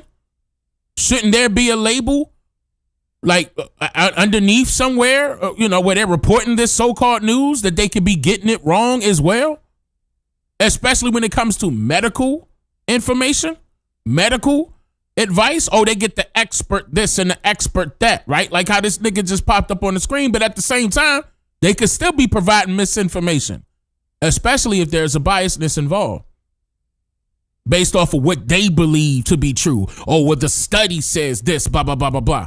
Yeah, y'all was saying all that same shit. Well, all of us were saying, no, something wrong with that. How you gonna create a vaccine for something that just popped up and you know it to be true that it's gonna work for the people? I don't trust it. So take this information that they're spitting with a grain of salt. The American Academy of Pediatrics, Hallie, has been pretty vocal against the Secretary Kennedy's, proposed vaccine changes back in January when they announced the new CDC changes, and they are planning a briefing here later this afternoon in response to the executive order. So we will hear what they have to say. But your point on pragmatism is a great one, Hallie, and that's, as a physician, one thing I worry about when they break up the vaccines, they're announcing a potential, MMR breakdown of the vaccines into individual shots, as well as having patients, have to. What you afraid of? Multiple vaccines at separate appointments. It's hard to get to doctor's appointments. People have to take time off of work. They have to find a way to get their children to the appointments. They have to get their... Stop it. They have to do that regardless. Whenever they have to go take a shot, they have to do that regardless. Are you trying to pretend like this is oh my God, it's the end of the world. They got to take a day off from work so they can get their child vaccinated. Are you trying to say that this is the only issue that you have? Let me hear. To go see a doctor, which, kids tend to not like to do. So all these things could reduce vaccine rates. All what things? You just said one thing. What are you talking about? You just said one thing. All what things? When, you and I have talked at length this year about the measles resurgence. And, if we talk about making vaccines harder to get, what is that going to mean for cases going forward? A lot of questions still remain, but we are anxiously awaiting the American Academy. How about natural remedies come into play? I mean, shit. What did our ancestors do in the past? They didn't have to worry about no vaccine, did they? Giving somebody another disease to take care of another disease. They ain't got to worry about that. Our immune system was fighting back. Especially when we ain't dumping chemicals in our bloodstream that you disguise as food. We just went over this, right? That you disguise as food in our grocery stores. And they got the nerve. They got the nerve to be charging an arm and a leg for the medication. And then look, remember the commercials where they give us the medication? Taking such and such could probably cause back pain. Lower da-da-da-da-da, blah, blah, blah, blah, blah. All of this as far as the disclaimer is concerned. Meanwhile, you see the man throwing the football at the son catching it. They try to pretend like it's a joyful day. Speak with your doctor or your physician, blah, blah, blah, blah. They do this all the time. Money, money, money, money, money, right? That's all it is. It's a money grab. People ain't foolish, bruh. Pediatrics response, Hallie. If these recommendations do move forward, Dr. Akshay, does it become mandatory for parents? Must they follow them? Must pediatricians follow them? Or is there still some level of discretion for individual families? Well, to be honest, Hallie, it's become a bit of a mess lately with, different states providing their own vaccine recommendations. The American Academy of Pediatrics, sticking to the 18 vaccines, the CDC reducing it down to 11 earlier this year. So we will see. The CDC reduced the 18 down to 11. So I was right. How states and how different regulatory agencies decide to proceed. But as a physician, it just makes it much, much harder as all these different states are asynchronous. Patients are going to have a lot of questions. Parents are going to have a lot of questions. And we as doctors need a good place to go to as a resource, Hallie. We thank you for watching. And remember, you heard, y'all got to be careful with these news media stations when it comes to particular topics, man. They tripping.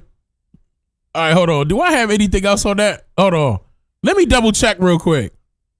Let me see. And breaking news, President Trump signing an executive order calling for an update on ABC. Let me see. Recommendations. Let me see if it's going to be any different. Recommending that children get shots to help protect against 11 diseases, down from 18. It also splits up the measles. Wait, no. No. What'd she just say?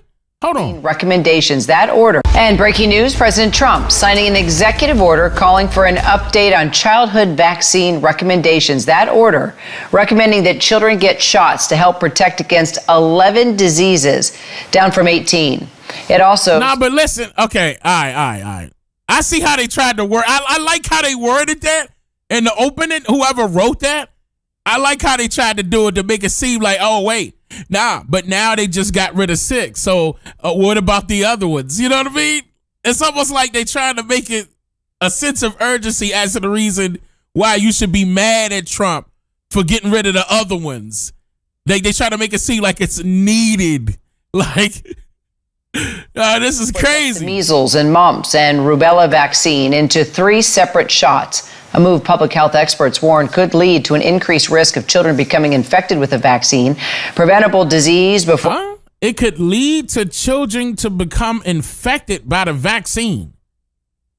What? Oh, no, wait a minute. Huh? And rubella vaccine into 3 separate shots. So separating it into 3 separate shots, well, what? Public health experts warn could lead to an increased risk of children becoming infected with a vaccine. What? Public health officials warned that it could lead to children becoming infected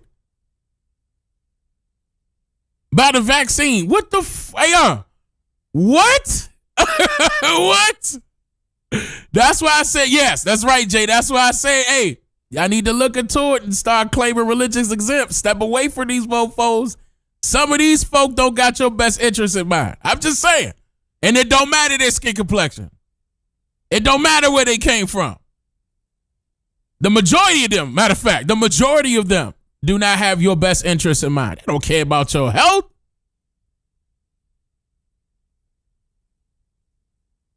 But yeah, don't shy away from that. Look into it. Look into religious exempt. No matter how hard that doctor gonna try, they gonna get 2-3 other doctors and recommend it. Nah. Don't let them try to scare you out of it. Or scare you into it, rather, should I say. Don't do it. Preventable. Use your own discretion. I'm not playing, seriously. And look into it. Disease before returning for another visit. Here's the president just moments ago. Look. You have the MMR. We want it in 3 separate vaccinations, given at separate times. Together, there could be a possibility they're quite lethal, and separately, it looks like they are not at all lethal, but just very effective.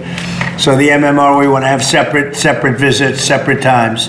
The vaccine being broken into 3 separate single doses, and vaccines being administered in separate visits. All right, for more, let's bring in our medical correspondent, Dr. Darian Sutton. So,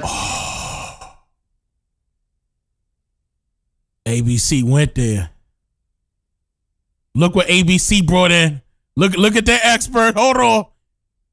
And all we want to do is separate this. We're just separating it. You're going to take the vaccine at separate times. That's all we're doing. I don't know why they're trying to make it a big deal. It's okay. Why would you want to take it all at one time anyway? But the study shows, look. 3 separate single doses, and vaccines being administered in separate visits. I'm just doing that to make sure I can still, sound like Trump. I got to listen to Trump a few more times and I'm going to have it down packed again. All right, for more, let's bring in our medical correspondent, Dr. Darian Sutton. Look at the medical correspondent. Look at him, bro. I'm going to play it. As a medical professional, Doc, what's your reaction to this executive order? Doc not even in the hospital. Doc is in y'all studio on the opposite side. Look at the background. I'm just saying. Extreme concern, Kira. When misinformation is shared about vaccinations, it translates to parents not getting their children vaccinated against diseases that are preventable, and then leads those children to coming into the hospital requiring treatment. It is so important to understand the actual data and the actual evidence and the truth about vaccinations. MMR vaccinations have not had any documented association to a death in healthy people, and that is verified by the Infectious Disease Society of America. When you ask the main question, which is what parents want to know, which is what is safer? Should I separate my vaccinations or should I combine them? The main question here is safety, and that requires evidence. And as a physician, the next step is... But wait a minute. If you never conducted a study as to what happens when you separate them, why would your concern be about safety? Then, instead of saying, okay, so COVID, y'all never conducted a study onto what these vaccines could do to the human, right? No matter their age, but it was safe. But now all of a sudden, since they're separating, you see what I'm saying? You see what they just did? Now all of a sudden it's a safety concern when you separate it somehow, because their studies have not been done yet. Lean towards the existing data. To provide that information from the best places that we know. For example, the American Academy of Pediatrics has stated that giving routine vaccinations simultaneously is safe and effective, and the adverse events as well as the negative side effects essentially from these vaccinations, but that's old data, comparable to giving them separately. So that inherently helps you to understand that giving a vaccination separately does not provide additional benefit to a patient, does not provide additional safety to a patient, and in many cases it may make it more difficult to reach that routine vaccination status so that you can cover a child completely. This is so important to understand. Wait, that's not what it said. You just made that up. You read what it said. And that was your interpretation? That's just like me saying, hey, y'all, The Bible says that only 144,000 people will make it into heaven. That just means that everybody will be able to make it into heaven. When the Bible said 144 specifically 144,000. So wait a minute. Maybe I shouldn't have used that as the analogy. Y'all get on me later. Whatever. We move into a year where we're seeing the highest number of cases of measles that we've seen in the United States in over 35 years, as the rate of vaccinations among children continues to decline. Only the chosen people. In the United States, more than 280,000 children are currently in kindergarten, not up to date on their vaccinations. And when we compare vaccinations and actual disease, the choice is quite obvious. When you look at the outcomes of these vaccinations, although no vaccine is risk-free, you still have exceedingly rare risks associated with vaccinations. Approximately 30% of cases of measles will develop a complication. I've seen some of them. I've treated patients throughout our measles outbreak here in New York City during the height of that measles outbreak, and I understand very well how misinformation translates to lack of protection, which leads to children becoming patients. So the CDC typically provides recommendations as to which vaccines to receive and at what age. I mean, I remember going through this with my kids. So this often guides health insurance coverage as well. So how could an executive order impact all of that? That's yet to be told. Right now, we do understand that federal guidelines mandate that the many health insurers cover vaccinations that have been recommended by the ACIP, the academy, basically I'm missing the word now, but it's the group of people who decides whether or not we should get vaccinations and makes those recommendations, essentially. We've been focusing on that topic a lot, and we want to make sure that we understand so that we can provide that information to parents and patients. What is important to understand here, however, is that there is a risk that if there was a change to ACIP, the Committee on Immunization Practices, I lost it initially, but now I've gotten it back. If there's a change on that status of the Committee of Immunization Practices, it may lead to decreases or difficulty. Why don't you just pick up the piece of paper and just read it from the piece of paper? I mean, come on, we already know you reading the script. Just pick it up. We see you looking down at it. Stop trying to make it seem like you free for all it right now. Or freely talking as if this is your opinion. We know. You got handlers. Just pick it up and read it. You went over this multiple times that morning, right? And you still getting it wrong. Who is your boss? You got scrubs on. You act like what you say is going to overpower what the president say based off of the numerous doctors that are out here. You don't know what type of study they had, right? Why would you ask? Hey, where's that data that shows that this will be more beneficial for the children once they separate? How about that one? Why so much backlash from random ass doctors?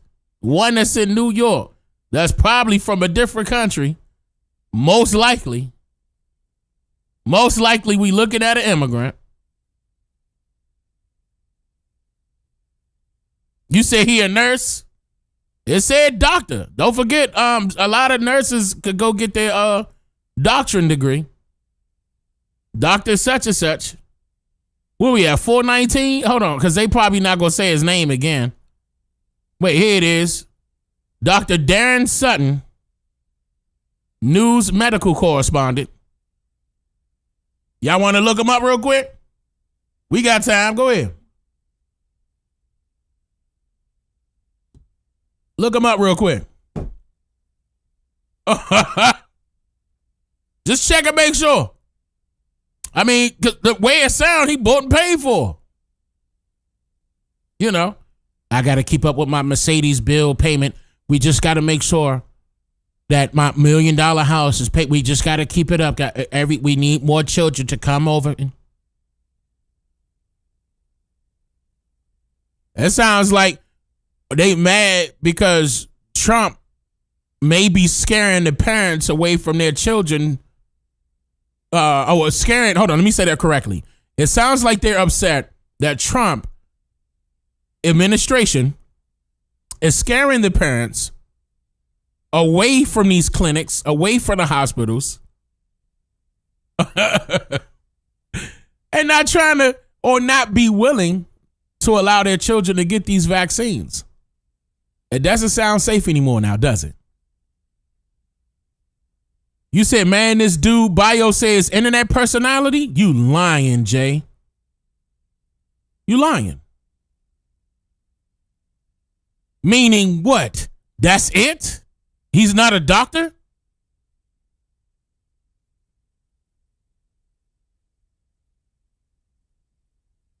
Wait, y'all. Hold on.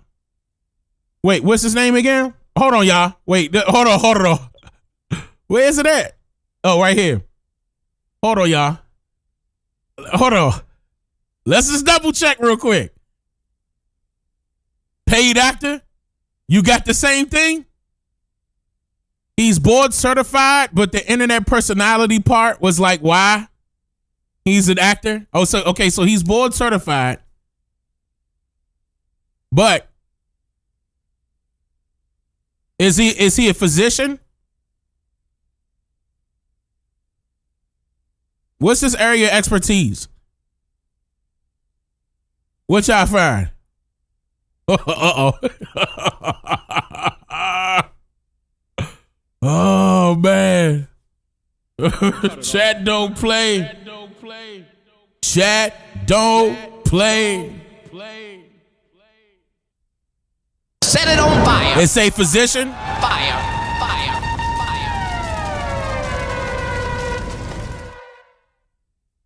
You said medicines was one?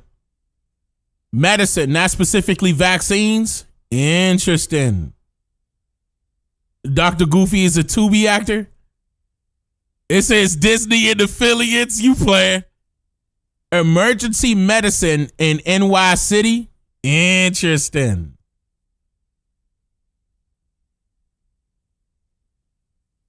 This dude got a boyfriend? I see that. Oh, man. Tasha, don't lean on him. Hold on. Don't lean on him. Medical doctorate? Here, MD. Okay. All right, NYU. Okay. He boule. He paid off. It could paid off. All right. Hold on. Let's wrap his little section up real quick. Man, fuck him. Hold on. Let me keep it pushing. Hold on. Let's keep it pushing.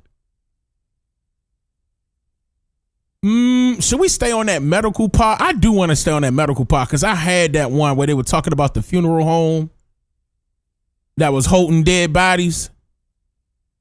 And I could have sworn I moved that over. Hold on, I'll come back to that because I see the data center one. Hold on, let me see this one. We designed the backyard to have fun in. Mitchell Gandhi's Ashburn home is an oasis for his family. Did the basketball court, did this deck, did the fire pit. Or was an oasis. Data centers are there and there. When Gandhi bought this house in the Regency subdivision, oh, that looked good. 13. I like that. I mean, you need the driveway cleaned, but I like that. Damn, actually, you need the driveway need to be cleaned. The steps need to be cleaned. You need to spray down that house. I like that house though, but it needs to be cleaned. You gotta clean the outside. Regency subdivision in 2013. He had no idea what was coming. Here we are 13 years later, and we are the epicenter of the internet. Sometimes in Loudoun County, it feels like data centers. Loudoun County. Oh, this is Virginia. If you live in the Regency, they are literally right across the street. I could use all my energy to keep fighting, but in reality, these concrete buildings aren't going anywhere. So Gandhi, a real estate developer and former HOA president, brokered a deal for himself and his neighbors to get out by selling out. How is he the former HOA president? And his front, yeah, okay, all right. All 143 homeowners in the Regency to a company planning to bulldoze everything to make way for what else? A massive new data center development on their land. Unfortunately, we're under NDA, so I can't. He need to put some shoes on. Nah, he in the house. They in the house. Man, when you come in my house, you gotta take your shoes off. Socks too. That'd be pretty good, wouldn't it? Would you move for $4 million? Well, it's not my decision to make, but what do your neighbors think? I think we're having those discussions. But here's the thing. Especially when you look, I'm not playing my hardwood floors. You not messing up my hardwood floors. And so far, you taking them shoes off, or you ain't coming in. Isn't the only Northern Virginia neighborhood. All right, we know about that. All right, so Virginia doing their thing with the data centers. Hold on. I'm trying to hurry up and get to the part where I wanted to. Man, where is it at?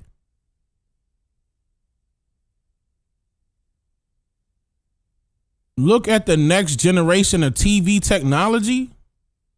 Hold on, I'll come back to that. That's not what I wanted to show, though. I was looking for that one where they were talking about the water. Right here. Here you go. Right here. Beachgoers, beware. The country is seeing an influx of a deadly flesh-eating bacteria in seawater. Several states seeing its presence, with Louisiana reporting at least 5 deaths. And Florida... Wow. Okay. Florida, Alabama, New York, New Jersey, Connecticut, and Maine. Confirming a second... Oh, and Louisiana. So how can you stay safe this summer? Let's ask Fox News senior medical contributor and the author of The Miracles Among Us, How God's Grace Plays a Role in Healing, Dr. Siegel. Welcome, and let's get right into this. So what is this bacteria? Well, Rachel, it's called Vibrio, and there's about 80,000 cases of it a year, but the kind we're talking about, flesh-eating bacteria, is Vibrio vulnificus, which is a very small number of cases a year, about 200 to 300 cases a year. And the problem is that if you swim in brackish waters, salt water around the coast, right where fresh water meets salt water, that's where you can encounter it. And the people who are getting it in Louisiana, you mentioned 5 deaths, there's 9 cases. In Florida, there's 14 cases. The people that are getting it are those who have open cuts, open sores, maybe mosquito bites even. They don't know exactly that they have an open wound. That's one group. And another group is the group that's eating raw shellfish, especially oysters tend to accumulate this because oysters are filters. They accumulate all bacteria and viruses. This is a bacteria, and the main concern I have is, again, through an open wound with people who are I ain't gonna lie, I don't eat oysters. Do anybody eat oysters in the chat? Diabetic, have liver problems. If you're healthy and you're young and healthy and exercising, you're not likely to get sick from this. And again, this is very rare.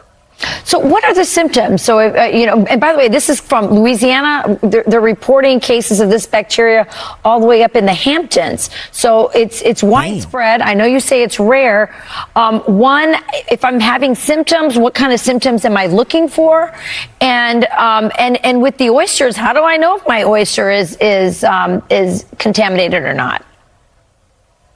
Well, great questions. First of all, it's less rare this year because, as you said, it's been a very warm summer and wet, and so we're seeing brackish waters even farther up north than we usually do, so we're more on the lookout for it. What you look out for is some kind of redness or burning or some oozing from a sore that you didn't know you had. You suddenly have pain and you see something red. You say what that is. You better see your doctor right away because it can actually be under the skin much more than you realize, where the fascia or the muscle of the skin can get affected quickly. You got to get to medical attention. We got to get you on antibiotics right away. Sometimes we actually, God forbid, have to remove part of it, but we can save you. And again, we're seeing people dying from it because they're not getting medical attention quickly enough or because they're immunocompromised. Yeah. And as far as oysters are concerned, it's rare. It's very rare there, too. I'm not telling everybody not to eat oysters. You're not likely to get it that way. And if you did get it that way, it's much milder than if you get it through the wound. So I don't spend a lot of time at the beach, Dr. Siegel. Wait, but how is that? But I don't understand that. Okay, I'll leave that alone. I'll understand that. Do people who are in lake waters have to worry about this? Absolutely not. This is because even if you're eating it, it's going through the digestive system. I guess he's talking about that, and then the other one will be going through your bloodstream, and that is more direct. Okay, I'll leave it like that. They're not cooking them oysters thoroughly. Only salt water. and it's only one particular kind of bacteria. And again, more of it this year, but overall rare. In lake water, I worry about something else, amoeba, but I don't see any of this in lake water at all. It's got to be salt water. It's got to be warm. You know, you're not going to get this in cold water. It doesn't thrive in cold water whatsoever. It's only in the warm water, like generally Louisiana and Florida. As you pointed out, it's warm up here this year. Yeah, well, it's great information. We're always so glad to have you. And y'all in New York, y'all ain't getting no heat. New York ain't seen no heat. Man, y'all got a nice breeze. New York. What's y'all who in New York in the chat? What's y'all temperature, New York?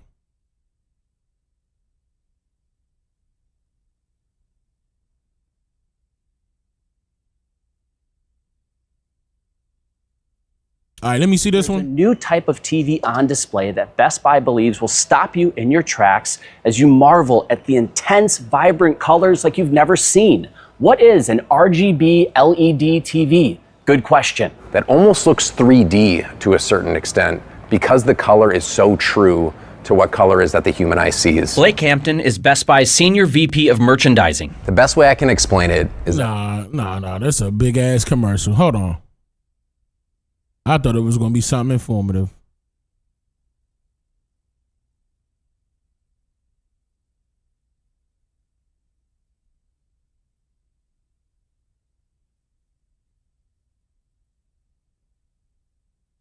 No, I got that. No, I did that one.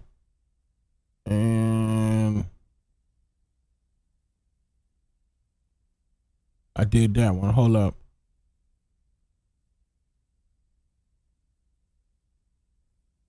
Okay, let me see. New tonight, a father says he fears he'd be in prison if his young son didn't record his encounter with police. You sit tight. He's gonna get Oh, no.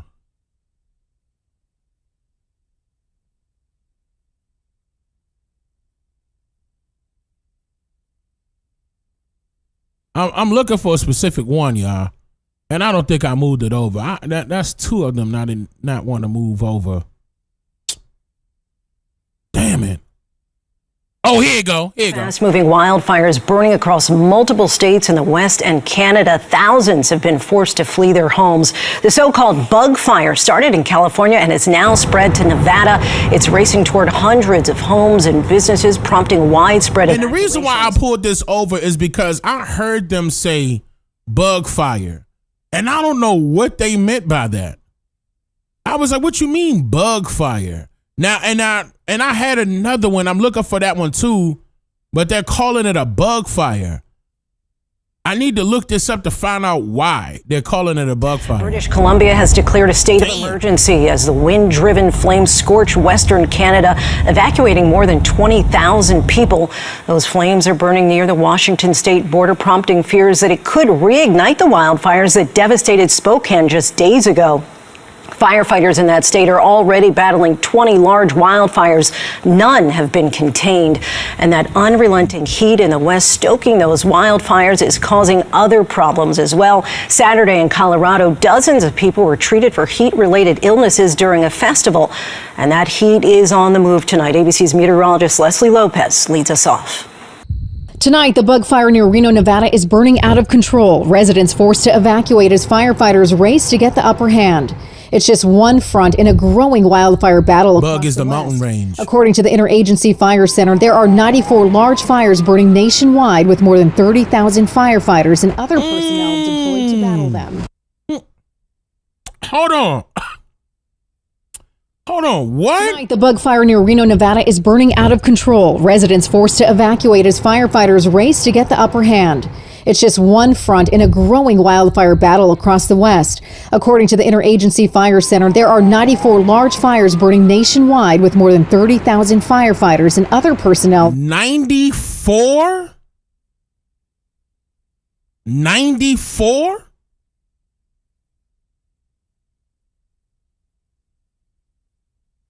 Hold on. Growing wildfire battle across the West. According to the Interagency Fire Center, there are 94 large fires burning nationwide with more than 30,000 firefighters and other personnel deployed to battle them. 94?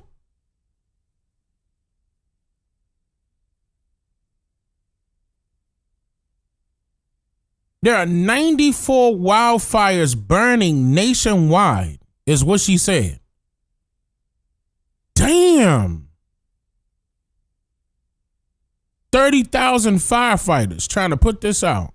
And the count is climbing fast. 183 new fires reported just since Friday, including 8 new large blazes. In Northern California, flames are ripping across Calaveras County, while an expanding brush fire in Los Angeles County is triggering evacuation warnings. Once we started seeing the smoke, heard sirens, all of that, the helicopter started coming in. We actually just came from the helipad over there, and it was just wild. Crews there are battling the Halser fire and the Walnut fire as red flag warnings stretch across the Intermountain West and the Rockies. Just last weekend, we saw how quickly conditions like these can explode. 3 fires near Spokane, Washington burned more than 10,000 acres and destroyed nearly 1,000 structures. And the flames aren't stopping at the border. In British Columbia, 20,000 people are under evacuation orders tonight, including everyone in Summerlin, where flames raced towards homes overnight. I don't know whether my house is gone or still there or not, but that fire came so fast. And the fire moved so quickly, some residents and even farm animals became trapped and had to be rescued. Aerial response teams were converted to emergency evacuation personnel. 18 of our aircraft were used to rescue more than 50. Hold on. Type 13 if y'all believe this is done on purpose. If type 13 if y'all believe this is a land grab. Type 13 if you feel as though this is not natural. Type 13 if you believe there's more to this.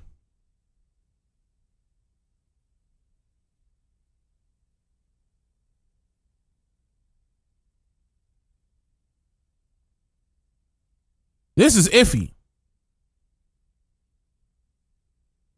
I didn't know, and another thing is, I was always led to believe that all of Canada was cold.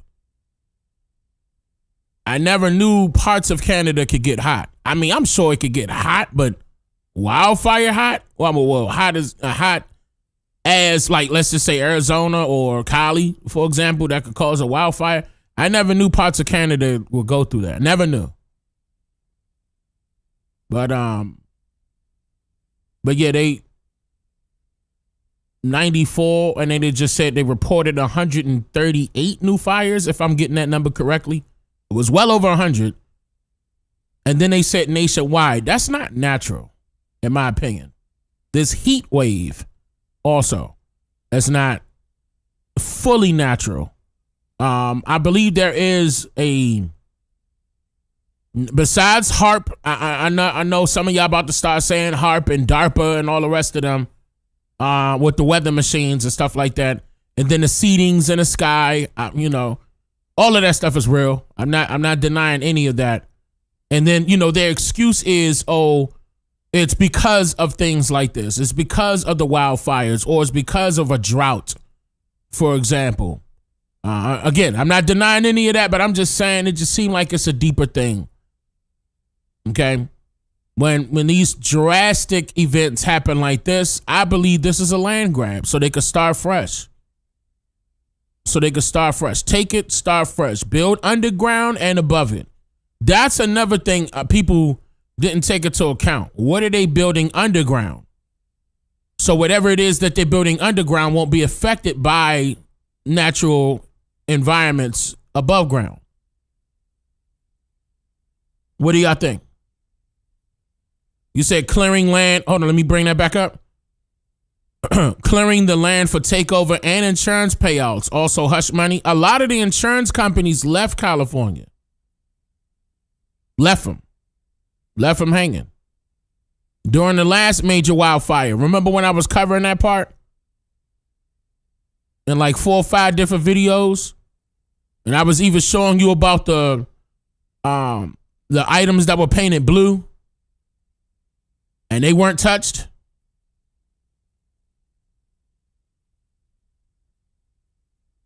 Those same videos where I was showing you that they were zapping, they do have technology to, and what I mean by that is, what type of technology is that? It's a laser beam. That's out. to build smart cities, so-called smart cities. That's right. I need to bring that back up too. I need to bring that back. up. Yeah. And at that same time, I showed you the underground tunnels under LA, for example, because that was happening in LA. And I felt as though that was very important because a lot of those people, politicians, high-ranking officials, they were hiding underground. A lot of the child trafficking, hiding underground. That's why they're not being picked up on flock cameras. Listen, the tunnel's been there for thousands of years, before the Europeans even arrived here. The tunnels have been all over America, underground, for years. Yeah, seeing the underground tunnels big enough for big rigs to move through under Denver Airport. Huge.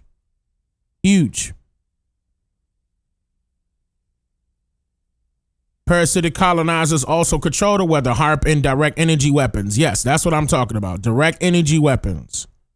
That's what I'm referring to. Direct energy weapons will cause something like this immediately. And it doesn't have to be from a plane. Those direct energy weapons could be right on a drone. That technology does exist. Yep. Before the cartels too. That's right. Boom. I'm glad you brought that up. The underground tunnels existed before the cartels. Yes. Space is below, not above. Good way to put it. Good way to put it, Shannon. Good way to put it. Y'all on it. Across the West, extreme heat is adding another threat. 72 people were treated during record-tying heat yesterday. And who in California right now? Let's show of hands. Who in California? I said show of hands. Who in California right now? And if you in California right now, what's your temperature? Currently, what's your temperature right now where you're located? You don't got to tell me your address. I'm just saying where you're located. Tell me your temperature. Your current temperature right now. 111.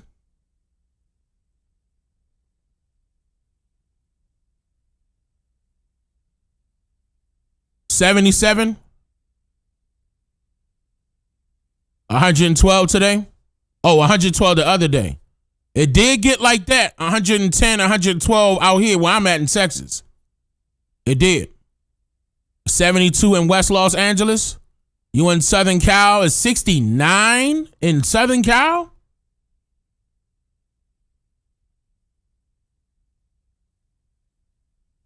I ain't gonna lie, 72. Well, I mean, then again, I guess the sun is down. Because it's what, 12 o'clock for y'all right now? 90 degrees, 83 in Cali, 95 degrees right now.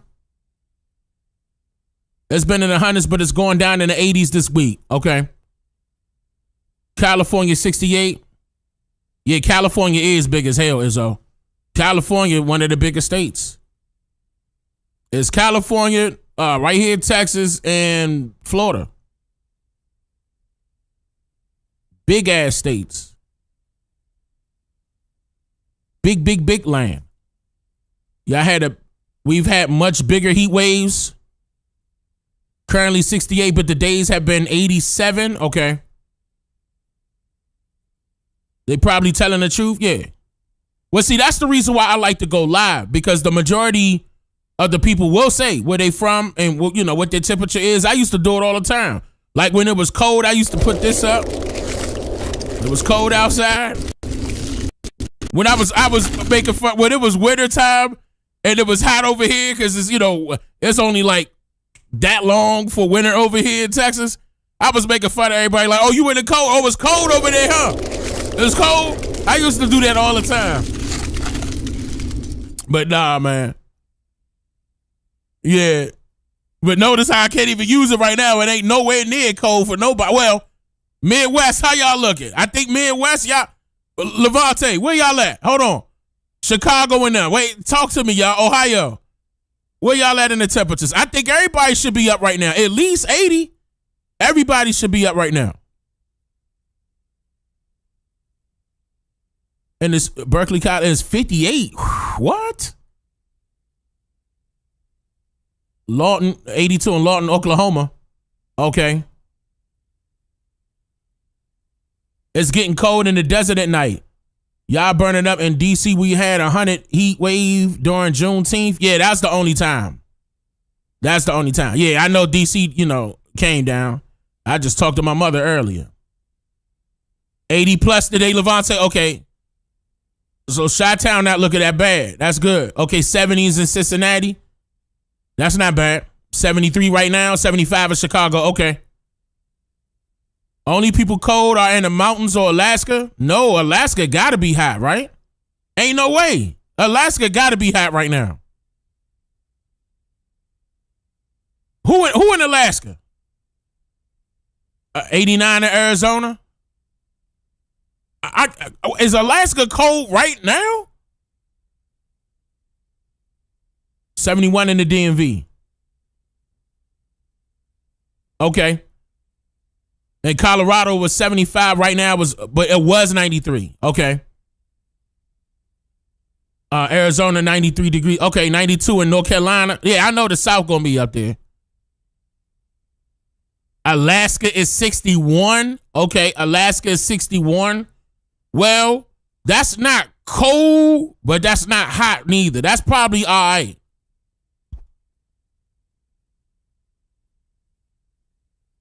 Yeah, Alaska should be okay. Because they not, Alaska not this cold. Not freezing cold. Can't be. Can't be. I say 60, nice breeze. Y'all should be all right. They should be okay. I hope so. I don't want nobody in the snow at this time. Like, I hope they not in the snow. Alaska is 62 right now, but the sun is still out. Okay. Okay. Yeah, 91 in Phoenix. Yeah. But that's only because me in the middle of the windstorm right now. Alaska gotta be cold. I don't know if they that cold. I'll take 61 for 200. You think it'd be hotter since the wildfires up there? Yeah, I saw like last month, somebody was in the middle of a winter storm. Last month in July. They brought that up. They reported that. I forgot who it was. But it was in the Midwest. They said they were in a winter storm. I was like, a winter storm in July? I forgot who it was. Well, we would have to pull that back up. But that was this year. I remember that. That was this year. I was going to make fun of them when I went live, but I think I forgot about it. You said they wearing sweaters and a light jacket? Nah, they should be, Alaska should be, you know what? I don't know where they at. I forgot. They, hold on. Are they daytime right now? I forgot. Greenland is 44. Now, that's cold. That's cold. It's 74 in Boston. What up, Coppertone? How you? Oh, see your brother. It's getting cool in San Francisco Bay Area when it gets dark. Yeah, because the sun went down. That's it. Cali, y'all not about to see no cool temperatures. You can kiss that goodbye. It's summertime, baby. It's summertime. Cali, y'all gonna be hot. You kiss that goodbye. What cool temperatures? Like, you kiss that goodbye. If we suffering, y'all suffering. And so is Florida. And in Phoenix, in Arizona. I'm pretty sure Arizona getting it too. Yeah, 44 is cold. No, that's cold. The Bay Area is surrounded by water. That may be okay. As far as the Bay Area being surrounded by water, that'll probably bring y'all temperatures down a little bit, but I don't think it's going to get cool for y'all. Well, y'all will have to wear a jacket or nothing like that. I doubt that very seriously. You said you couldn't live in Arizona? Me neither. I had to, look, I'm talking about when I first moved out here in Texas, that took some getting used to. Because when I think we moved out here in either 2019 or I think it was 2019, and it was during the summer. Oh my God. And it was hot. It was already over 100. That took some getting used to. Really, I'm not playing. Texas weather, I had to get used to. I'm from the city. I'm from D.C., you know what I'm saying? I'm not saying I moved from D.C. straight to Texas. That didn't happen that way. But I'm just saying I'm from D.C. I ain't used to this type of temperature. That took some, you know what I'm saying, Slim? That took some getting used to. Jay, you retracted it. Say it again, Jay. Gulf of Mexico, hot waters right now? Yeah, I could imagine. So with all this stuff going on with these wildfires, that's another reason why I'm glad y'all said that. Y'all feel as though this was man-made technically. This is a land grab. Like to go back to the worst weather conditions during the hurricanes or blizzards, stuff like that. Land grab. All those people that be dying, man, even when it's snowing, all them people be dying, man. And they take it right away. Snatch it up. Colorado Springs. And Leslie joins us now with more on the wildfire threat and dangerous heat. So which areas have you especially concerned? Right now, the West, but now it's also expanding over to Oklahoma. So let me just show you what's happening. That fire threat is moving into Oregon, Washington, Idaho, getting into Wyoming, but also now parts of Texas and Oklahoma. That is heat that is moving in, really producing a lot of dry weather and some wind. I gotta go. I gotta move. Hold on, y'all. Let me start looking up. Let me start. Hold on. And heat over in Denver could mean record-breaking temperatures on Tuesday. 98 degrees expected there. The desert Southwest doesn't improve much this week. And then we head out towards severe thunderstorm threats anywhere from Chicago out towards Fort Wayne, Kalamazoo, Grand Rapids. You're in there too. And the area of low pressure is going to continue to move out towards the east, bringing with it severe risk for damaging wind, large hail, few tornadoes, and flash flooding possible all the way out towards Pittsburgh. Good news for New York City, finally cooling down next week. I know that's big relief. Wednesday, 83. Look at D.C. Hold on, D.C. at 102. Look at D.C. 99, 94. Look at Philly, New York. Okay. 102. Y'all ain't gonna be outside. Y'all might as well stay inside for all that. Philly, y'all too. New York especially. Y'all better stay inside. New York gonna be muggy. Everybody on East Coast that's over 90s, stay inside. Quit your job. Stay inside. Huh? All right. I'm just playing, by the way. You know I'm just playing. All right. Let me see.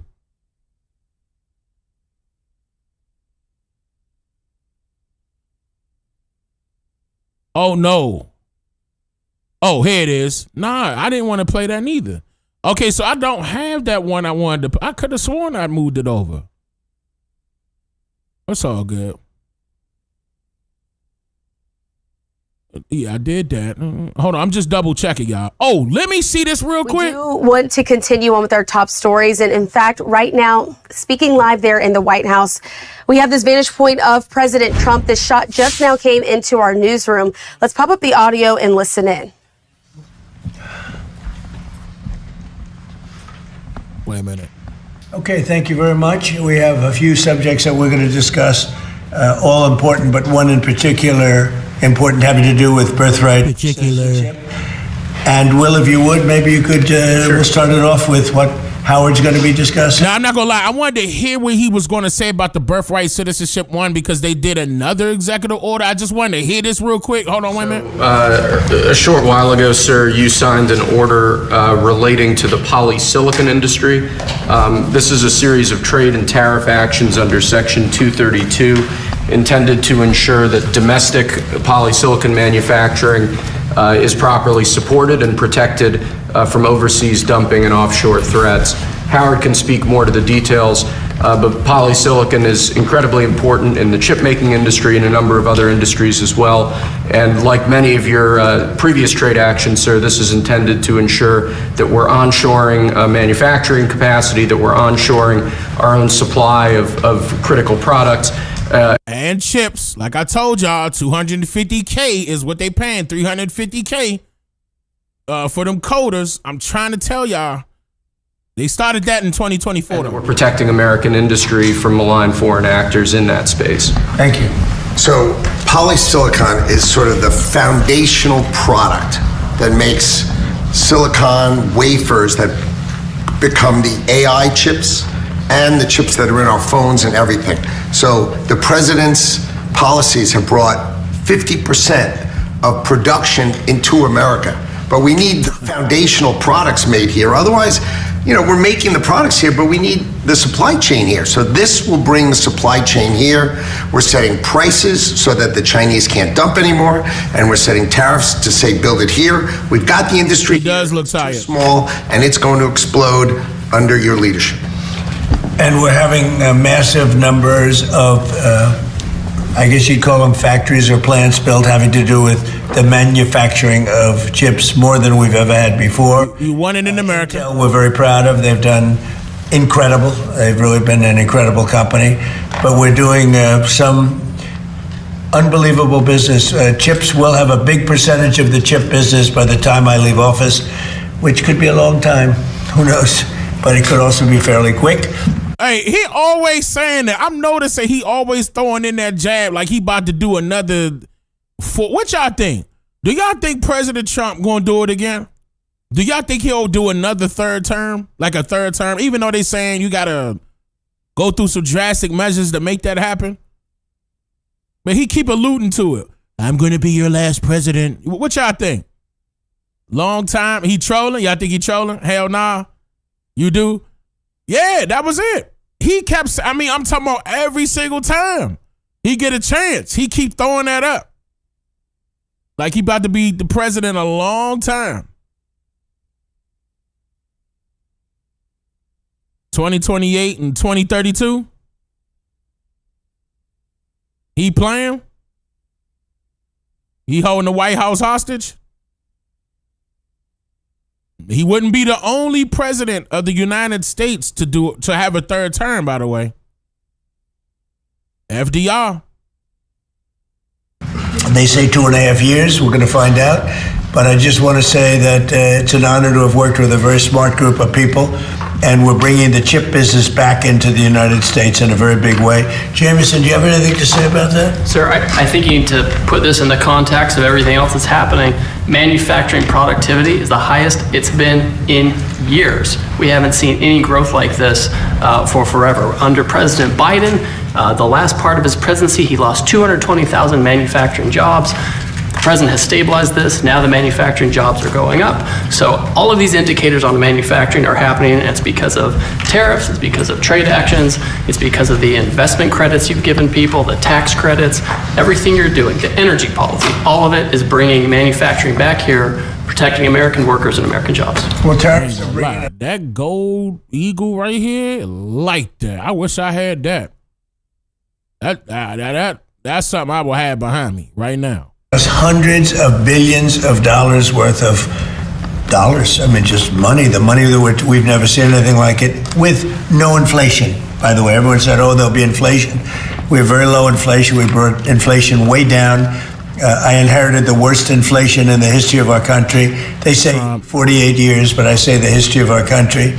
And from the Biden administration. And we're bringing it way down. So, the numbers beyond the money being brought in, the number of factories being built in our country is more now than we have ever seen before. There's never been anything like it. And you're that's his favorite thing. You're seeing the results already in construction jobs because they're being built all over the country. But in another year, as they start to open, there's never been, we call it the golden age of America, and that's what it is.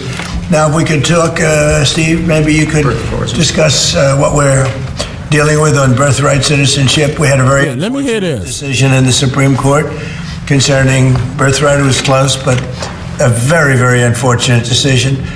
So we're making adjustments because it's very unfair. This was done for a different reason. This was done right after the Civil War. This was for the babies of slaves.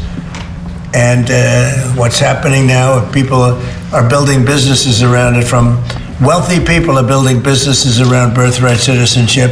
That's not the way it's supposed to work. It's a disgrace. They're buying their way in, and we're not going to let it happen. So, Steve, if you will, please. Yes. So today the president this blue tie Trump. Okay. Orders here relating to birthright citizenship and birth tourism. As the president mentioned, the 14th Amendment was passed exclusively in the aftermath of the Civil War so to ensure that the children of slaves would be citizens. It had no other meaning and purpose outside of that. And that's been clear, obviously, since the day that it was passed. You can go back and you can read the congressional debates. This is not something that's even seriously contested by anybody. The president is using his authority as commander-in-chief to sign first an executive order using the new ruling the Supreme Court issued to expand the definitions of people who are ineligible for birthright citizenship. That includes, for example, alien enemies of the United States, members of foreign terrorist organizations, and large categories of people who lobby and act on behalf of foreign governments. And so with taking this action, it ensures that large numbers of people who wrongly would be getting birthright citizenship will no longer be eligible for those benefits. The second action that he's taking, which is especially historic, is for the first time ever in American history to ban birth tourism. So I want you to really let that sink in. This has been something that people have talked about not only for years, but for decades. The idea that people come here pretending to be a tourist, pretending to be a visitor, saying they want to go to Disneyland, or they want to go visit a monument or go to a national park, but the real reason they're here is to have a child, to make that child an automatic citizen, leave our country, and then have a U.S. citizen child. It gives them access under this broken system to welfare benefits, ultimately to the voting booth, and all the other rights. Welfare benefits. And then have a U.S. citizen child. It gives them access under this broken system to welfare benefits, ultimately to the voting booth, and all the other rights and privileges that belong solely to Americans. So that... Right, them folks that y'all considering white on the census need to be held accountable too. I don't know why I'm always seeing so-called black and so-called Latino people, the only ones is and Haitian. The only ones, let me see more. And I do see some coming from France being deported. But nah, with them Somalians are not being deported. Where they at? I'm not seeing no, where the rest of the Europeans being deported at? It's a whole bunch of them. You know, come on now. And they benefiting off the welfare benefits by basically American taxpayers. And that needs to be restructured. Because why are the indigenous people being taxed the hardest out of everybody? Now that's something. Now I want to get with somebody on that note. Like we need to do something on that note so we can make that an alarming topic. Like keep this in mind, y'all. That's something I definitely want to do here recently. I don't know who to get with on that note, but I want to do that. I want to make that an alarming thing. I want that to be like a trending topic because we are taxed differently from everybody else. We're taxed the worst from everybody else. I want that to change. Like, for example, your paycheck, you and somebody else that doesn't share the same skin complexion as you and I, y'all could be working at the same job, for example.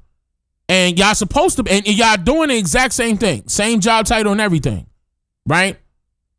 You are supposed to be receiving the same amount of money as that other person, right? At least a roundabout. But at least a roundabout. I'm just saying, because I know that would depend on experience and blah, blah, blah, blah, blah, so that could fluctuate. But there should be no reason why you're being taxed harder. Now, what I mean by that is they're taking out at least $400 to $1,000 more out of your taxes versus somebody else.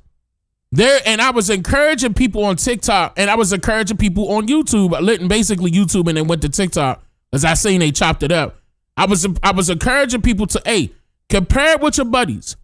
Compare your paycheck with your buddies. And I'm not playing. Like, what I mean by buddies is, like, you're not trying to be funny. Y'all supposed to be getting paid around about the same amount. Hey, man, let me just see so I can compare apples to oranges. Get it? But you supposed to be comparing apples to other apples? But let me just see. But I want that to be a campaign. I want that done some type of way where that noise can be made and then a broader scope could be placed onto that, because that hasn't been looked into, and it should, in my opinion. Birth tourism is, as of the signing of this order, hereby banned. And what that means is that no one in the world is any more allowed to obtain a visa for this fraudulent purpose. It is probably, and President Trump has done many historic things on immigration, too many to list. Y'all gotta hurry up. Trump look like he tired. Record deportations, record integrity, stopping foreign terrorist Wait a minute, Trump is falling asleep. reduction in drug seizures, dismantling criminal cartels, dismantling the gangs, right? Everything he's done that has been so unprecedented. I would put this in the top 3 in terms of importance because it ends what has been one of the gravest and most egregious. Oh, Trump is falling asleep. I ain't trying to be funny. Trump is tired. Trump is falling asleep. Hold on, I'm trying to listen. Right, everything he's done that has been so unprecedented. I would put this in the top 3 in terms of importance because it ends what has been one of the gravest and most egregious abuses of the American system, and it keeps American citizenship sacred. Thank you. Okay. Mr. President. That's big stuff. That's a big deal. Mr. President. Thank you. On the Rural Tourism Executive Order, what are the plans for enforcement in terms of cracking down on rural tourism hotels that's common in parts of So we're California? cracking down very big crackdowns, and this will give us the right to do it in a much more forceful manner. But they've taken birthright citizenship and they've made a joke out of it, and we're actually the only country of size, I think just about the only country, period, that does birthright citizenship. Notice he said country, not nation. I thought we were going to win it at the Supreme Court. Unfortunately, we had a bad decision, very unfair decision. Our country suffers because of it, and we're ending it a different way. Mr. President, at the Supreme Court, John Sauer, the Solicitor General, did not have an answer as to how many individuals take advantage of birth tourism. Is there a number that you I'll tell you right now, hundreds of thousands, okay? Hundreds of thousands. You have, one man came in with a family, said he had 56 children. Another one came in, they said they had 98 children. Now, hold on, wait a minute, hold on. And actually, historically, I noticed that that same point was happening in the past, especially in the early 1900s. A lot of the foreigners were coming over here, were gaining land. Some of them were getting land, getting a house, and they were creating what they called orphan centers that we would call orphan centers now. But back then they were not called that, and they would adopt a whole rack of immigrants that's not a part of their family, but they had to consider them their family. Okay? And there was a bunch of them at one time, 50, 60, all the way up to 70 to 80, like he said. And I didn't know that was a move that they were making in order for those children who were supposed to be trying to get American citizenship, in order for them to gain American citizenship, and the people, their parents left. Like the tourists came over here, had a child with somebody else and had to leave, right? But those children were being picked up by the foreigners that were able to stay, that had their house set and they shared it, their farms and everything. That was a form of slavery as well, by the way. I'm trying to remember which video I tapped into that. Oh, that was Mother Rosa. Now, Mother Rosa is exclusively on my website. That is, I'm talking about the mother of the civil rights movement, Rosa Parks, but that's on the website. If you didn't see that documentary, my wife and I are narrating, and we did our own research and we did our own editing. That is a very good documentary, and it's going to that point that I just made. But yeah, so that's the reason why I was about to recall a YouTube video while I went over that. Nah, that's on the website. Sorry about that, but that is on the website. This is not what it was for. This was meant for the babies of slaves. It was right after 1 week or 2 weeks after the Civil War ended. This wasn't for wealthy multi-million. I talked about the orphan trains on there, but no, this was deeper than the orphan trains. This was more about the parents or immigrants that adopted the children, who would be considered orphans, onto their farmland that they had and made them do a job. And the reason why I brought that up is because of because of Rosa Parks's father. Her father, if I'm recalling it correctly. Her father. But you're going to see me get into that. There's billionaires coming in and bringing 15, 20, 30 children along with them. It's become a big business, and we're ending that business, please. What makes you confident, Mr. President, that this will pass constitutional? Right, like the Cabbage Patch Kids. Correct. Just like the Cabbage Patch Kids. I think it will. I think, in fact, I asked a very talented person named Will Scharf, who's standing right behind me. Do you want to discuss that, Will? You felt pretty strongly about it. The law is absolutely clear. What we're talking about, as Stephen said, with respect to birth tourism, something that used to happen incidentally, where somebody who happened to be on vacation here went into labor early and had a baby. This was sort of a relatively small problem. What we've seen in recent years, though, is organized rings, at times criminal rings, setting up a system whereby tens, hundreds, thousands, tens of thousands of people can come to this country in an organized fashion and give birth here purely for the sake of obtaining birthright citizenship. This order takes a number of different actions. But that's been the reason why I brought that up is because that's been happening historically. Now they're trying to crack down on that, but that was their main ticket in. Have a child with somebody, then some type of way they're able to gain American citizenship. Whether if it's right then and there or later on down the line. They found loopholes. But again, it's been happening for years, all the way back then, probably even before that. But I just so happened to mention that and go in detail in that documentary that I'm referring to called Mother Rosa. In which I don't even have that trailer on here. Do I have it on here? I don't.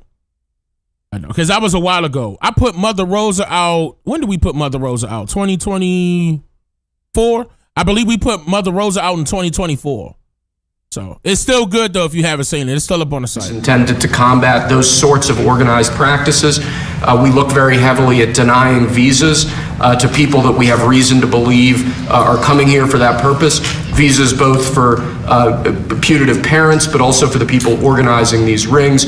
There's also obviously a law enforcement component. We'll have a full fact sheet released on this soon, but what we're doing is taking legally validated means that are clearly within our disposal and targeting them square on to this birth tourism industry. There's absolutely nothing in here that runs afoul of any of the Supreme Court's opinions on the subject. This is frankly, it's action that's overdue, and I'm thankful that President Trump is finally taking decisive action to combat this issue of birth tourism now that it's been queued up in the way that it has as a result of the Supreme Court's opinion. This should have been done a long time ago. This should have happened years ago, but we're taking care of it now, please. Thank you. Can you help us understand how you distinguish between a tourist and a birth tourist? Well, I'll let you discuss it, please. Yes, happy to. And so, by the way, that's an excellent presentation. Thank you, Stephen. For those of you who want to do your research on this, Section 215A of the Immigration and Nationality Act gives the president this authority. 215A of the Immigration and Nationality Act. Very rarely used, probably one of the strongest laws in the entire 1952, right? In this power. And that's not the only, but it's the main statutory authority that's being used in this order. So birth tourism is by definition a fraud on the American system, on the American taxpayer, on the American visa. If you're coming here, and again, your stated purpose is that you're a tourist, then by definition, you are here to come for a few weeks, look at what we have, engage in commerce, and leave. So if you're telling a consular officer you're here as a tourist, but your true purpose and intent is to go to a baby mill, give birth, and try to mint an American citizen while you're here, then you're committing a fraud against the American government. And by definition, that visa can and should and will be now denied. Mr. President, there is a report that you told donors that they need to get J.D. Vance elected in 2028. Is that your official endorsement? No. I heard about it a little while ago. I think he's great, but we're way too early to even be thinking about that. Okay? And then, Mr. Uh-oh. That was a little shot. Does he have a problem with J.D. Vance? That's his vice president. Ooh, that was a shot. That was a shot. That was a shot at J.D. Vance. I don't know about that one. I need to pay attention to their relationship a little bit more. Something must have happened. I don't like Vance either. It's something up. That was alarming. That was alarming right there. Something up. Rubio or Trump. JD been talking too much? Oh wait, is JD, did they buy him out? Is he a part of Israel? Yeah, he too sleepy right there. No, he's definitely tired, but when they brought JD up, you know, man, that face drop, that tone drop, that's I don't trust that nigga no more type face, type attitude. Vance is too soft and compromised. JB been on a fraud dump. Trump wouldn't be discussing the 2028 plans. They're still getting the 2020 fraudulence. These people on their Scooby-Doo almost got away with it too. Rubio gonna have a heavier hammer than Trump. Definitely tied to Israel. I kind of figured that's what the problem was. I mean, I think all including Trump, were infiltrated by Israel. Netanyahu puppeteering. Well, we'll see. Matter of fact, I'm gonna end it with that one. Because I wanted to see what he was saying about birthright citizenship. Now, I did do a documentary on that for people to understand what that is, and it was pretty good. I may even update it and do a part 2 now that I see that he put out another executive order to try to, do away with certain parts of it. So they did kind of narrow it down to certain parts that they feel as though should work. But they got brushed out by the Supreme Court, which is interesting. Apparently some Republicans were for that narrative as well. I'm pretty sure the reason why that didn't get pushed out or made lawful, or they were, going against his first executive order was because the majority of them are immigrants. The majority of the policymakers are immigrants. Let's be real. It's a contradiction. That girl, what's her name? That girl, what's that senator? I mean, not senator. She's a, what is her? She is the Somalian lady. The Somalian lady in, not Massachusetts. Oh man, y'all know who I'm talking about. Where they said that she married her brother, or how'd it go? I forgot now. It was late. I forgot. Yeah, Elaine Omar, right? Yeah, her. Married her brother in Minnesota. Yeah, like how is she still around? I thought that was illegal. And even Trump said that out of his mouth. I thought that was illegal.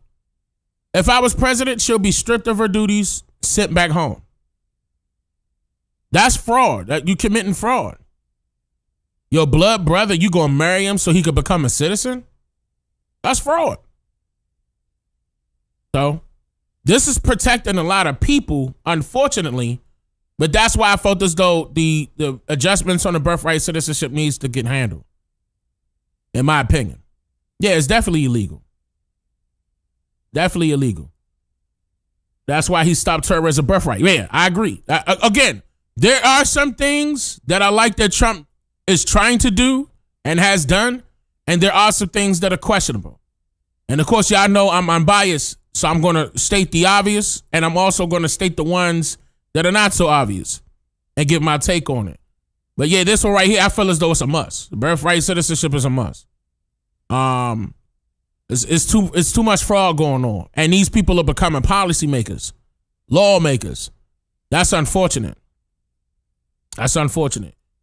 Now, tomorrow or later on today, rather, I'm going to be getting into because I saw what happened with Nolan Wells, and I saw what happened with Tia. What's her name? Hold on. Let me play this real quick. Hold on. Because a person of interest is a question. I forgot what her first name is. Hold on, y'all. I'm trying to grab that. But she was found hanging from a tree out there in Jackson, Mississippi. Hold on. Let me play this. Emphasize this person of interest, since they have not been charged with a crime in this case. We are not disclosing their name or showing their photo. 1 week now since 29-year-old Tasia Fortune's body was found hanging from a tree in the backyard of a vacant house in West Jackson. we could soon find out more about how Fortune died. We're expecting to hear on Thursday from the state medical examiner as what the official cause of death is. According to testimony in municipal court, investigators have charged an individual as a person of interest on unrelated charges. The 65-year-old man was questioned in the hours after Fortune was found hanging from a tree in the backyard of a vacant house on Road of Remembrance 1 week ago. People are upset about it, and quite naturally they should be. This is something that's a very disturbing situation in case in our city and in our state. Hold on, y'all. It's multiple people being, See, this is another reason why tomorrow, or later on today, rather, when I go live, I had some stuff written down. I had some stuff that I want to go over. Y'all know I could take the history of Mississippi and break that shit all the way the fuck down if you really want me to. I still may brush up on it a little bit here and there, just for certain parts, but I just want to show the rituals that are being conducted, especially in Jackson, Mississippi. This is a whole nother one. And it's a problem. I just want to expose, I don't care if people get mad. I just want to expose the real deal about what's going on here, because there's a lot of unanswered questions. I'm going to try to get my best answer to this to let you guys know what's going on here. This was already pre-planned. And I'm going to explain what's going on. But hold on, wait, what's this young lady's name again? She was 29. Her name is, I know her last name was Fortune. What's her first name? Tasia Fortune? I hope I'm pronouncing her name right. Tasia. Because it say T-A-S-I-A. Tasia Fortune. I hope I'm pronouncing it correctly. In the backyard of a vacant house on Road of Remembrance 1 week ago. People are upset about it, and quite naturally they should be. This is something that's a very disturbing situation in case in our city and in our state. It's Tay or Tasia. I'm going to have it right later on. I'm going to have it right for sure later on today. But we're not going to jump to conclusions. Officers found the gun on the man and realized he was a convicted felon. They charged him with being a felon in possession of a firearm. Authorities say the person lives on the same street where Okay, she lives on the same street. Keep in mind, she was found in the backyard of an abandoned house. This was a 65-year-old man that was found with the gun on him. And he was a felon. He's not supposed to be having a weapon on him. This was interesting. I mean, I would love for them to give us a, race. Just slap the race on it real quick. Can I hear that real quick? 65, was he black? Let me hear it. His remains were found. They say he admitted to arguing with Fortune 2 days before her remains were found, but he denied harming her. Given Mississippi's... Wait, Tay Asia? If I hanging from a tree behind a vacant house, you got to go from where you were to how you got there. Like you were snatched out of your house, walking down the street, carjacked, etc. Yeah, it was definitely planned, for sure. Tay Asia. I hope you're right. I really hope you're right. Tay Asia. I hope you're right. I'm gonna find out for sure. Maybe they even say it right here. Reputation of racially motivated lynchings. Mayor Horn says he understands why many may be feeling afraid. When incidents like this pop up, the natural conclusion is, there's something very heinous and that harkens back to our past that's a part of this. I'm not sure that's the case at this point. I mean, of course you're not sure, but you're supposed to say the more professional way, okay, especially with people that's trying to know answers just as well as you are about what happened to her. You're supposed to say, but we can't rule any of that out. Just like we can't rule out that there was no foul play. Speak more professional in this sense and cater to people's feelings in this sense when they know that they have Mississippi has a history of lynchings. I don't care if you're the mayor, but if you're going to be the mayor, you need to be for the people, not for the government of that state. But see, some of these people that they put in political positions of power are not for the people. They're not. They're just there to get a check. That person of interest, who again we are not naming or showing their photograph, that individual was being held, was given a bond for $250,000 on the charge of being a felon and in possession of a firearm. And we just checked the recent Hinds County inmate detail. That person is still listed as someone inside Raymond Detention Center. For now, we're live at JPD headquarters. Ross Adams, 16. Okay. I'll keep that to the side. I'll find that. You know, my nosy ass will get that information. I'll find out who he is. Even though they consider him the person of interest and don't want to put his information out there for some odd reason. I don't know why how and why. Matter of fact, forget the how. Why are you protecting the felon? The identity of a felon? Let me just hear what he is, what his name is, picture. You got all that, then I can find it. Don't worry about it. I'll put it out there. All right. I wanted to leave it on a great note, y'all. I apologize for playing that right there. I just wanted to, to let y'all know what was coming up later on today. So I'm going to see y'all later on today. I'm not playing. Make sure that y'all join the 13% community server. Please do so. That is it is discord.gg/13%. discord.gg/13 in the word percent. Also, the official website. My official website is DaneMakeYouThink.com. DaneMakeYouThink.com. My new book, The Quiet Blueprint of Wealth. It was the number one best-selling book for, I believe it was 2.5 months. If I'm recalling it correctly. I appreciate that. That was a lot of love, but it's very good for you to know what to do with the items that you will soon own or you want to own, your assets, how to protect that house that your grandmother got. I'm just saying, stop giving your stuff away. Learn about trust, which trust to pick, asset protection. I'm giving it to you. It's a masterclass inside of that book. The book is a little over 400 pages long, and I highly recommend it. I know I'm going to be going over that in some segments during my live streams that are coming up here, because now it's in August, and I said that was my plan anyway. I was going to do that in August when I start giving like classroom style live streams on these particular topics, especially the indigenous content that's getting ready to come up. Yeah, indigenous content is getting ready to come up. People been asking for that. Like, they would like to have more information. And shout out to the indigenous content creators out there that's still doing their thing. I didn't stop, I didn't stop at all, but you gonna see. I've been working. You gonna see. Definitely subscribe. Hit that like button. Turn that notification bell on. If YouTube ever decide to make that notification bell work. I'm just saying.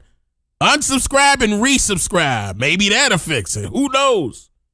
I will see y'all folks later on this evening. Shout out to those of you that came out and watched me live. Shout out to those of you.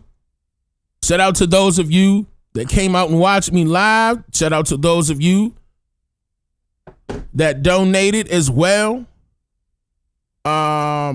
Sent in the donations through Cash App or the super chats. I appreciate that. Kick and Twitch, I'ma see y'all in a second. I'ma fix y'all up. I gotta fix y'all up. Then we gonna tighten up TikTok. But y'all know YouTube is the main place that I stream. And I appreciate you all joining and watching, clicking the like button, sharing the content, clipping it up.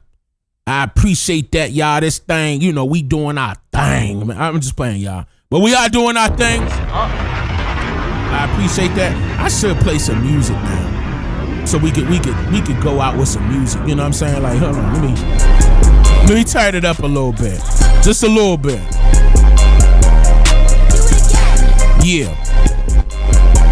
222. I can't hear my mic.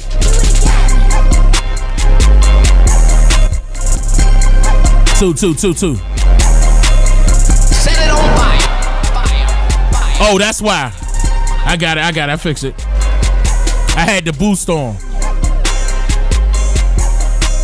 I fixed it. Glad I caught that.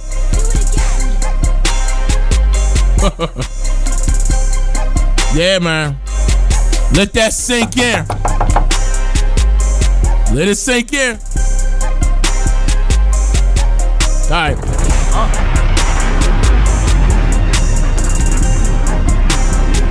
5-hour live stream. Almost 6. Almost 6 o'clock. I didn't clock in for y'all.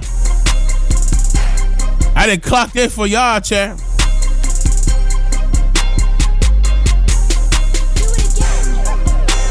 Almost got me in trouble, too. It's 3:08 for me, 4:08 for other people, right? Probably 12:08 for the folks on the West Coast. Canada, what y'all looking like? Alaska, what y'all looking like? Mexico, what y'all looking like?